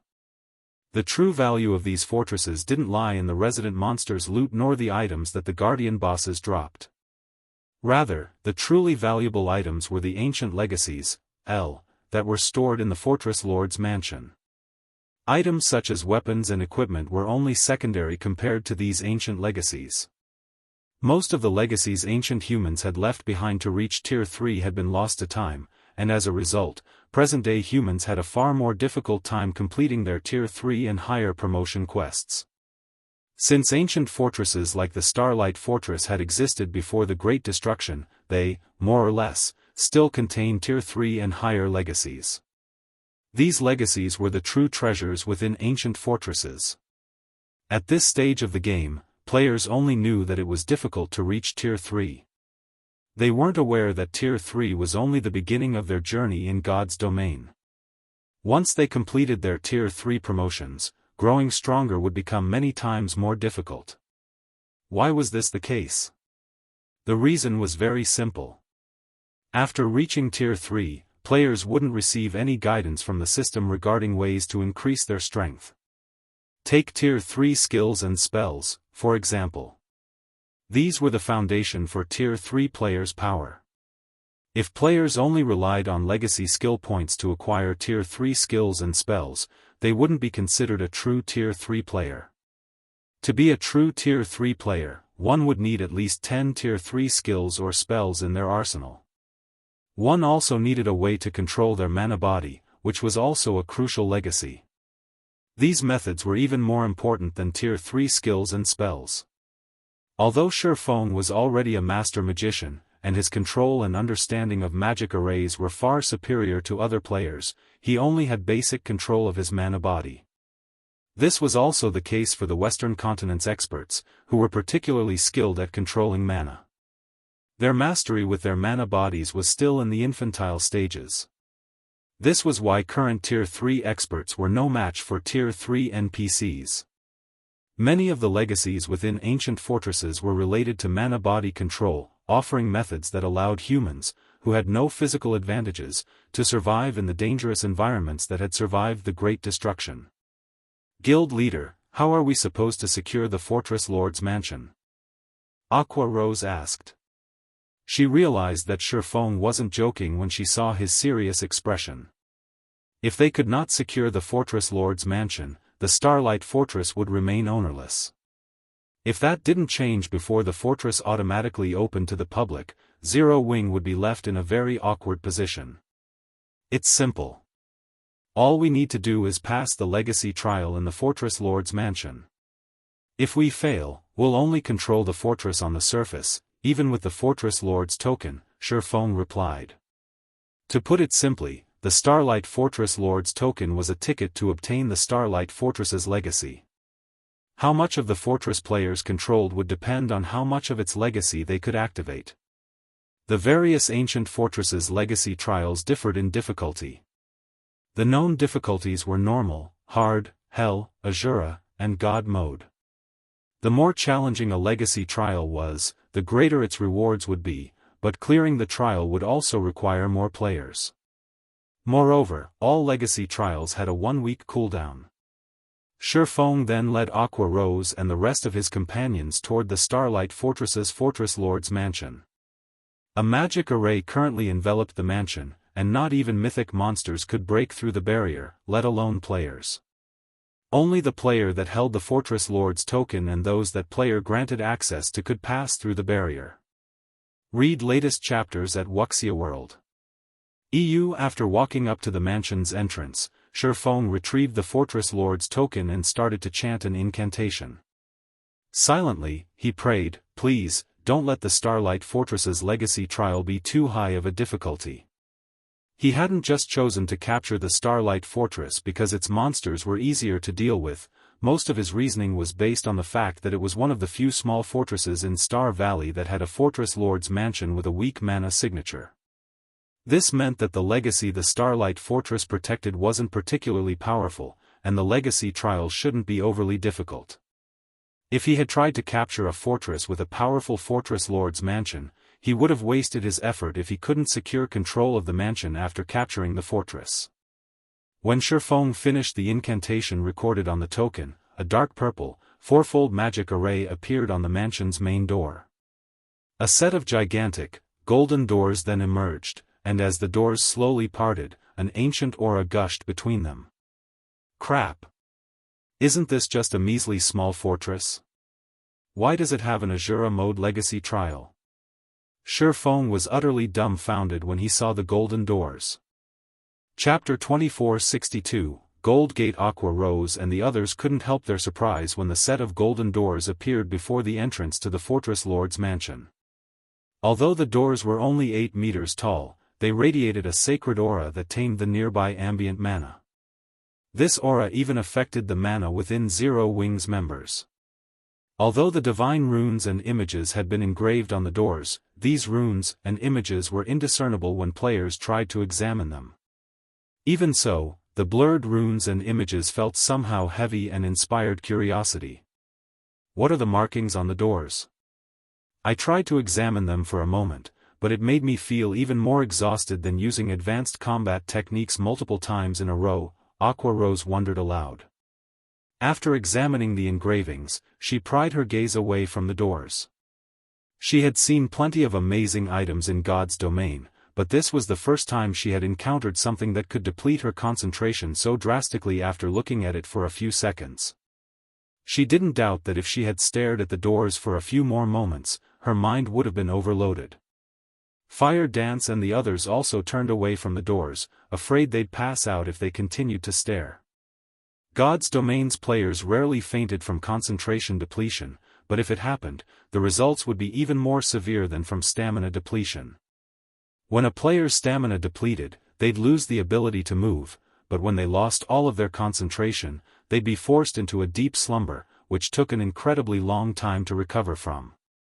This could be a fatal setback for players fighting on the front lines. This is normal. The information on this Gold Gate is a legacy that has been passed down from ancient times.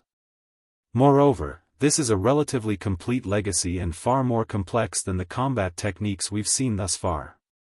It isn't something players can simply glance at, Feng said. When he saw his teammates' curiosity, he revealed a bitter smile and continued, "If you look at this legacy for too long, your recovery could take more than 5 days." The legacy gates left behind in ancient fortresses fell into 3 ranks: Bronze Gate, Silver Gate, and Gold Gate. Each gate was stronger than the last, and the legacies they contained were more complete with each subsequent rank. Similarly, the higher the gate's rank was, the more difficult the legacy trial would be. Many Tier 3 experts would already struggle to clear the normal and hard mode legacy trials on the Bronze Gates. The Gold Gates only contained Azura and God mode legacy trials, which were so difficult that even peak experts would despair at the challenge. Feng had assumed that, even in the worst-case scenario, the Starlight Fortress would house a silver gate. He had never considered that the Legacy Gate would be gold rank. Taking control of this Fortress Lord's mansion would be nearly as difficult as capturing a large fortress's Fortress Lord's mansion. Has the system elevated the trial's difficulty because we're the first to capture an ancient fortress? Questions filled Feng's mind as he gazed at the gold gate before him. Normally, small fortresses had, at most, silver gates, and medium fortresses would only have a small chance of containing a gold gate. He had never heard of anyone finding a gold gate in a small fortress. Forget it. Let's just take this one step at a time. Feng shook his head, banishing his worries. He then gritted his teeth and led his team through the gold gate. If he refused to participate in the trial now that he had activated it with the Fortress Lord's token, he would have to wait for the token's cooldown to end before he could try again. Moreover, the appearance of a gold gate wasn't all bad. This could be a blessing for them. A high-ranked legacy gate might be very difficult to clear, but it would also provide greater help as players learned how to control their mana bodies. A legacy gate was an ancient fortress's most valuable treasure. It was also the greatest benefit to controlling an ancient fortress. The various powers hadn't initially been aware of this fact in Feng's previous life and had treated the legacy gates as a way to gain more control over their fortresses. The various powers had only discovered the legacy gates' true value after some time, learning that these gates were the fastest way for players to unlock the full potential of their mana bodies. If players tried to explore and adapt to their mana bodies without such help, unlocking their mana body's potential would take ages. As Feng and the others walked through the gold gate, the world around them warped. The world settled into place again, and Feng found himself before a sacred, golden mountain, alone. This golden mountain was several thousand meters tall. Feng couldn't even see where the mountain ended. The mountain's aura was just slightly less intense than that of the Tower of Four Gods. While bathed in the mountain's aura, Feng felt an intense pressure bear down on him, reducing his mobility.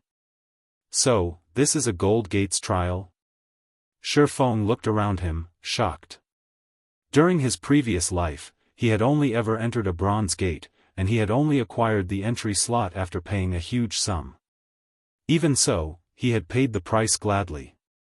If he hadn't, he would have had to rely on his own experiences to explore and adapt to his mana body, like independent players, wasting a lot of precious time in the process. The stronger one's mana body was, the more difficult it was to unlock its potential. Because of this, independent Tier 3 players struggled to surpass the various superpowers Tier 3 experts. Unfortunately, it couldn't be helped. It was simply a benefit of having access to a guild's resources. If that weren't the case, so many players wouldn't be so desperate to join the various superpowers. Within the Gold Gate, Feng discovered that the difference between a bronze and gold gate was far greater than he had expected. When he had entered the bronze gate, its environment hadn't affected his mental state, but within the gold gate, he could feel a void in his mind. Within spaces that had thin traces of mana, such a mental state would be extremely helpful. While players operated in spaces that lacked mana, the harsh environments would affect their ability to learn and grow, even with the support of their mana bodies.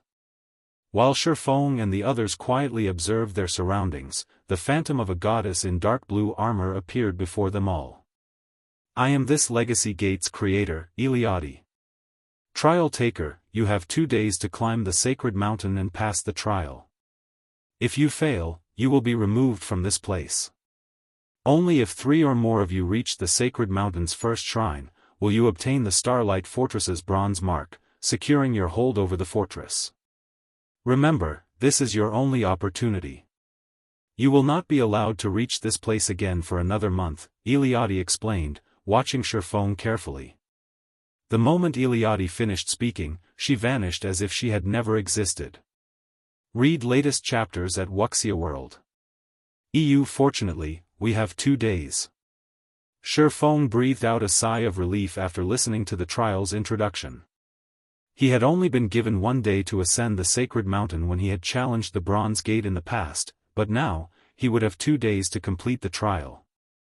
Fortunately, this amount of time should be more than enough for Aqua Rose and his other companions to adapt to this environment. This was, after all, the first time they had entered a legacy trial.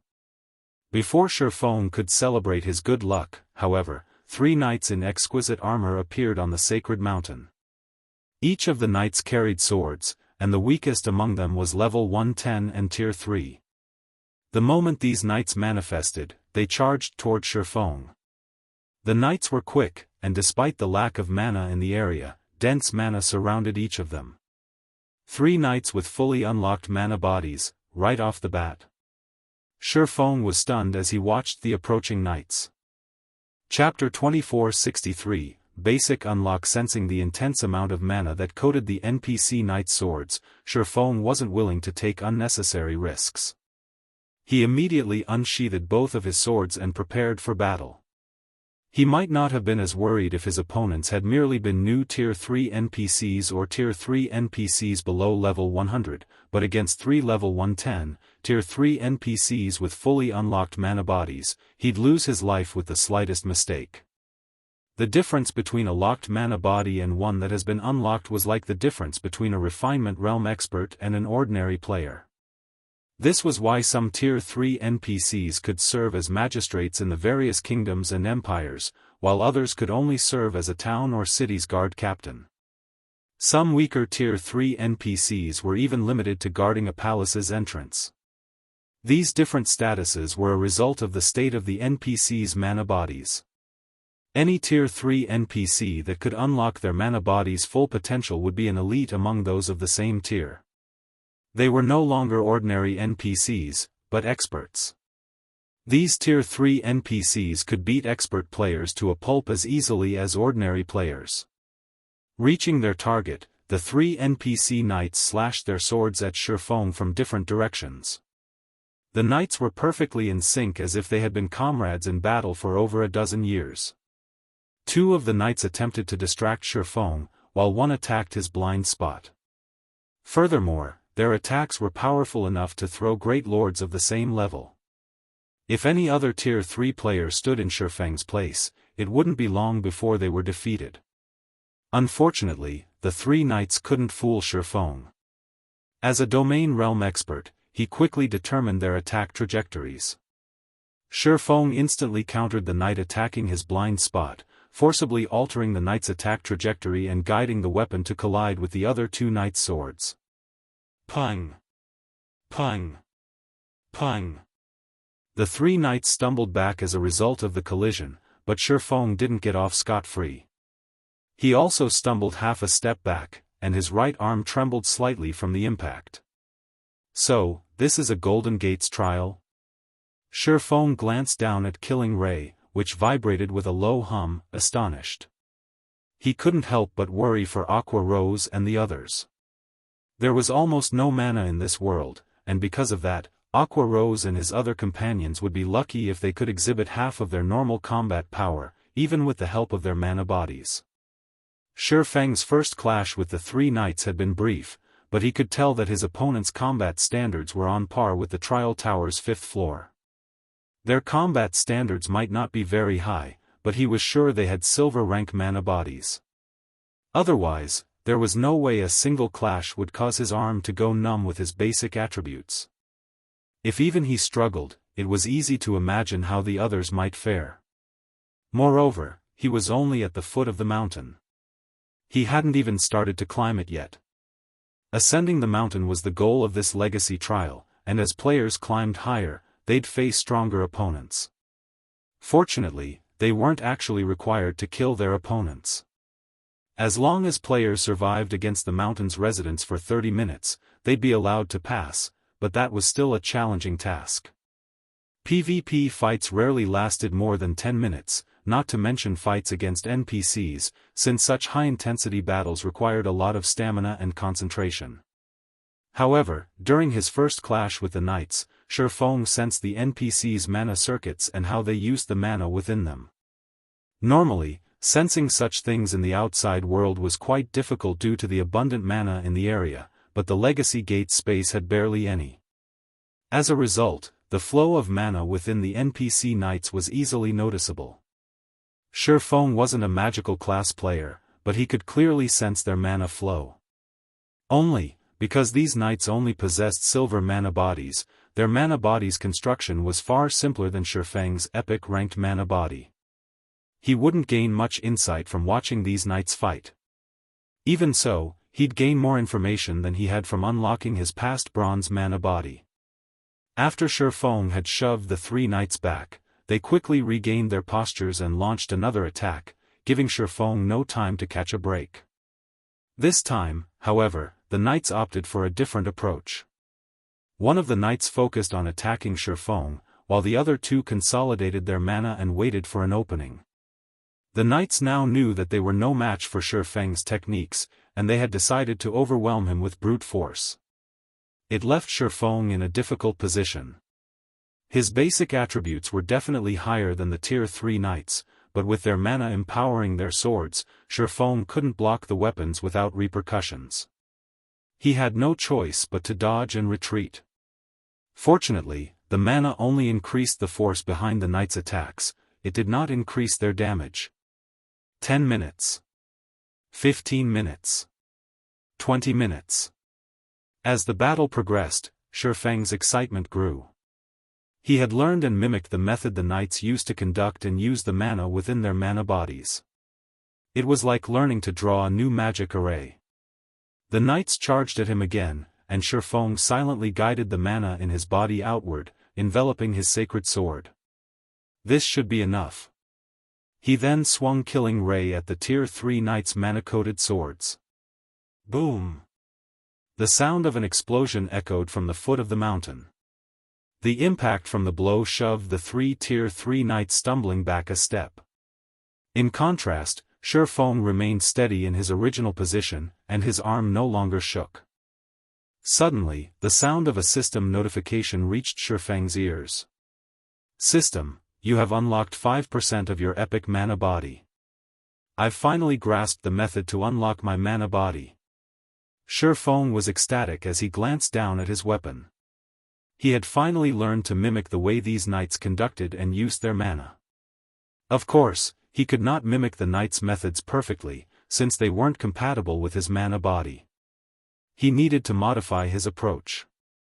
Moreover, he possessed an epic mana body, which had a more complex structure than a silver mana body.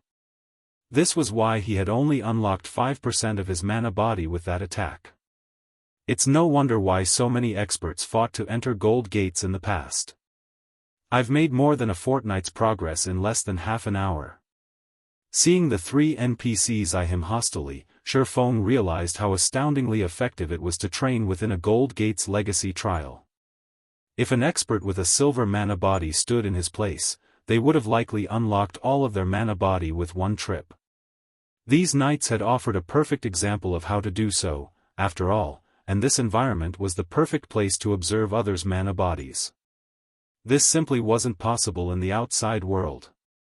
Following which, Feng challenged the next group of NPC knights. He wanted to familiarize himself and adapt to the new sensation as quickly as possible. The second group consisted of 6 NPC knights, and they used a completely different method to employ their mana bodies.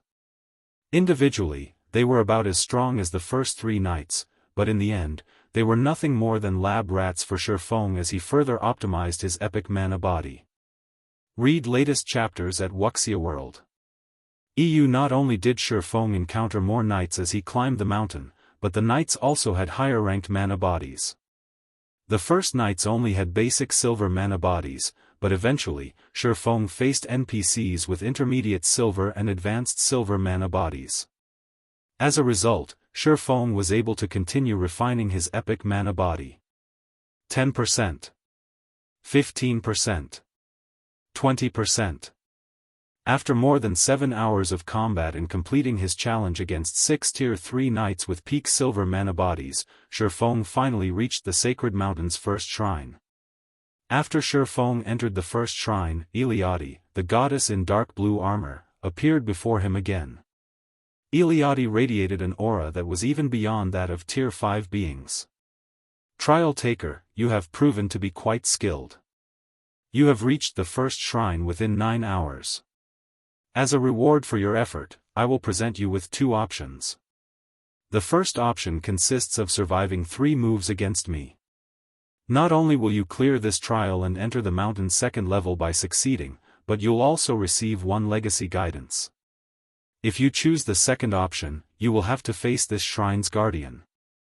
If you win, you will gain access to the 2nd level, but you will not receive additional rewards, Eliade offered Feng. You have 3 minutes to consider. Decide carefully.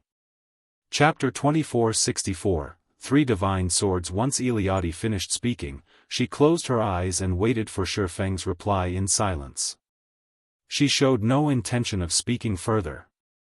Players actually have a chance to earn a legacy guidance in a gold gate? The goddess's explanation had stunned Feng. Based on what he knew from the past, the legacy gate's creators were lofty beings. They'd only appear before players at the beginning of the legacy trial to explain the rules. Players shouldn't encounter them again after that. Feng had never expected that not only would Eliade appear before him near the Sacred Mountain's first shrine, but she'd also offer him 2 choices. Moreover, one of the 2 options would afford him the chance to obtain a legacy guidance. If the experts from his previous life found out about this, they'd try to kill him out of jealousy. Players didn't receive any guidance after reaching Tier 3 in God's domain. They'd have to rely on their own abilities to grow stronger, especially when trying to unlock their mana bodies. Even within the legacy trials, players could only rely on their observations to learn and improve. They wouldn't be given anything on a silver platter. Thus, receiving a legacy guidance was every expert player's dream. Unlocking a mana body's full potential was only a basic condition to activating a Tier 3 mana body. If players could unlock more of their mana body's potential, it could offer even greater benefits. However, unlocking more of a mana body's full potential was insanely difficult. If players had taken the wrong path during their early days, they'd have almost no chance of surpassing 100% potential. Players would have to settle for the most basic level of mana body. If all players were offered a chance to receive guidance from an ancient legacies, far more of the past's peak experts would have been able to reach Tier 5. The stronger a player's mana body was, the easier it'd be to complete their future promotion quests. This was why some experts with silver mana bodies had reached Tier 5, while some experts with gold mana bodies had been stuck at Tier 4. When Eliade had presented Feng with 2 options, he had felt as if he were dreaming. Lady Eliade, I choose your challenge. Feng instantly decided. Challenging Eliade was undoubtedly reckless, but if he missed this opportunity, he'd regret it for the rest of his life. Even if he couldn't take control of the Starlight Fortress's Fortress Lord's mansion now, he could try again after the token's cooldown. However, if he passed up this opportunity to challenge Eliade, he might not get another chance to earn a legacy guidance. He had an epic mana body, and unlocking its potential would be far more difficult than with a gold mana body. Just trying to unlock 100% of its potential was an immensely difficult challenge, not to mention unlocking more than that. Excellent. You have made a wise decision. You will not receive another chance to challenge me, let alone obtain a legacy guidance, no matter how many times you come here, Eliade said as she opened her eyes. When she looked at Feng, a hint of recognition flashed in her eyes. However, don't think that you can withstand 3 of my attacks. Even if I limit my strength to Tier 3, you have less than a 10% chance of completing my challenge with your sealed epic mana body. Eliade then pulled a blue greatsword, whose tip had been buried in the ground before her, and raised it above her head. A frightening amount of mana suddenly surrounded her, and a mana storm manifested around Eliade's greatsword. The storm was so powerful that it could even tear apart space. Feng could sense that the phenomena weren't due to a skill or spell. Eliade was merely executing a normal attack. Now, face me. First sword, light shadow. As she spoke those words, Eliade swung her greatsword down at Feng, who stood over 40 yards away. A gigantic blade of mana appeared in the goddess's hands and descended on Feng, splitting apart space as it passed. So, this is the true method of utilizing a mana body? Feng was dumbfounded as the blade grew near. He had met many Tier 5 NPCs, but he had never met one that had such mastery over their mana body. Although Iliadi had suppressed her strength to Tier 3, her normal attack still had the power of a Tier 4 skill. Without hesitation, Feng activated Heavenly Dragon's power. The Legacy Trial was located in a different realm. Although players were prohibited from using invulnerability skills, they could use any other skills or spells they possessed. This was why Feng dared to accept Iliadi's challenge. Divine runes immediately appeared around Feng's body, substantially increasing his strength. He then brandished his swords at the descending mana weapon. Secret technique, Lightning Flash. Boom! When the weapons collided, the impact created a powerful shockwave that shook the surrounding area. Even the ground trembled at its might. The boom of the collision echoed across the entire sacred mountain. A figure then shot out of the dust cloud that encompassed the battlefield. It was none other than Feng. Not only had he lost 1/5 of his HP, but he also failed to stabilize his footing after he landed, tumbling to the ground. Before Feng could return to his feet, however, the goddess was already poised to attack again. This time, however, she positioned her sword beside her, prepared to execute a horizontal slash. Second sword, Holy Devour. Another mana storm brewed around her, threatening to devour everything in its path. This time, Feng could feel the storm suck away the mana within him, and the pressure that bore down on him made it somewhat difficult to move. Feng had no time to respond properly before the Iliadi swung her great sword. A torrent of fire manifested before Feng, destabilizing space around it. These flames raged as if they needed to devour everything they touched, including space. These flames were more than twice as powerful as the earlier mana sword. Are you kidding me? Feng's shock reached unprecedented levels as he watched the torrent of fire blast toward him. Normally, not even heroes could exhibit basic Tier 4 power with normal Tier 3 attacks, but not only did the goddess's horizontal swing contain Tier 4 power, but it was also at the intermediate rank. No one would believe him if he retold this tale. Despite his surprise, however, Feng didn't hesitate. Realizing that he couldn't afford to hold back, Feng activated Blade Liberation and executed Lightning Flash once more. Boom! Space exploded the moment the two fighters' weapons met. Read latest chapters at Wuxia World. Like before, Iliadi's attack sent Feng flying, and this time, it left him with less than 50% of his HP. However, before Feng could stand up, he heard Iliadi's voice.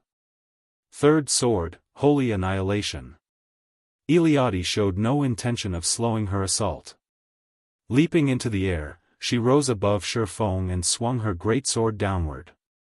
This time, the goddess's attack didn't include any mana fluctuations, but Feng discovered that he couldn't move. He felt as if he were surrounded by enemies, and he could only watch as Iliadi's greatsword descended toward him. This attack was many times stronger than her second swing. Power of Destruction, activate. Chapter 2465, Silver Mark. Along with Feng's low shout, disintegration power started flowing out of the disintegration armor and set the surrounding space aquiver. At the same time, a portion of the disintegration power entered Feng's body, instantly elevating him to the Tier 4 realm. Suddenly, the spatial restrictions and frightening pressure that originally bound Feng's body weakened considerably, allowing him to move again. However, despite these changes, he did not feel safe. On the contrary, his complexion turned even grimmer than before. Previously, when he was still at Tier 3, he had felt that Iliadi's current attack did not carry as much mana as her second attack.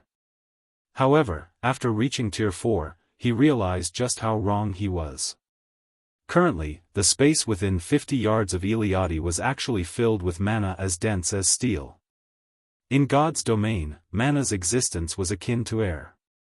It would condense into a misty state only after reaching a sufficiently high density. However, the mana surrounding Iliadi had surpassed the misty and liquid states. Normally, in God's domain, the more refined the mana was, the greater the energy it would contain. Take mana that was in a gaseous state and mana that had concentrated into magic crystals. The amounts of energy each contained were worlds apart. Seeing Iliadi's frightening attack descending toward him, Feng pushed his 5 senses to their very limits and executed his strongest skill, Void Slash, inwardly praying, "You must block it." In the next moment, 6 sword lights appeared from the void, then merged into one to meet Iliadi's great sword. Combined with the effects of all of Feng's berserk skills, this attack could be said to be the peak of Feng's current capabilities. In fact, he had even executed Void Slash at a 100% completion rate. The power of this attack could undoubtedly send mythic monsters of the same level flying. Most likely, even Tier 4 NPCs would be no exception. Boom! A deafening boom echoed throughout the surroundings after the attacks of both sides collided. The entire sacred mountain had even started trembling slightly. In the next moment, a figure flew out of the sacred mountain's first shrine and landed right at the foot of the sacred mountain, creating a crater that was over 3 meters deep. What a pity! I have waited a long time for a challenger with an epic mana body to show up. If only he had unlocked his mana body before coming here. Combined with the power of a Tier 4 existence, he might have been able to withstand my final move, Iliadi said to herself, sighing when she saw Feng disappearing from the shrine. However, just as she was about to leave, she suddenly sensed something. Her figure then disappeared from the shrine and reappeared at the mountain's foot. To be precise, she appeared beside the crater of Feng's crash. He didn't die. Surprise flashed in Iliadi's eyes for the first time when she saw Feng getting to his feet in the crater. Despite the swordsman receiving her attack, his HP had not decreased by even a single point. Only, visible spatial cracks surrounded him. However, these cracks were mending themselves, and eventually, a perfect barrier formed around him. How close! If I didn't have the Nightwalker's cape's void shield, that attack definitely would have killed me. Feng breathed out a sigh of relief as he looked at the barrier protecting him. He had still underestimated Iliadi's final attack. That final attack was even stronger than those of the Crimson Dragon flying ship's mana pulse cannons, practically rivaling the flying ship's magic elven cannons already. He had never heard of anyone exhibiting power at the peak of Tier 4 with merely a normal Tier 3 attack. Fortunately, he had more than one fragmented legendary item on him, one of which was even for defense. Otherwise, only death awaited him in this trial. After inwardly celebrating for a moment, Feng climbed out of the crater quickly and walked up to Iliadi. "Lady Iliadi, may I know if I passed your trial?" Feng asked as he looked at the goddess. Although he survived, he had been sent flying all the way down the sacred mountain. Since his agreement with Iliadi was for him to receive 3 of her moves, he wasn't sure if getting sent flying out of the shrine was already grounds for disqualification. Iliadi had not stated the conditions for qualifications clearly. "You passed," Iliadi said, nodding. "Moreover, your performance was excellent. You actually managed to receive 3 of my moves without having unlocked your Tier 3 mana body. Of all the challengers I have come across throughout the years, you are the first to accomplish such a feat. As a reward, I will grant you not only a legacy guidance but also the Starlight Fortress's silver mark." After saying so, Iliadi drew a silver rune in the air and imprinted it on the Fortress Lord's token tied around Feng's wrist. "System, congratulations. You have obtained the silver mark and become the Starlight Fortress's silver lord. You may freely enter the Fortress Lord's mansion and make use of the Starlight Fortress's advanced functions. System, you have completed the challenge of the Legacy Gate's creator. Rewarding level +1 and 1 legacy guidance from Iliadi." Upon receiving the series of system notifications, Feng fell into a daze. He never thought that the rewards for this challenge would be so generous. Just the opportunity to receive a legacy guidance was already as valuable as a fragmented legendary item. In fact, if the peak experts of his previous life had known about this, they might have even willingly exchanged a fragmented legendary item just to receive a legacy guidance. After all, in God's domain, one's own strength had the utmost priority. External items such as weapons and equipment only serve to bolster a person's existing strength. Moreover, so long as one was sufficiently strong, obtaining fragmented legendary items was not that difficult a task. Take the independent experts of adventurer teams, for example. Despite these experts not having any major corporations or superpowers backing them, some of them had still reached the apex of God's domain. Meanwhile, these people had accomplished this feat by relying entirely on their own strength. However, aside from receiving a legacy guidance, he had actually received the Starlight Fortress's silver mark as well. If the various superpowers in his previous life were to find out about this, they would definitely want to eat him alive. In the past, in order to increase their authority in the ancient fortresses they controlled, the various superpowers had invested countless manpower and resources into nurturing their peak experts. However, extremely few superpowers had managed to obtain an ancient fortress's silver mark, especially for ancient fortresses that housed a gold gate. This was because the silver mark was no longer something just a handful of peak experts could attain. Obtaining a silver mark from a legacy gate required 10 experts to clear the Sacred Mountain's second shrine and 3 experts to reach the Sacred Mountain's peak within one challenge attempt. Moreover, the difficulty of a Sacred Mountain's second level was far greater than that of the first level. The Sacred Mountain's first level served as a foundational level for the legacy trial. It functioned more as an educational tool than a challenge. However, it was a different story once players reached the Sacred Mountain's second level. The second level and beyond would differentiate the strong from the weak. They were not meant to teach players anything, and all that players could do on these levels was figure out a way to survive. Read latest chapters at Wuxia World. In the case of the second level of a Bronze Gate's Sacred Mountain, Tier 3 players would face Tier 3 heroic spirits that possessed extremely high combat standards. The weakest among them could rival half-step refinement realm experts. Even worse, players had to go up against multiple heroic spirits simultaneously. As for the third level, rumor had it that the opponents were bona fide Tier 3 heroes. Of course, players were no longer required to survive for as long as 30 minutes on the second level and beyond. Nevertheless, they still needed to last 10 minutes. If even the Bronze Gate's trial was already so arduous, Feng did not even dare imagine what kind of opponents awaited him on the second level of the Gold Gate's trial. Alright, you have a choice to make. Do you wish to receive guidance on how to unlock your epic mana body, or do you wish to receive guidance on mana techniques? Eliade asked as she looked at Feng's stunned expression. Chapter 2466, Heavenly Blue Successor. There's also the option to learn mana techniques? Feng could not help but hesitate when he heard the options Eliade gave him. Mana technique was a familiar term, a mana usage technique that players could use only after reaching Tier 3 and obtaining their mana body. It was categorized as a type of combat technique in God's domain. Only, combat techniques focused on the usage of a person's physical body for combat, while mana techniques focused on the usage of a person's mana for the same. However, only an extremely small number of players had the opportunity to learn mana techniques in God's domain because the knowledge had long been lost. Normally, players had to rely on their own inspiration to create mana techniques.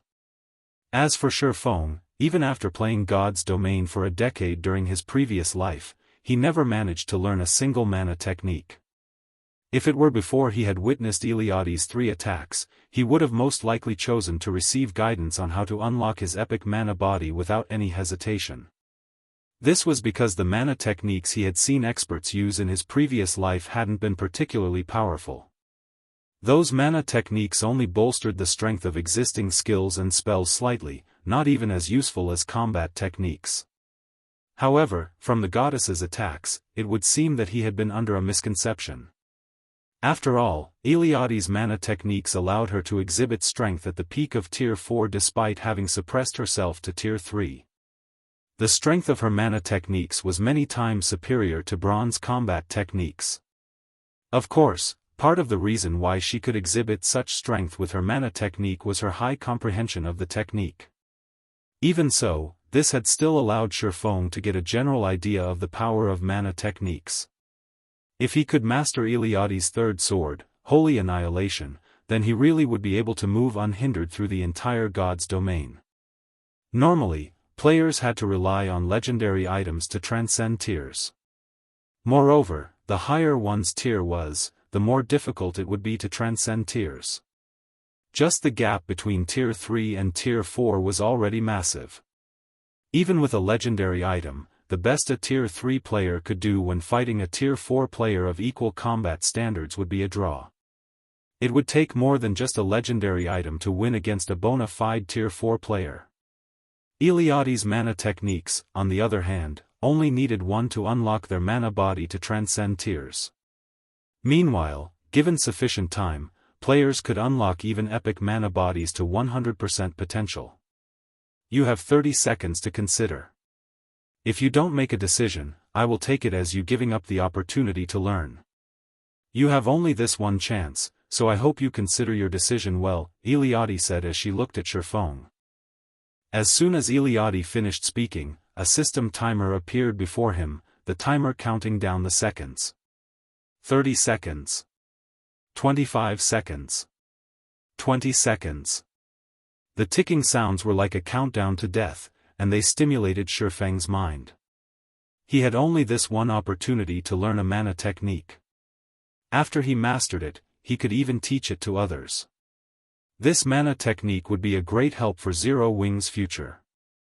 However, if he wished to unlock his epic mana body past 100% potential, he could only rely on Eliade's guidance. Otherwise, on his own, the chances of him breaking through the 100% threshold were practically zero. You have 10 more seconds to consider, Eliade reminded when she saw Feng still in deep thought. However, Eliade's reminder did not catch Feng's attention. On the contrary, he sank even deeper into thought now. You have 5 seconds left, Eliade prompted once more. Decide. At Eliade's final reminder, Feng snapped out of his daze and took a deep breath. Lady Eliade, I choose the guidance on my epic mana body.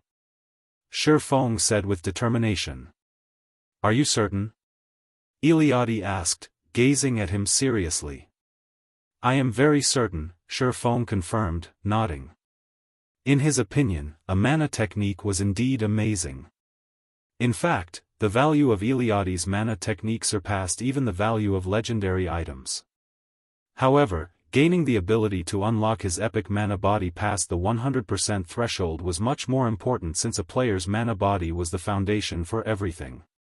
In his previous life, every player that had set foot into the realm of Tier 6 had broken through the 100% threshold. If he wanted to have a chance at reaching Tier 6, then he had to develop his mana body beyond 100%. As for Eliade's mana technique, while it indeed could increase players' combat power by a substantial degree, tiers trumped everything else. This was especially true for Tier 6. Even if said Tier 5 player was armed with an extremely powerful legendary weapon, they would, at most, be able to fight the weakest of Tier 6 players to a standstill. Defeating a Tier 6 player would be utterly impossible. Needless to say, it would be the same when relying on mana techniques. During ancient times, humans possessed complete mana technique legacies. Nevertheless, they were still incapable of contending against Tier 6 gods. Hence, tiers were everything in God's domain. Take the current God's domain, for example. Tier 2 players were helpless against Tier 3 players. This was the case even for the various superpowers Tier 2 experts. Currently, the various superpowers could compete with each other only by using Tier 3 players. Even if Tier 2 players were amazing and could defeat current Tier 3 experts, if they were incapable of promoting to Tier 3 themselves, it was only a matter of time before they were left behind by Tier 3 players in terms of basic attributes as players reached higher levels. Excellent. When Eliade heard Feng's determined reply, an exquisite smile appeared on her flawless face. At the same time, the sound of a system notification entered Feng's ears once more. System, congratulations. You have passed the hidden trial, selection of power, and received Eliade's recognition. A hidden trial? Feng received a fright when he heard this system notification. He never thought that this challenge would actually include a hidden trial. NPCs in God's domain had different personalities. Normally, they only gave players straightforward trials. However, there were NPCs that would give players double trials. In the case of these double trials, if players failed to clear the hidden trial, clearing the surface trial would be meaningless. They still wouldn't receive any rewards. Since you have chosen to seek guidance on your mana body, it seems you have not been misled by the temptation of power. During ancient times, humans have constantly pursued the ultimate strength. Although they eventually obtained this ultimate strength, they also faced destruction because of it, Eliade said. In a pleased tone, she continued, you, however, did not fall prey to the power I displayed. You have passed my trial. From now onward, you are my successor and are qualified to obtain my legacy. System, congratulations. You have completed the challenge of the Heavenly Blue Saint, Eliade, and become her successor. Rewarding Mana Body Legacy and Holy Annihilation Technique Legacy. After the system notification ended, Eliade took out 2 memory crystals that gave off a colorful glow and handed them to Feng. Of these 2 memory crystals, one of them records the method to unlock epic mana bodies, and the other records the mana technique I created. You may use each of them only once. I hope you utilize them properly, Eliade said before vanishing without a trace, leaving behind only a stunned Feng at the foot of the sacred mountain. Read latest chapters at Wuxia World. EU. That was really close. Feng sighed in relief after Eliade disappeared. If not for him having long known the importance of the mana body and the strength of tears, he would have most likely chosen Eliade's mana technique instead. After all, from what he had seen, Eliade's mana technique would provide players with a huge boost in combat power. So long as current Tier 3 players learned Eliade's mana technique, their combat power would soar to the peak of Tier 3, possibly even the Tier 4 standard. Meanwhile, if one possessed Tier 4 combat power at this stage of the game, they would definitely be invincible among players. Who could possibly resist such a temptation? However, if he had really chosen to acquire Eliade's mana technique, he would have ended up with nothing at all. Now that I have obtained the mark and legacy, it's time to return. After snapping out of his daze, Feng stored the 2 memory crystals before making his way to the teleportation array for leaving the sacred mountain. He did not hurry to use the memory crystals. After all, they were one-off items. How much knowledge he could absorb from them would depend entirely on himself. It would be a huge waste if he did not use the memory crystals in an ideal state and environment. Chapter 2467, Legacy Room. Star Valley, Starlight Fortress. A spatial tear appeared before the entrance of the Fortress Lord's mansion as Feng teleported out of the Legacy Gate. Currently, several figures were resting before the entrance, every one of which looked exhausted, as if they had just fought a battle that lasted several days and nights. Their eyes were bloodshot, and their bodies were felt weak and sore all over. Guild Leader? A trace of surprise flashed in Kola's eyes when he saw Feng coming out of the spatial tear. Aside from Kola, Shadow Sword, Turtledove, Alluring Summer, and Luofei, who sat beside him, were similarly stunned by this scene.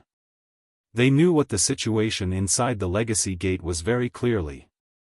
Out of their team of 10, the one with the highest chance of clearing the first level was undoubtedly Feng.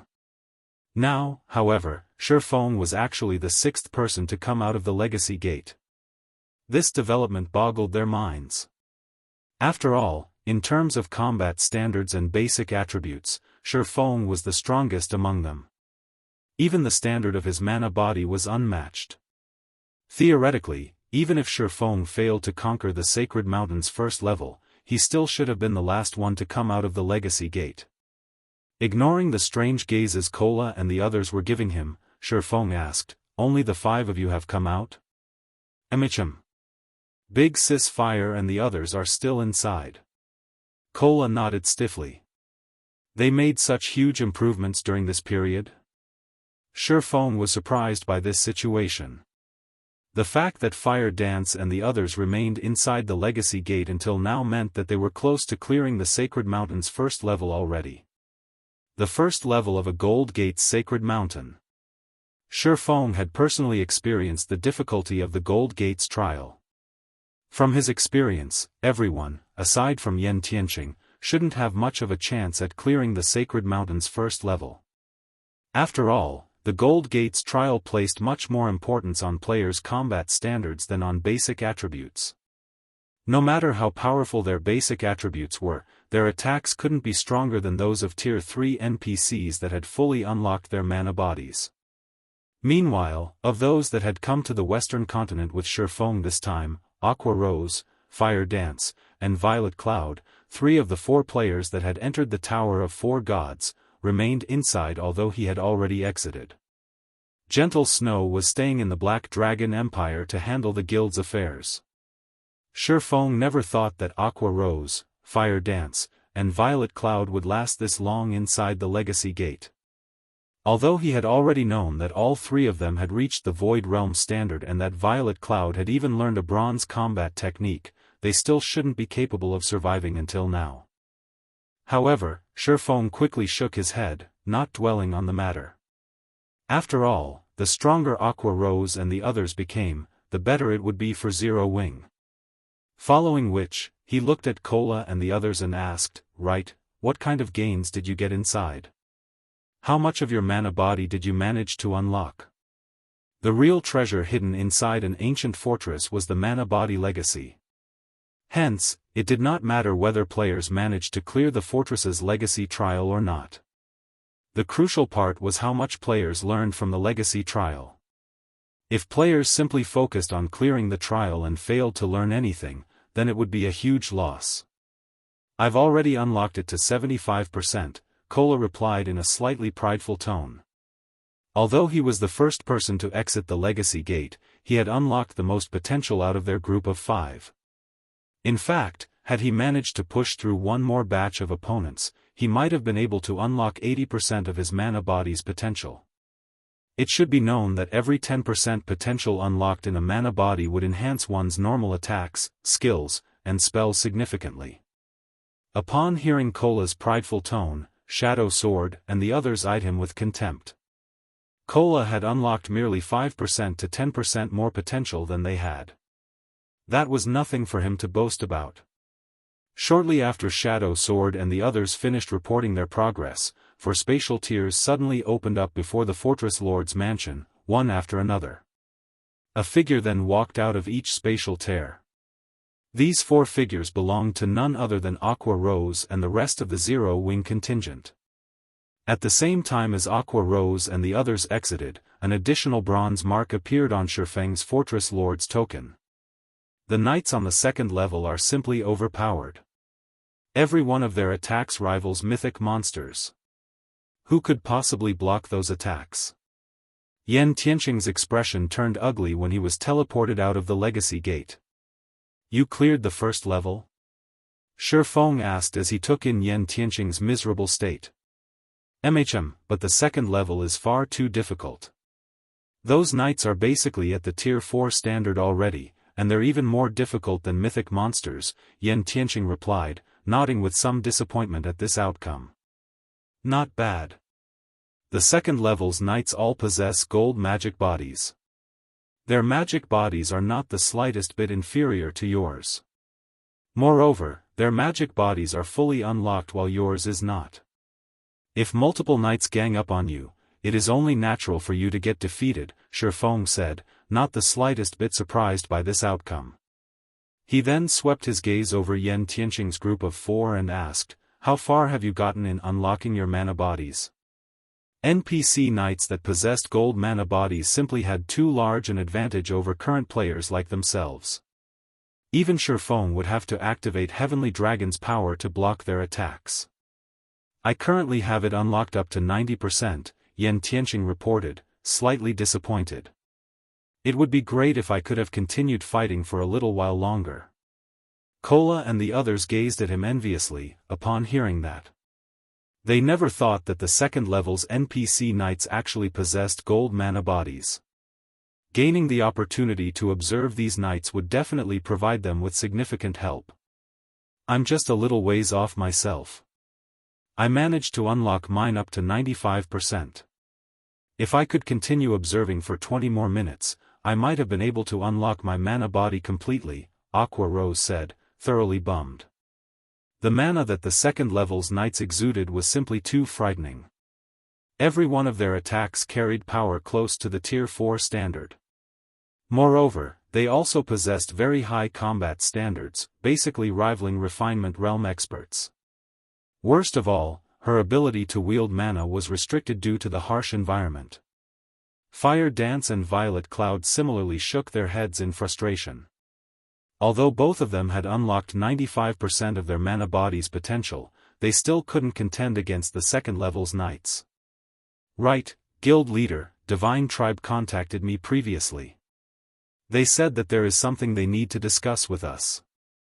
However, as we were still inside the Legacy Gate, I told them that we had some urgent matters to deal with and had them rest inside their temporary residence for now, Aqua Rose suddenly said. That isn't an urgent matter, Feng said, chuckling. It'll be the same if we go after all of you have fully unlocked your mana bodies. Unlock our mana bodies? Aqua Rose was puzzled by Feng's words. They had just come out of the Legacy Gate. Without the help of the Legacy Gate, it would be incredibly difficult for them to make any more progress. Fully unlocking their mana bodies might even take up to a fortnight. Read latest chapters at Wuxia World. EU, MHM. An ancient fortress's Legacy Gate is indeed the fastest place for players to unlock their mana bodies. However, the Fortress Lord's Mansion has something called a Legacy Room. Although its training effects aren't as excellent as the Legacy Gates, it allows players to experience a fully unlocked mana body for 3 minutes. I believe this experience should be of significant help for you all, Feng said, nodding. The Legacy Room was the core of the Fortress Lord's Mansion. Only after players obtained the rights to control the Fortress Lord's Mansion would they be allowed to use it. Moreover, the room could be used only 12 times a month, and each player could use it only once a month. During Feng's previous life, the various superpowers that controlled an ancient fortress allowed only peak experts that were close to fully unlocking their mana bodies to make use of the Legacy Room. Now that Aqua Rose and the others had managed to unlock at least 70% of their mana body's potential, they would have a very high chance of fully unlocking their mana bodies if they utilized the Legacy Room. Feng naturally had to let them try. After saying so, Feng removed the seal on the Fortress Lord's Mansion and led everyone inside. Chapter 2468, Silver Mark's effects. As Feng and the others walked into the Fortress Lord's Mansion, they felt as if their exhausted mental state had suddenly been refreshed. The mana density here is so high. Aqua Rose exclaimed when she sensed the mana inside the mansion. It's at least twice as high as in Zero Wing City. Out of all the guild towns and cities in God's domain, Zero Wing City's mana density was the highest. This was also why Zero Wing City remained extremely popular with players even though it was located within Star Moon Kingdom's borders and in a map that was much lower level than mainstream players. Currently, the city's daily player traffic still exceeded 6 million. In Star Moon Kingdom, Zero Wing City's player traffic ranked third, inferior only to Star Moon City and White River City. However, despite the sparse mana in Star Valley, the inside of the Starlight Fortress's Fortress Lord's Mansion had a mana density at least twice as high as Zero Wing City's. Of all the places Aqua Rose could think of, only the ambient mana in the holy city of Titan was comparable to this mansion's in terms of density. With such an excellent environment, even training bronze combat techniques won't be a problem, Yan Tianxing commented, his eyes similarly glowing with excitement when he sensed the mana around him. Practicing combat techniques placed a huge burden on players' concentration. If the environment did not possess sufficiently dense mana, their concentration regeneration rate wouldn't be able to keep up with their consumption rate. Players would have to rest for a long time after practicing their combat techniques a few times. That sort of training would be inefficient. Meanwhile, bronze combat techniques were particularly exhausting to practice. Each use of a bronze combat technique consumed several times more concentration than an advanced combat technique. Moreover, if players hadn't mastered the bronze combat technique, using it would place an even greater burden on their stamina and concentration.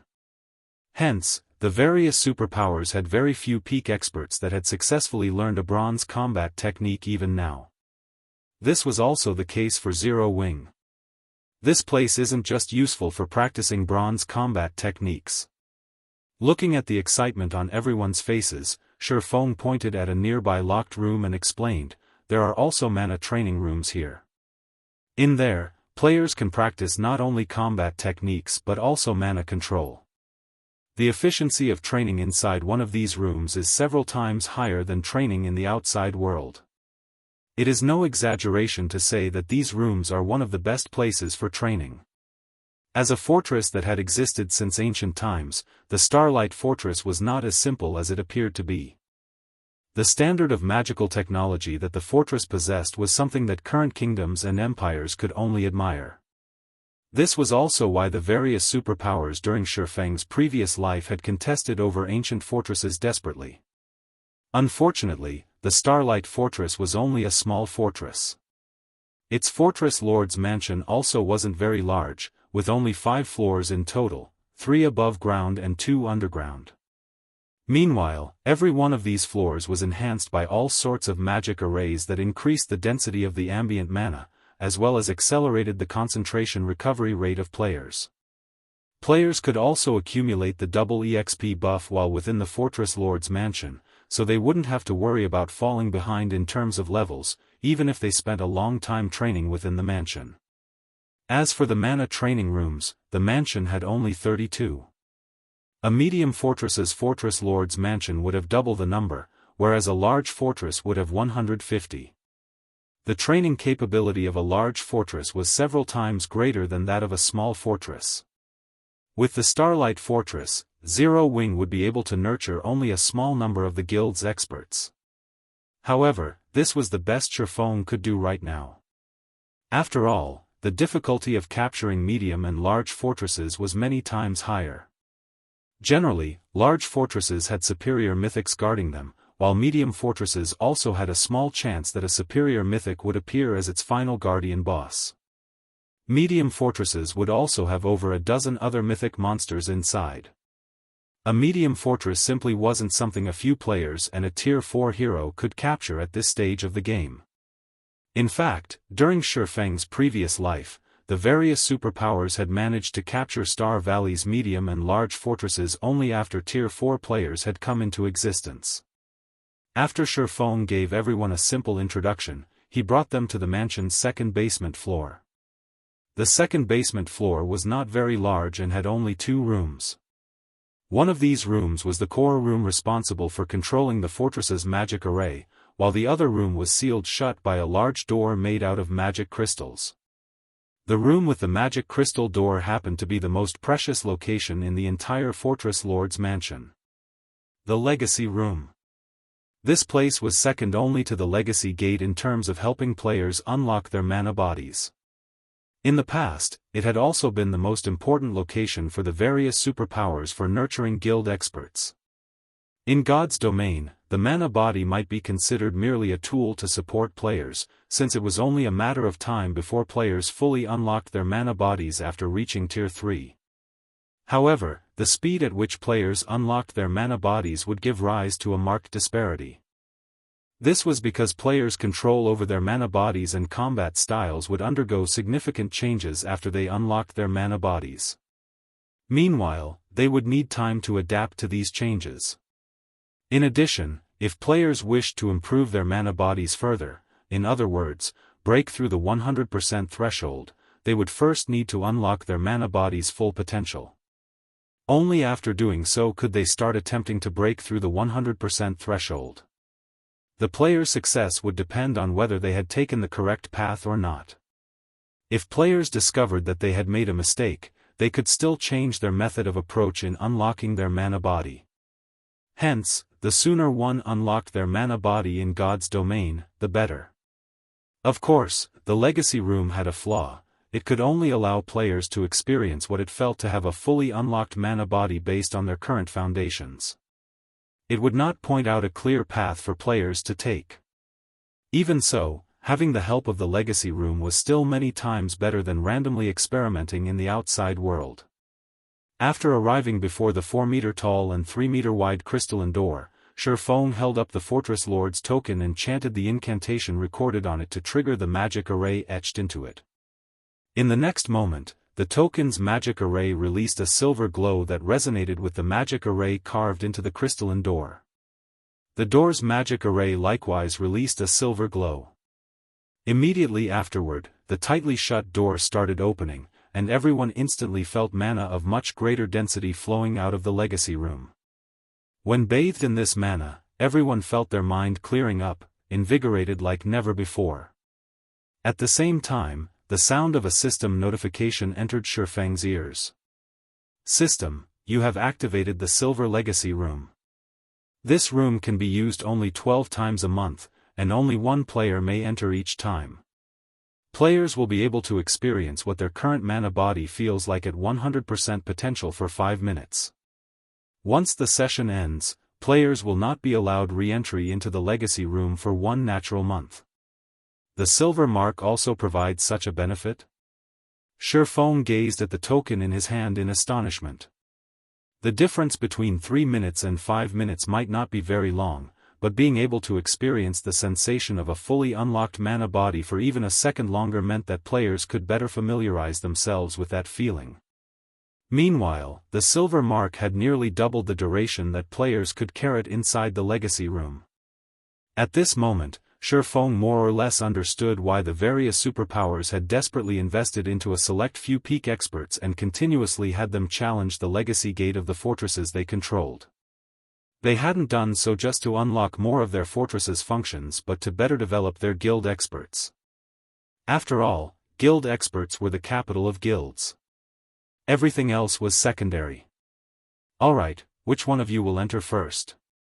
Feng asked as he turned around to look at Aqua Rose and the others. Upon hearing Feng's question, Aqua Rose and the others exchanged glances, unsure whether they should enter the Legacy Room or not. Feng had already told them that this opportunity was available to them only once a month. If they did not grab a hold of it properly, they would have to wait another month to experience what fully unlocking their mana bodies felt like. At that time, everything would be too late already. I'll go first, then, Fire Dance said after giving the matter some thought. Alright. Just walk straight into the room. Once you're inside, focus all your attention on your mana body and try your best to adapt to the sensations you feel, Feng advised as he pointed into the Legacy Room, which was the size of half a basketball court. The situation inside the Legacy Room was the complete opposite of the situation inside the Legacy Gate. Instead of a sparse mana environment, the Legacy Room's environment abounded with mana. While standing inside such a room, players would find it practically impossible to perceive the flow of mana inside their own bodies clearly. They could only rely on their intuition to progress. I understand. Fire Dance nodded before walking into the room. Meanwhile, after Fire Dance entered the Legacy Room, the crystalline door sealed itself once more. Everyone's heartbeat started accelerating at the sight. Read latest chapters at Wuxia World. EU, no need to be anxious. Even if you fail to fully unlock your mana body this time, you can still continue trying in the outside world. It is only a matter of time before you unlock your mana body. Just treat this as an opportunity to experience it ahead of time, Feng said, smiling when he saw how nervous everyone was. The opportunity the Legacy Room provided was indeed very important. However, even if one failed to fully unlock their mana body after entering the legacy room, it did not mean that they wouldn't be able to unlock their mana body in the future. They merely had to pay a higher price to do so. At this moment, Aqua Rose suddenly received a message. After reading it, she turned to Feng and said, "Guild leader, McCaffrey sent me another message. He says something big has happened, and he needs you to pay him a visit now. Is it so urgent?" Feng was a little confused as to why McCaffrey kept trying to contact him. "Alright, it's best if I go first. The legacy room is already activated. Enter it one by one." After leaving these instructions, Feng immediately exited the Fortress Lord's mansion and made his way toward Divine Tribe's temporary residence in the Starlight Fortress. Chapter 2469, Storm Brewing. Starlight Fortress, Divine Tribe's temporary residence. After undergoing the Silver Lion Legion's cleansing, the fortress that was originally ruled by monsters was now devoid of monsters. Instead, players now crowded it. Moreover, these players were all very high level and very well equipped. They were undoubtedly Divine Tribe's experts. At this moment, these expert players were agog as they walked through the streets of the Starlight Fortress, which had already become the focus of many powers and players. As a fortress located in Star Valley, a level 100+ forbidden land, the Starlight Fortress's functions were simply immense. Not only could it allow players to save up on plenty of travel time, but it could also serve as a player's haven for rest and recovery. At the same time, it would become a trade hub in Star Valley.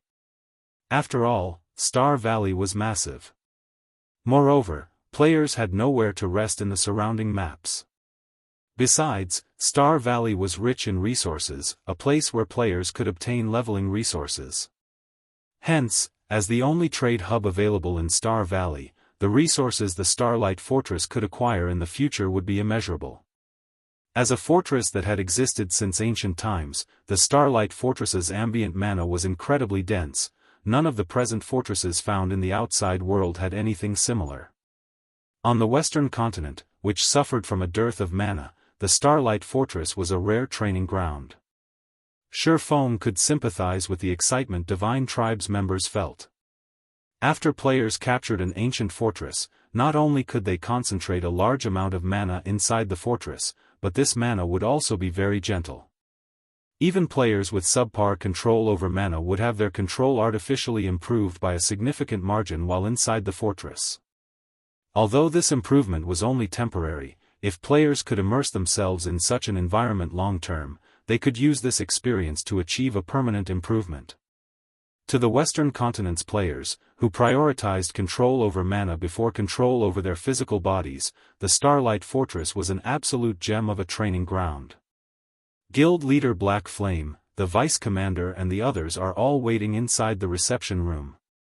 "Please, follow me." Shortly after Feng arrived before the entrance of Divine Tribe's residence, a middle-aged man, who was a level 106 Guardian Knight, approached him. This middle-aged man gave off a very kind and humble feeling. However, the aura he radiated was not the slightest bit weaker than that of Grand Lords of the same level. In terms of strength, he was most likely stronger than even the Silver Lion Legion's Crimson Witch. "I'll have to trouble you, then," Feng replied. Inwardly, he sighed ruefully as he considered this humble, middle-aged man. In the current Zero Wing, Tiexin and Feng himself were the only ones that had reached the domain realm. However, just one day after he captured the Starlight Fortress, Divine Tribe revealed another domain realm expert to him. Feng could not help but admit that superpowers were indeed amazing. It would most likely be a long time before Zero Wing could catch up to them. After hearing Feng's reply, the middle-aged man led Feng into Divine Tribe's residence. Upon entering the residence's guild hall, Feng received something of a fright. At this moment, the residence's guild hall had been fully renovated. Not only did the interior of the building look splendid, but the floors of the building were even tiled using mana Oregon. Not even the guild hall in Zero Wing's main headquarters could compete with this guild hall in terms of extravagance. Mana ore was a rare type of ore. Although it was not as valuable as magic crystals, it contained a significant amount of mana. Items made with mana ore would exude a small amount of mana and increase the density of the mana in their vicinity by a certain degree. However, as the cost generally wasn't worth the potential returns, very few superpowers would be willing to use mana ore as flooring. Meanwhile, this was only a temporary residence for Divine Tribe, yet the guild had actually used mana ore as flooring. This was already beyond extravagance and entered the realm of reckless waste. However, from this, one could also see how much importance Divine Tribe placed on this temporary residence. After all, if the temporary residence changed owners, the mana ore used here could not be taken away. If Zero Wing suddenly decided to change partners, Divine Tribe's actions would be akin to gifting its mana ore to another power. However, despite knowing this, Divine Tribe had still done so.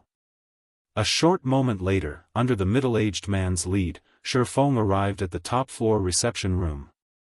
Currently, 3 people were seated inside the reception room, McCaffrey and Crimson Witch, whom Feng was familiar with, and a beautiful female berserker with blonde hair and crimson eyes. This female berserker wore silvery, grey light armor and carried a runic greatsword that radiated mana. Although this female berserker was only sitting quietly inside the room, it was as if she had stolen all the color from her surroundings. Aside from herself, everything else inside the room looked monotone in color. The Magic Eye Goddess? Why is she here? Feng was stunned when he saw this female berserker. This was because he was even more familiar with this woman than with McCaffrey and Crimson Witch. She was one of the few Tier 6 God-ranked experts in his previous life, the wielder of Eternal Sin, a legendary weapon. In the past, she had ranked high even among Tier 6 experts. She had also managed to develop the guild. She established herself into a super first-rate guild, becoming a legend in God's domain. Meanwhile, because of the peak hidden class, Magic Eye Hunter, she obtained, she was also nicknamed the Magic Eye Goddess. Currently, however, this Magic Eye Goddess was wearing Divine Tribe's guild emblem. This situation was completely different from what Feng knew. Guild leader Black Flame, are you two perhaps acquainted with each other? McCaffrey asked curiously when he noticed the change in Feng's expression. After calming himself, Feng shook his head and explained, "No, we're not acquainted. She just looks very similar to someone I know." At Feng's reply, McCaffrey no longer paid much attention to the matter, saying, "In that case, let me introduce you. This person here is Phythalia, the commander of Divine Tribe's Divine Hymn Legion.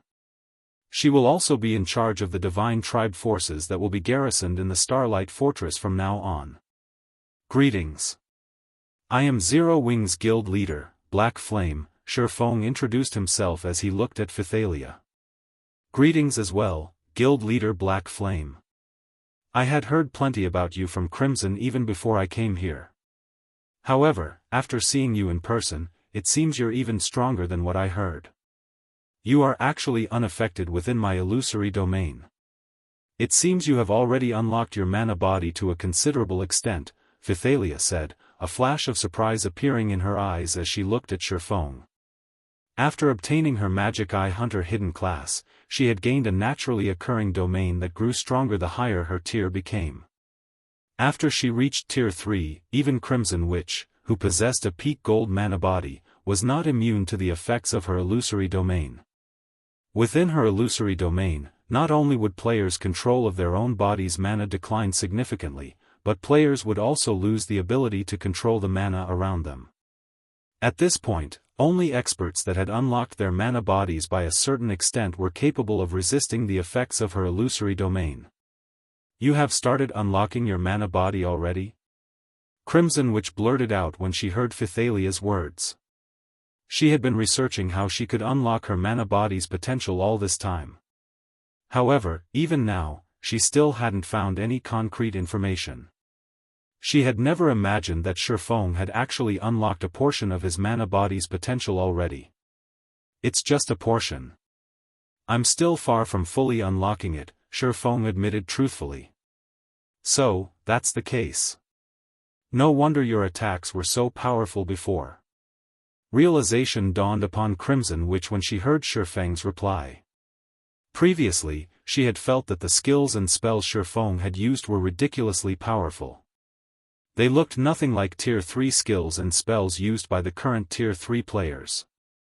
In hindsight, this was most likely due to Feng having unlocked a portion of his mana body strength already, hence, his skills and spells were a lot more powerful than the average Tier 3 players. Suddenly, she felt that she had a chance to catch up with Feng. Although she hadn't started unlocking her mana body yet, she did have a few leads. She was confident she could unlock a portion of her mana body's strength in a few more days.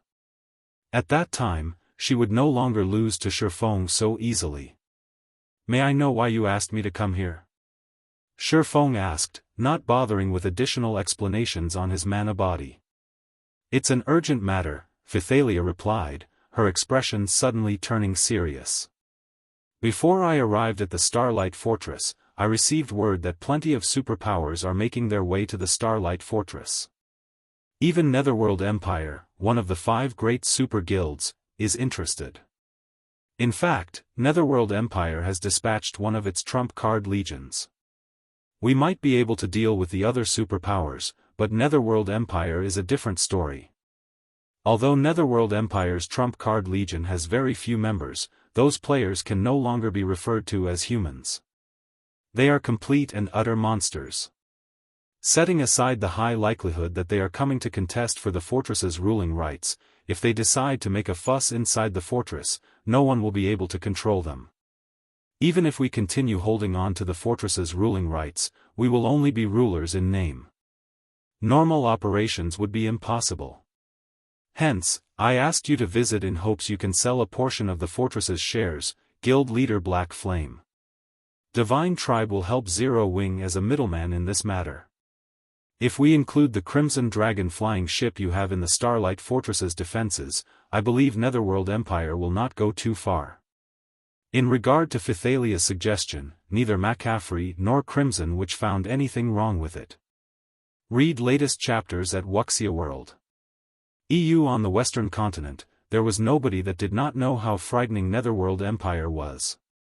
It could be said to be a gathering of lunatics. This great super guild never operated according to social norms or logic. In fact, it had already annihilated one superpower in God's domain. If Zero Wing and Divine Tribe were to clash with Netherworld Empire, even if they managed to protect the fortress itself still wouldn't be able to establish itself on the Western continent. Their only way out now was to split a portion of the fortress's profits. After all, the Starlight Fortress involved too many things. Zero Wing and Divine Tribe couldn't stop all of the Western continent's superpowers. However, it would be a different story if they had Netherworld Empire's assistance. "I understand Divine Tribe's predicament," Feng said, nodding. Smiling, he continued, "As for the Starlight Fortress's matters, leave them to Zero Wing. If Netherworld Empire wishes to cause a ruckus, it is free to try. If it is capable of doing so, I wouldn't mind gifting the fortress to it. If there are no other matters, I'll take my leave first." After saying so, Feng turned around and left the reception room, his action stunning Phythalia, McCaffrey, and Crimson Witch. For a time, silence fell over the entire reception room. Chapter 2470, Fortress Unlocked. Quite some time had passed after Feng left the reception room before Phythalia and the others managed to snap out of their daze. Has Guild Leader Black Flame always been such an impulsive person? Phythalia could not help but ask as she turned to look at McCaffrey and Crimson Witch. Her mind couldn't keep up with Feng's pace at all. When fighting over interests, superpowers rarely started with a declaration of war. They would generally choose to settle things with discussions. Only if negotiations broke down would they take action. After all, a war between two superpowers was no trivial matter. Regardless of the outcome, both sides would end up suffering significant, and even irreparable, losses. Meanwhile, she had merely proposed to negotiate with Netherworld Empire and asked Feng to prepare to make some minor concessions, yet Feng had flat out rejected her proposal and decided to clash with the Great Super Guild to the very end. This simply wasn't a decision a guild leader would make. Only a fool would do so.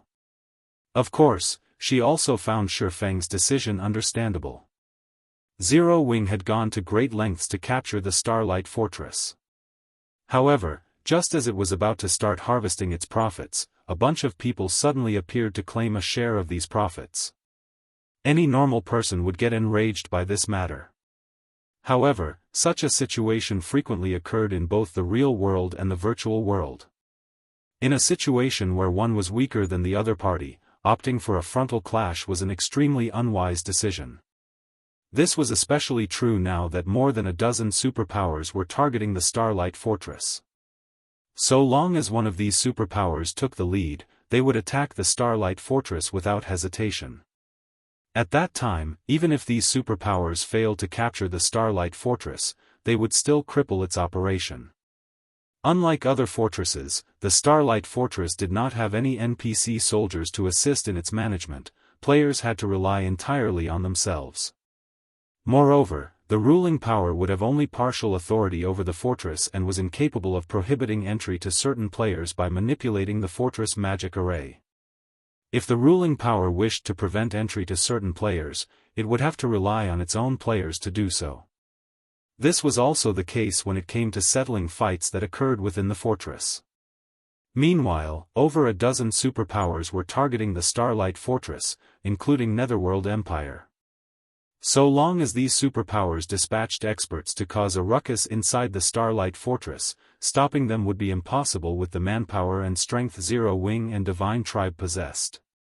In fact, Zero Wing and Divine Tribe wouldn't even be able to stop the various superpowers from entering the Starlight Fortress. If this situation persisted, who would dare visit the Starlight Fortress? Guild leader Black Flame is indeed a very straightforward person. However, even I did not expect him to be so resolute in his stance that he won't even negotiate, McCaffrey said. Likewise, Feng's decisive response exceeded his expectations. Commander Phythalia, what should we do next? There is no room for discussions on Zero Wing's side. Are we really going to clash with the various superpowers? Crimson Witch asked worriedly. After partnering with Zero Wing, Divine Tribe had invested a huge amount of resources into developing its temporary residence in the Starlight Fortress. Divine Tribe had even drafted a series of plans around the Starlight Fortress and invested a large portion of the guild's resources into these plans. If the Starlight Fortress really became a no-man's land, then Divine Tribe's investments would come to naught. I am familiar with Hell Rush, the commander of Netherworld Empire's trump card Legion. Since he is personally leading the Legion over, I will try to negotiate with him, Phythalia said, chuckling when she saw the worried expression on Crimson Witch's face. Moreover, we still haven't reached that point yet. Once the various superpowers and Netherworld Empire's members arrive, guild leader Black Flame might realize how unwise his decision is. At that time, we might be able to turn things around. She had seen plenty of people like Feng before. After all experts were very arrogant. Not to mention, Zero Wing had managed to capture the Starlight Fortress, something none of the Western Continent's superpowers had managed. It was only natural for him to have confidence in his guild's strength and not be afraid to fight the various superpowers. However, once the various superpowers experts gathered and Feng personally experienced the strength of these superpowers, it wouldn't be strange if he changed his mind. After all, he had just arrived on the Western Continent recently and did not understand just how powerful the superpowers here were. He also wasn't aware of just how formidable Netherworld Empire was. While Phythalia and the others were discussing how to deal with the various superpowers, Feng arrived at the main office on the Fortress Lord's Mansion's third floor to assume control over the entire Starlight Fortress. Previously, although he had unlocked the magic array sealing the Fortress Lord's mansion and even allowed Fire Dance and the others to enter the mansion's legacy room, he still hadn't gained control over the Starlight Fortress. This was because an ancient fortress's Fortress Lord's token did not automatically confer the ruling rights to the fortress on its holder.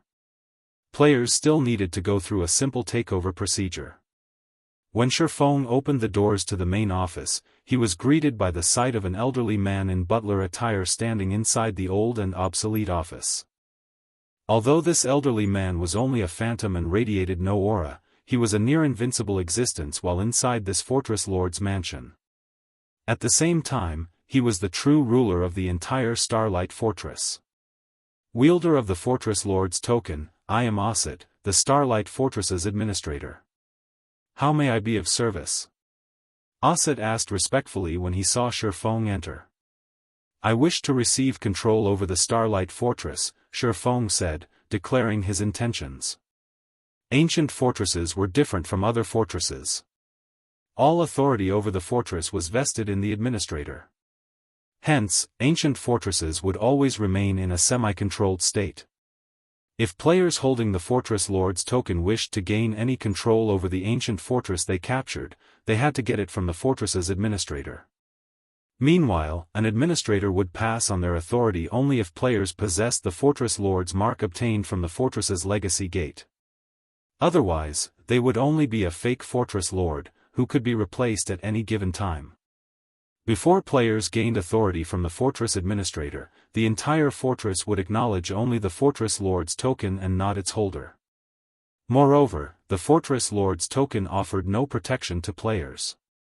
And worse, players had to keep the Fortress Lord's token at all times. If the token was brought out of the fortress for too long, it would be automatically teleported back to the fortress and appear in a random location inside. Only by obtaining a Fortress Lord's mark and, subsequently, authority from the fortress administrator would players be considered the partial ruler of an ancient fortress. Players could then store their Fortress Lord's token in the core room of the Fortress Lord's mansion, utilizing the mansion's defensive magic array to protect it. Unless someone else attacked the Fortress Lord's mansion and obtained the token from the core room, players would no longer have to worry about losing control over their fortress.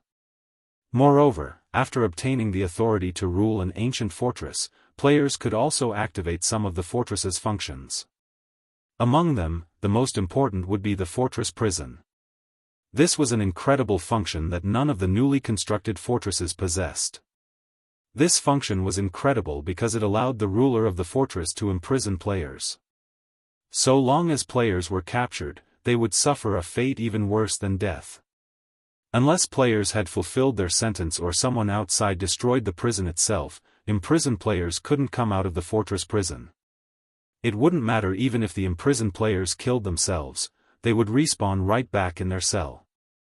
Getting imprisoned was a brutal penalty for players.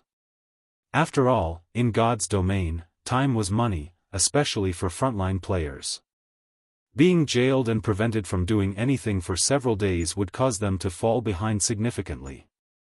Meanwhile, the fortress prison of a small fortress, like the Starlight Fortress, could imprison players for a maximum of 8 days. 8 days. If an expert player suddenly lost 8 days' worth of time, they would most likely lose the will to continue living. This was why Feng dared to oppose the various superpowers. So what if the various superpowers possessed a lot of experts? If they dared make a ruckus in the fortress, he would capture and imprison them all. He was eager to see just how many Tier 3 experts the various superpowers had for him to imprison for 8 days.